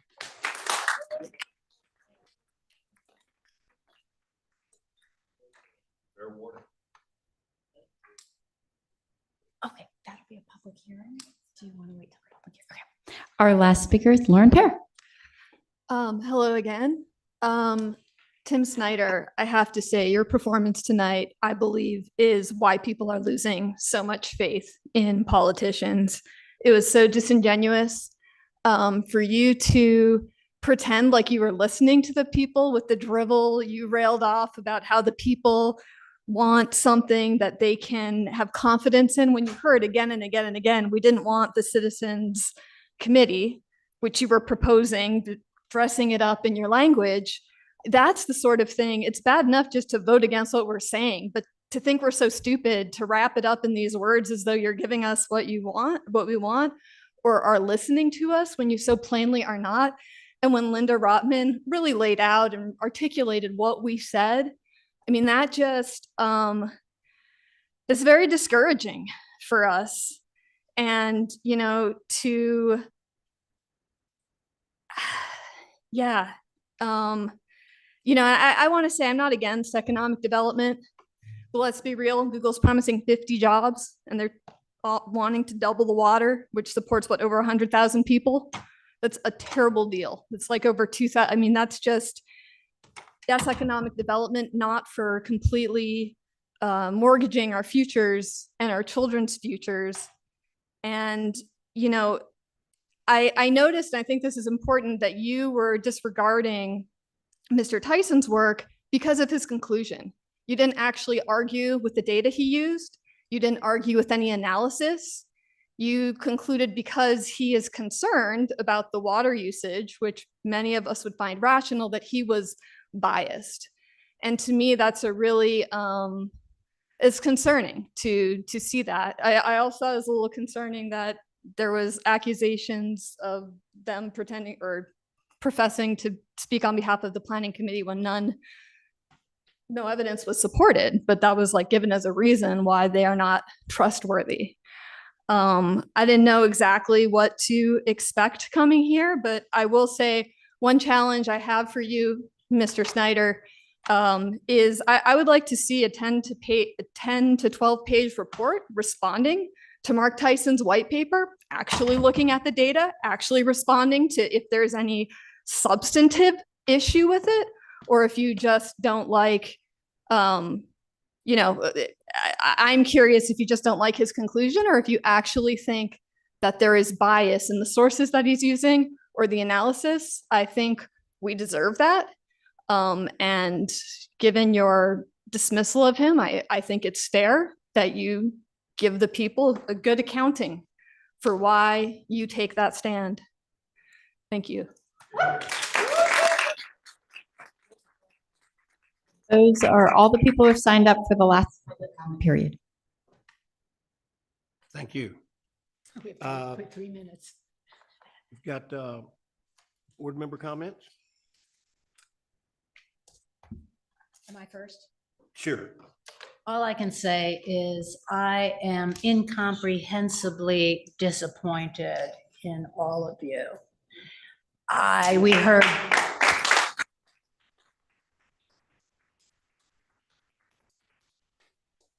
very, very clearly from the people. We have all received myriads of letters saying precisely the same thing. There was a way to work it out so the planning commission could be involved. I love what this last woman said about how Mr. Snyder never paid any, didn't want to refute any of Mr. Tyson's sources or conclusions. He just cherry picked something from which he drew his own conclusion. There was a way through this to represent the people, to abide by what the state of Virginia requires, and to trust and confidence in this board. Instead, you've dissipated maybe this much remaining regard from the community. I do not see a way forward for this board to be credible, trustworthy. We've just blown it.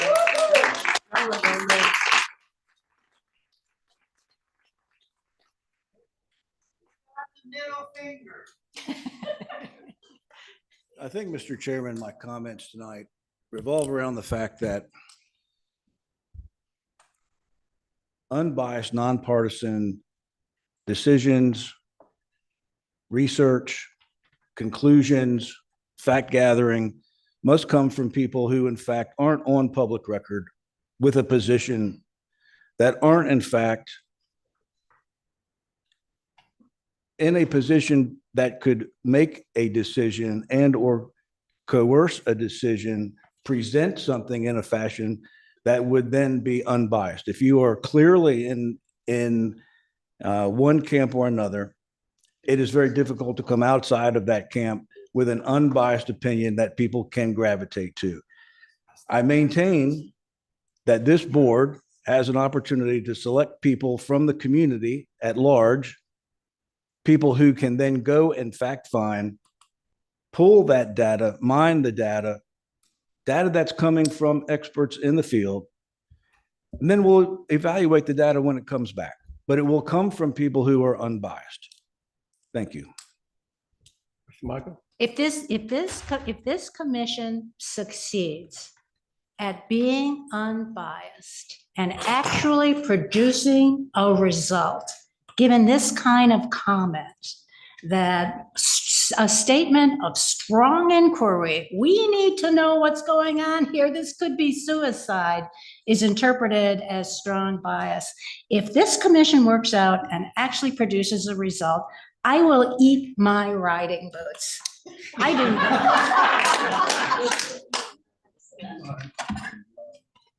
That's my last comment. Thank you. I have none, and we will go into recess for about now. Yeah, it's 6 o'clock. Time for a public hearing.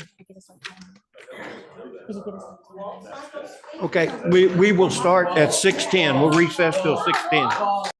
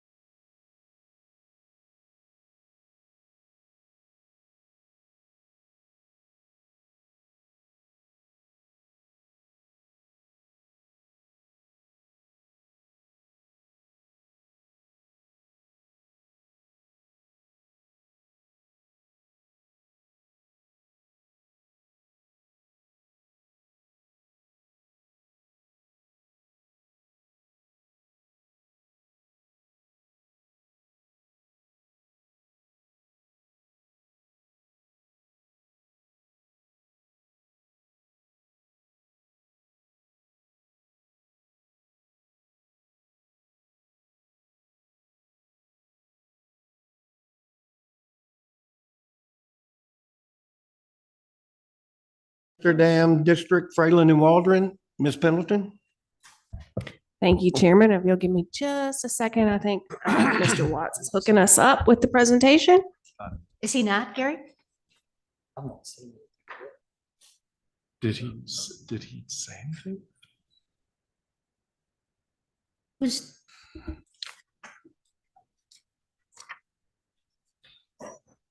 What's that? Well, we do need to know. Do you need to? Suppose.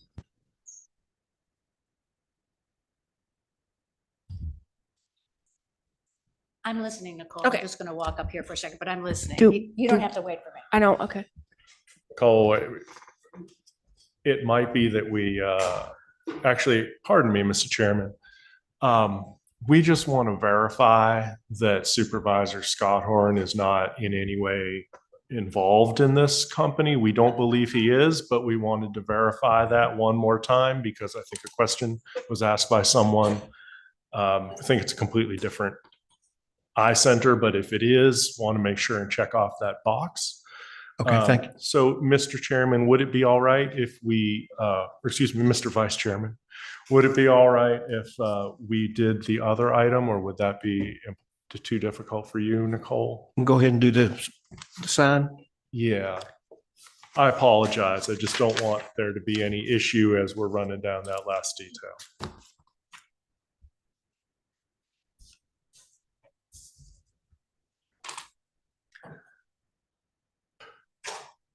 Oh, just kidding. I apologize. I went too fast, too far.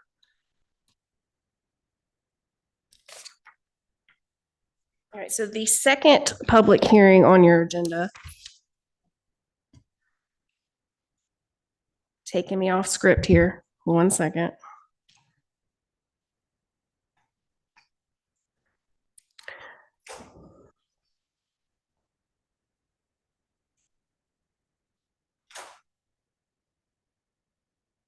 All right, is related to the Board of Supervisors authorized text amendment, in which we had brought the request to you all as a resolution to take to public hearing to consider very specific amendments to the county sign ordinance. And while we have been working with the Planning Commission on different components of industrial or commercial signage, this particular portion of the amendments that staff has been working on is coming before you. It isn't conclusive on all of the work that's being done, but by consensus, this one was sent from Planning Commission to public hearing. It was as the result of economic development, the Economic Development Department reaching out to us to really discuss the desire to repair, replace the East Park sign along 220 specifically.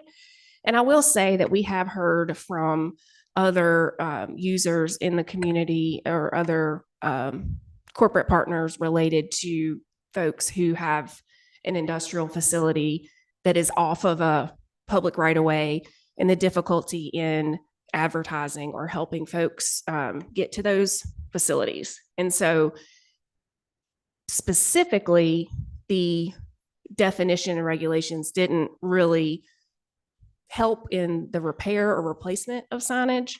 And I think why that's relevant is that you end up sometimes with a sign that doesn't look so great because it is disincentivized in order to have a better signage. And so we worked really hard to try to come up with specific ordinance requirements that would enable specific directory signage related to industrial parks to be upgraded in a way that does not open the door wide open for all kinds of additional signage. The county, since I've been here, has had a restrictive sign ordinance. It is my understanding that the Planning Commission would appreciate retaining a conservative approach on signage. And so worked really hard to come up with this definition, which would allow for an improved sign. We don't have a particular sketch of that at this time, but would allow for, again, for upgrades and repairs in a way that would improve opportunities for folks in industrial parks to be recognized and not be invisible for the folks that come visit there. So believe that as far as the presentation goes, let me check the vote. I'm not stuck, am I? Oh, I was stuck. That's why. Thank you. So at the Planning Commission voted 3-1, 3 yeses, 1 against, and 1 abstention to send this forward to you all with a recommendation of approval. And I don't believe we had any public comment on it, and I haven't seen anything come through since the Planning Commission. So with that, I will take any questions that you have before you have the public hearing. So I have a question. So, you know, a little industrial park has this community sign, but can each of the businesses, you know, have a little sign outside their thing saying, this is the ABC company and identified? Yes, on their own parcel. So you're allowed 1 freestanding sign per parcel. Oh, okay. Yep. Thanks. Yep. Any more questions? No questions. I make a motion to approve unless Mr. Michael has a comment. I have Public one, hearing. I have one question before we get Yeah. into that. Have you looked at the order that the different businesses would be on the advertising sign? So that's a really good question. I would think that that would be something that would be up to economic development to coordinate, because if this particular sign is on county-owned property, and not all of them are, you know, we typically would defer to the owner, right, to file the sign permit, and with their approval, that's the way that they would like it to be filed. But this is, again, a county-owned parcel, so we would just work with economic development on getting that moved forward. Okay, I realize that it would be cumbersome if a new resident comes into the park, that you would have to redo the entire sign. But at least people would know where to look on the advertising to find the establishment there. Yeah, that's a really good point. I'm happy to coordinate that with Econ Dev. Thank you. They have like those kind of, you know, like when you go to a flooring store and they've got those things that you pull it. Slide in and out. Yeah. Cabinet. Yep. Yeah. They could do something Yeah, like that. absolutely. Would that require amending this? Nope. Okay. No, really, this is just giving the ability for them to replace a sign that's just the size that it is now, rather than having to keep it as it is, which is clearly in disrepair and not the greatest look. Okay, thanks. Any more questions?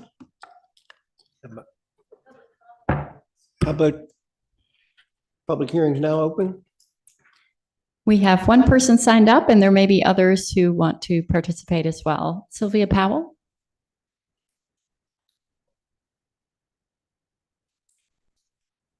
I would like, sorry, Sylvia Powell, Buchanan District.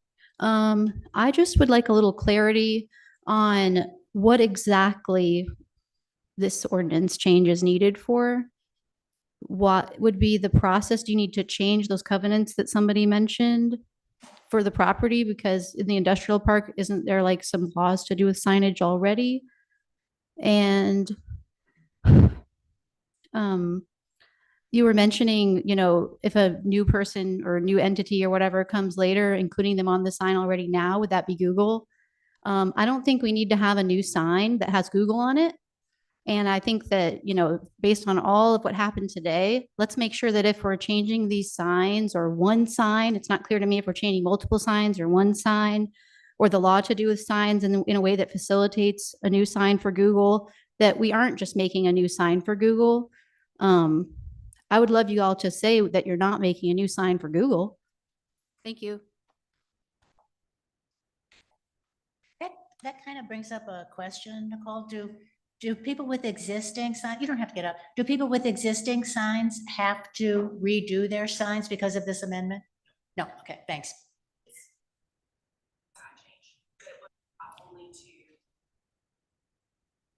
Right, but I was just thinking if you have an industrial sign somewhere else, they don't, okay, thank you. No one else signed up? No. I don't know if there's anyone in the audience who wishes to speak.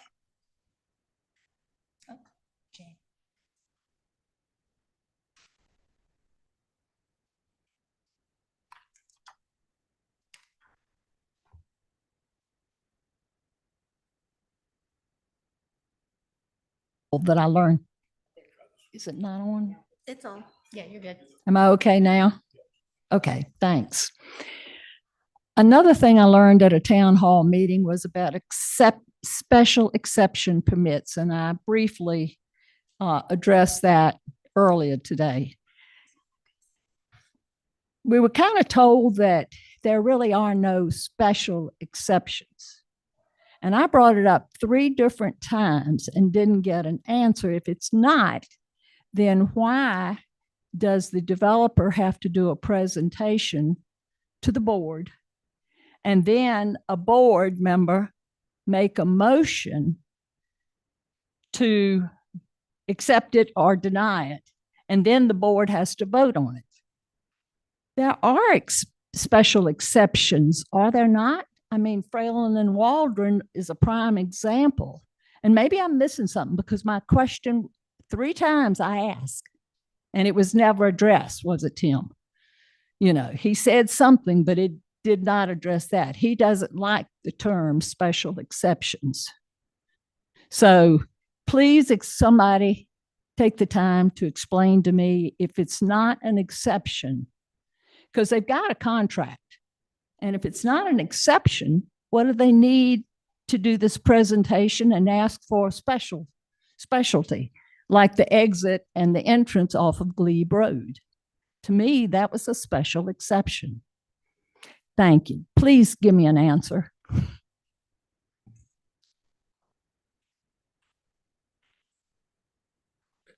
No one else?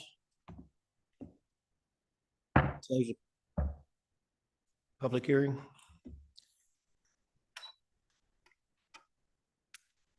Would you all like me to take a stab at answering that question Are you now? gonna try to or- answer that question? I would be happy to try to answer that question.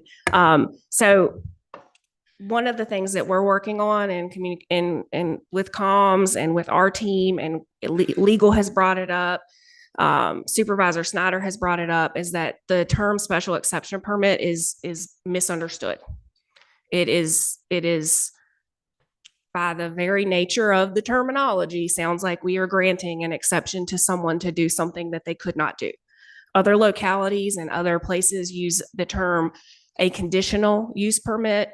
In North Carolina, that's only allowed in conditional use districts. But what a special, and again, this is not related to this request because this is a text amendment for signs, but for the next one.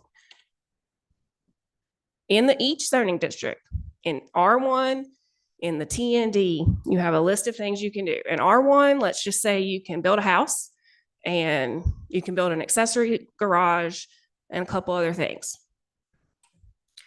You maybe would want to have a lighted park.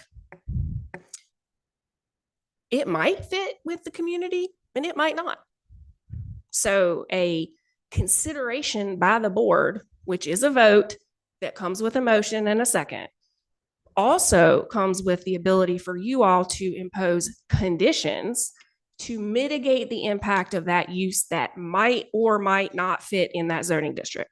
That is a state of Virginia way the zoning ordinance is written. So in each district, you have a list of things you can do by right. And if it's not in the by right use, there's a few uses that are permitted by special exception, which gives you additional authority to make a decision. And then there are uses that are not listed. You cannot do those unless you change the zone. So ideally, in a perfect world, we wouldn't call it a special exception permit. And we've talked about changing it to make it more clear to people. Conditional use is pretty clear. Are we required to call it a special exception permit by statute? Absolutely not. We could just call it a conditional use. I mean, that Special use permit is another common term. a special use permit? One or those 3 terms are considered to be 100% interchangeable legally. What do we have to do to stop calling it special? Are you okay with that, Nicole? If you would like to authorize us to consider that and put it on our work plan, then, you know, we've got a series of them. We can add it to the list and we can work it in. What do we have to do that, Mike? It needs to be referred to the planning commission for a report within 100 days. that's one of your options. The other option is to request that staff prepare something for you to kick down to the planning commission to consider and come back to you within 100 days. Can we just do that without it being on the agenda? We can just spontaneously ask for this? Given that the planning commission is under that 100-day clock, it might be the kinder thing to do for Mrs. Pendleton if we gave a little bit more grace in terms of having a few months, because almost every place where a special exception is mentioned in the entire ordinance, you would have to either find it and go through the phrasing. And while that's not that difficult, you're still talking about a lot of hours of work. We can't do a blanket thing where it says everywhere within the ordinances where it says special exception, it is meant, it is. It's just an administrative thing, but I do have a suggestion, if I may. We have the zoning diagnostic that we're about to start undertaking, and I'm sure we can add that, when we start to work on a comprehensive update. We can either do it sooner or we can do it as a part of that process. I think, to Mr. Lockaby's point, when we bring a text amendment request to you all, if we do not think it's feasible within 100 days, we ask that you all give us some consideration on a longer time frame, and typically that has worked in the past. So we could just include this with your other work that you're doing for your. That's what you're saying? That sounds agreeable to me. I would want to go back and do a thorough evaluation to come up with You'd want to know what? I'd want to do a thorough evaluation. If you're sold on conditional use permit, we can do that, or we can look around and give you, a little bit of research into what other folks are doing. Thank you, For the Mrs. best. Pendleton. There's a lot of miscommunication and misunderstanding of that abbreviation of that term. And I would love to see something done that can move the needle so that people don't get confused with the word special, the word exemption. Obviously, the word permit shouldn't be too difficult, but the special and the exemption catches people time and time again. And it's an outdated term, in my opinion. Thank you. Why don't we just direct this works for everybody, just direct the planning department to do what's easiest for them with the long-range goal of substituting those terms. Does that work? Absolutely. And it will come back to you all through the planning commission for your final vote at the end. Do we have to have a vote on that, Mike, or? I believe that a vote would be the appropriate way in order to direct staff to do that. So we. Okay to add that to the agenda? You can either add it to the agenda. Yeah, you can add that to the agenda. That would probably be the way to go. Yes, sir. Okay. Yep. Mr. Chairman, I'll make a motion to add this to our agenda for this evening for a vote. Second. All in favor? Aye. Any opposed? It's on the agenda. So we have to vote on. How about a motion to change the term? I think we need a motion to instruct the planning department to undertake a plan to change it. Is that about right? From special exception to special use. Or some light Conditional. terminology. Yeah. Okay. Mr. Lockaby, do we need to put a time constraint on that, or can that be an open-ended? I'm going to defer to Ms. Pendleton on what she thinks is the best way to go about this. But if this is being dovetailed into the workflow of the broader diagnostic that's already in the work plan, then perhaps it could be on the same timeline as that.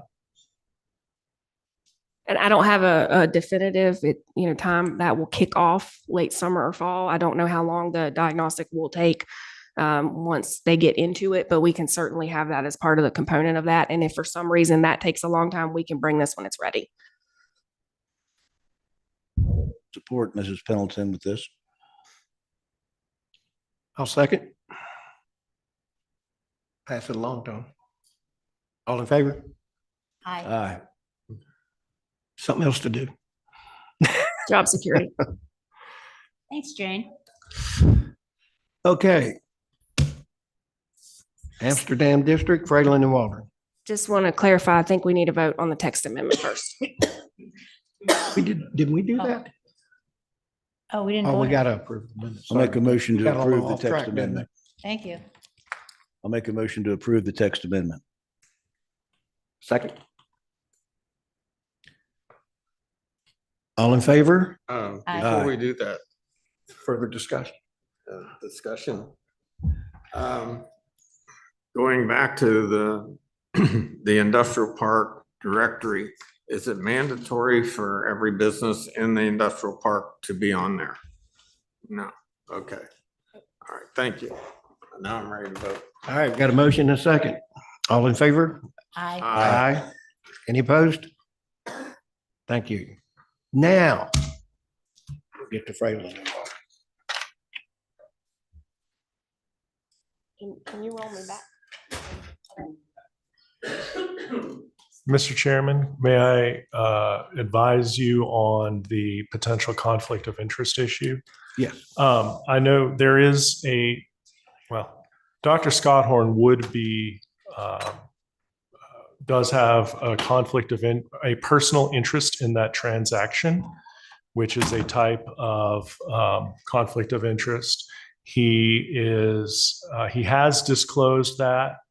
In order to make the full disclosure in writing and file it with the clerk of the Board of Supervisors, that needs to be done by close of business tomorrow. And we'll make sure that that is formally done. I've been advised that he has already told staff he had on the original, or it was on the original Fralin and Waldron application, and it was said affirmatively by Mr. Kelderhouse at the Planning Commission meeting that Dr. Scotthorn had a actual or potential personal interest in the transaction that would disqualify him. Okay, thank you.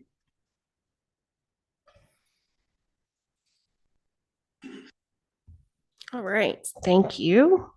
So this is a Fralin and Waldron request for a special exception permit, name title soon to be changed to something else, for a medical care facility specific to vision care with possible conditions in the traditional neighborhood district. This is a 0.876 acre parcel located on Town Center Street, adjacent to 70 Broad Street, and identified on the tax maps as section 88 parentheses 10 2B. So this is the particular piece of property, and this is, so facing north, you would be looking at the green to the south, your Dairy Queen to your right. I hope that orients everybody just right about where they need to be. There's an aerial photography so you can kind of see the area in question. So hotel is planned north here, green is south, Dairy Queen is planned right. This is a 7,000 square foot, 2-story, again, vision care specific facility with 22 exam room sidewalks and linking to the existing Hampton Inn property. There are some renderings of the floor plan and elevations in the materials the applicant provided. Access is typical, parking meets requirements as far as the town center is concerned, would meet the code. Here is a conceptual site plan. Again, now you are looking at, so the orientation is different here, but you can see the blue would be the facility itself, some green, and then the required parking. And here are some renderings, elevations provided by the applicant. Internal floor plan. And again, these are in your packet as well.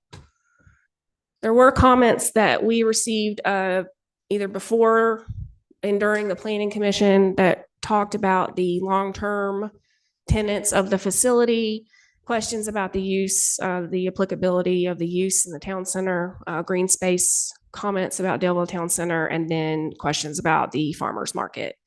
Those are all questions I think that would be better suited for the applicant to address, but I can answer any code related questions. If you have them, I can tell you that the Daleville Town Center is approaching build out, and we always have subdivision and site plans that come in, and we have to look at the overall master plan. And so the only thing I can speak to in terms of that is, of course, this use would meet any of the regulatory requirements outside of asking for the special exception permit, and that is because it is a medical care facility, which is a pretty consistent practice as far as zoning goes in terms of why that is a request.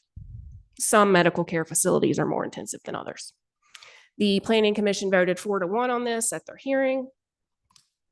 And there were substantial series of conditions that the Planning Commission recommended. Substantial conformance with the concept plan and the elevations.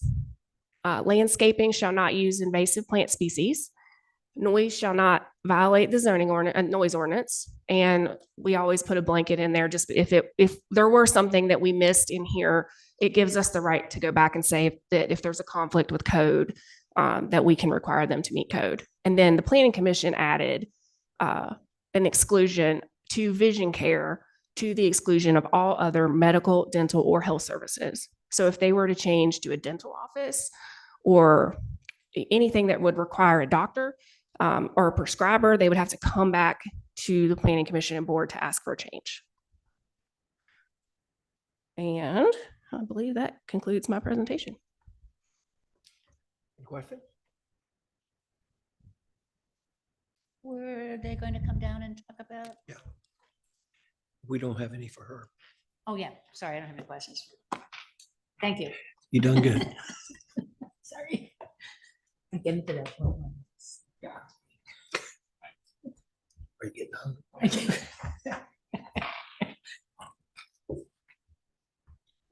Good evening, Vice Chairman, members of the board. My name is Bobby Wampler with Engineering Concepts. I'm here to speak to the request this evening. And as I mentioned at the board meeting last month, this does represent the last vacant parcel at the Daleville Town Center. It was about 21 years ago that we had the initial approval for the town center. So momentous occasion. Andy Kelderhouse with Frail and Waldron is here with me tonight. We're going to answer any questions that I can't help you out with. So in terms of the special exception, the original rezoning of the Daleville Town Center, this use actually would have been allowed by right if it was on the other side of Town Center Street where Dairy Queen is. In addition to that, the Lewis Gale facility would have also been allowed by right during the original rezoning of the town center. But due to code changes before the Lewis Gale facility came, they also had to get a special exception for medical use. That special exception request, they only limited that to medical uses except for methadone clinics and family planning services. No other health services were restricted. That was fortunate for them. While Lewis Gale planned to occupy the entire facility at that time, the facility now includes general medical use, 2 physical therapy offerings, a pediatric dentist, maybe another medical psychiatrist. So that might be just a little bit insight in terms of what other medical uses might be appropriate for the town center. Again, during that original rezoning request and big document here, this use was specifically identified as an appropriate use. Again, while no special exception was requested on this side of Town Center Street for this, it was specifically stated at that time that a likely special exception that would be requested that would fit in well with the development would be medical. So we feel like the project has kind of been foreshadowed even from the very beginning. We've seen it successfully implemented down at the end of Town Center Street. And this project, again, as I noted, you have better vision than the Planning Commission members. There's more folks wearing glasses at that meeting than this one, but vision care is essential to, the community. Again, 80% plus gets affected by that. So obviously a very good community use that fits in well with the development. A little bit more about the facility itself. There were some questions about the number of exam rooms. Each physician is expected to see between 50 and 60 patients per day. So again, just the queuing of folks coming into the check-in, having maybe their eyes dilated, having different procedures. That's probably where there's a lot more rooms that might be needed than you would actually see from what would be the personal count traffic in and out. In addition to that, the Daleville Town Center was planned from the beginning for infrastructure to handle these demands from a stormwater standpoint, from a water sewer standpoint, traffic standpoint. Even at that time, the traffic study that was done in 2005 that anticipated growth in the Daleville community, while it may be surprising to some folks, it's actually less today actually than what was forecast back in 2005. So again, from a traffic standpoint, well within the bounds of what we would expect. And then from that standpoint, we understand that the tenant generally plans for a 7:30 to 5:30 business hours during the week, 8 to 5 on Saturdays, probably maybe once a month, not regularly. And with that, again, farmer's market, I guess I'll speak to that a little bit. That was spoken to at the planning commission. Fralin Waldron has basically granted the farmer's market the past 12 years for them to use that facility. Mr. Kelderhouse has met with them to offer another location at the Daleville Town Center. It's my understanding that the end user of this facility has also expressed an interest to allow them to continue using that once construction's complete. Again, none of that's contractually nailed down, but I guess we'd have to go by the good faith of the history before us is that that's what Fralin Waldron has done. So no reason to think that would differ. Mr. Wampler, on that note, was there at any time was the farmer's market or the people who run the farmer's market led to believe that they were able to use that space forevermore? No. Yeah. Annual. Thank you. And I think there's already been a commitment that they can use it until construction begins if this were successful next year. Another question that came up was about shared parking. Obviously, that's a gravel lot that's used for some of the different events at the green. The Daleville Town Center as a whole requires shared parking. That's part of the deed restrictions in the community. So there's no ability for them to, withhold parking. And then the hours of operation that's been discussed already would lend itself well to continue serving that purpose for events. So with that, I'll probably just let you guys ask me questions. Mr. Wampler, will this Vision Center offer procedures currently unavailable in the county? I do not know the answer to that.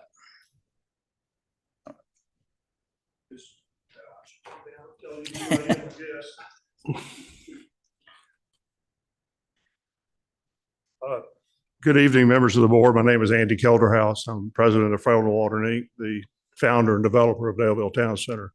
It's my understanding, Mr. Snyder, that the user, it plans to expand services that aren't offered maybe nowhere in the valley.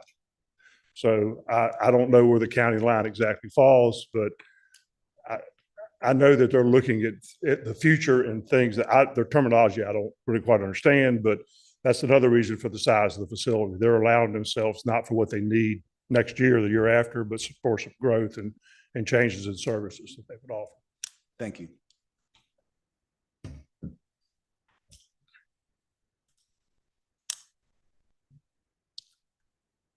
So Andy, did the farmer's market people respond to you? I didn't catch the end of that. I think it's worth spending a couple more minutes about them. We've really enjoyed them. It's been just a mutual private agreement where we gave them space and no obligation on their part to even use it. They were at one time at Dairy Queen, which gave them a lot more visibility. They've always understood we were on the market and for sale. And so when they went internal, and I can't speak to their board, but I think they lost quite a bit of visibility. And I'm pretty sure they have looked in the last few years for better locations that might give them more of the 220 traffic visibility. I love having them there because it really helps the community. We've got almost 1,000 residents there, and I think they get a lot of walk-in traffic. So they've not decided. I've offered them the medical office building adjacent to the YMCA for 27, and I do have a written interest from the end user to take them back to where they currently are on their parking lot. There's issues about asphalt. Is it hot? Are they going to damage it? I've talked to them several times since April. They've not made a commitment for what they're going to do in 27. So did you mention at one point that there was like a 2-acre green, a last 2-acre parcel that you guys haven't sold yet? Yeah, there is one more. I mean, not to correct Bobby, but there's another 2.4 acres on the other side of the green that is on the market. It's actually under contract, but it won't require a special use, conditional use or. No, I was just wondering if that might be a place to temporarily locate the farmer's market. They don't like grass. I mean, they could go there, but, and I'm not sure. That closing was scheduled initially for August. I don't think it's going to happen. That probably won't happen until next year. So that's a suspect that development would affect that. So, Mhm. and they don't really like being on grass because the weather can affect. Hmm. You know, 3-inch rain or 2-inch rain on Friday, Saturday's gonna be a problem. Okay, thanks. I'm just curious. Anybody else? Thank y'all. Thank y'all. Being no further questions, open the public hearing. We have one person signed up and there may be others who want to participate. Catherine Haddam.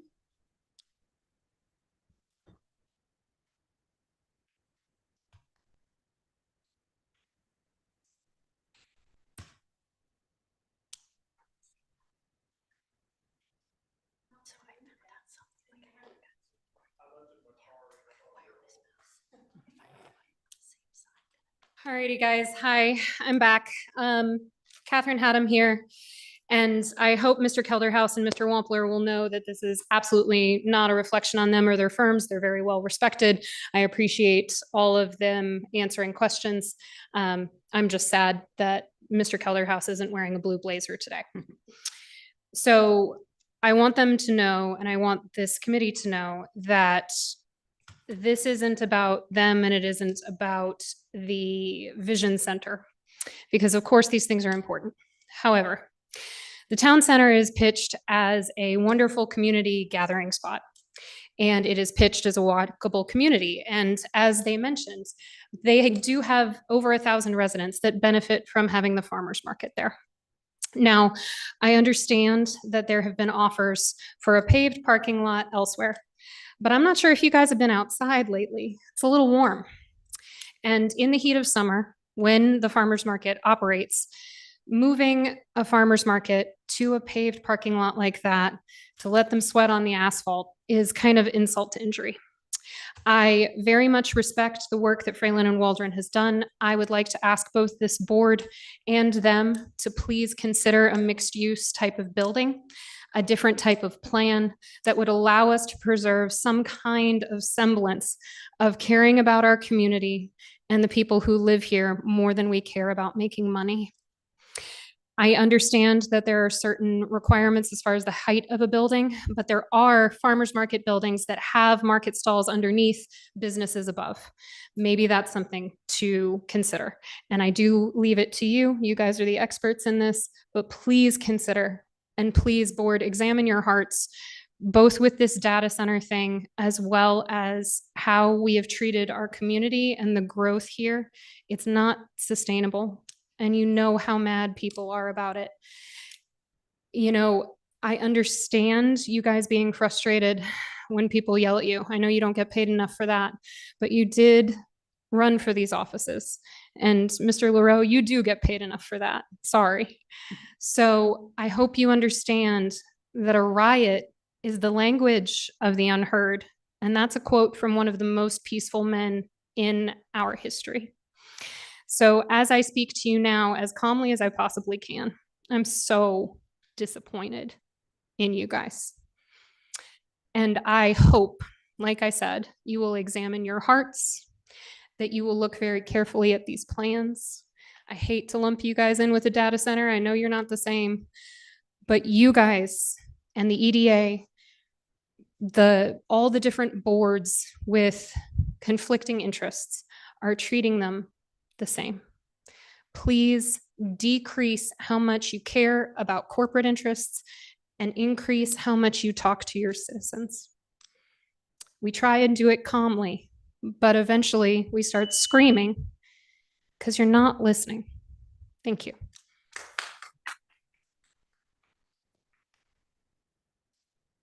Anyone else wish to speak about the special exception permit for medical care?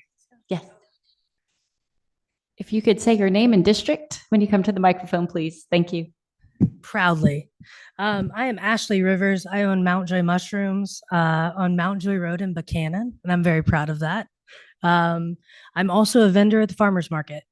And I just wanted to talk to you guys a little bit about, one, the plans that we've heard from Fralin and Waldron about perhaps another alternative solution for the farmer's market.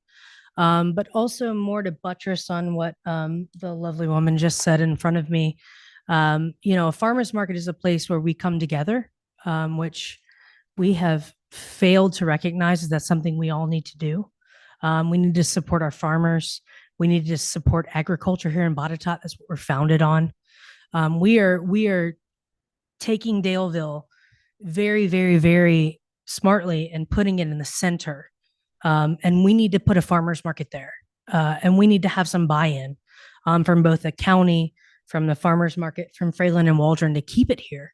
If we do not, it's going to go somewhere else. Botetourt goes all the way to Bonsack.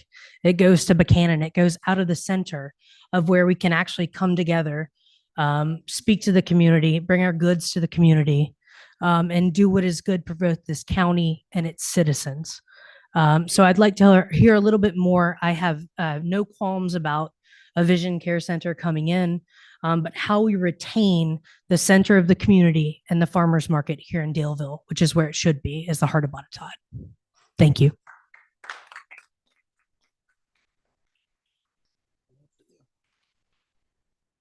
Is there anyone else?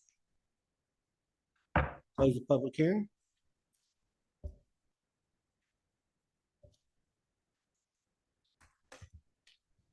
Any discussion?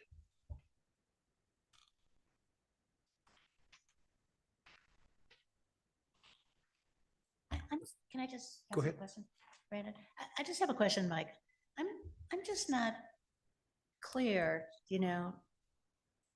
not that I'm saying it would be a good idea, but is it possible in any way to compel a development to have a green space sufficient for a farmer's market? There is, but you got to think about it from the beginning. Mhm.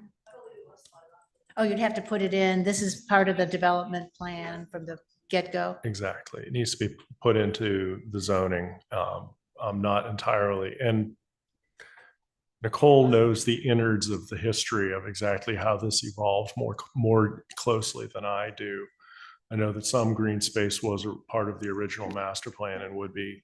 It does meet all of the requirements for green space that is there. Now, whether that's a farmer's market is something separate, right, from the green space, again, that would be a different conversation. Right. Okay, I just wanted to check. Thank you. Anybody else? I would like to take this opportunity to express my support for the farmers market. And over the years, we've had multiple board members express the same sentiment. And I agree, nothing has been done to support a farmers market in a permanent location. So I would like to take the opportunity to ask this board to consider in a future session, because it's going to require money. It's going to require the purchase of property or it's going to require a repurposing of current county-owned property somewhere.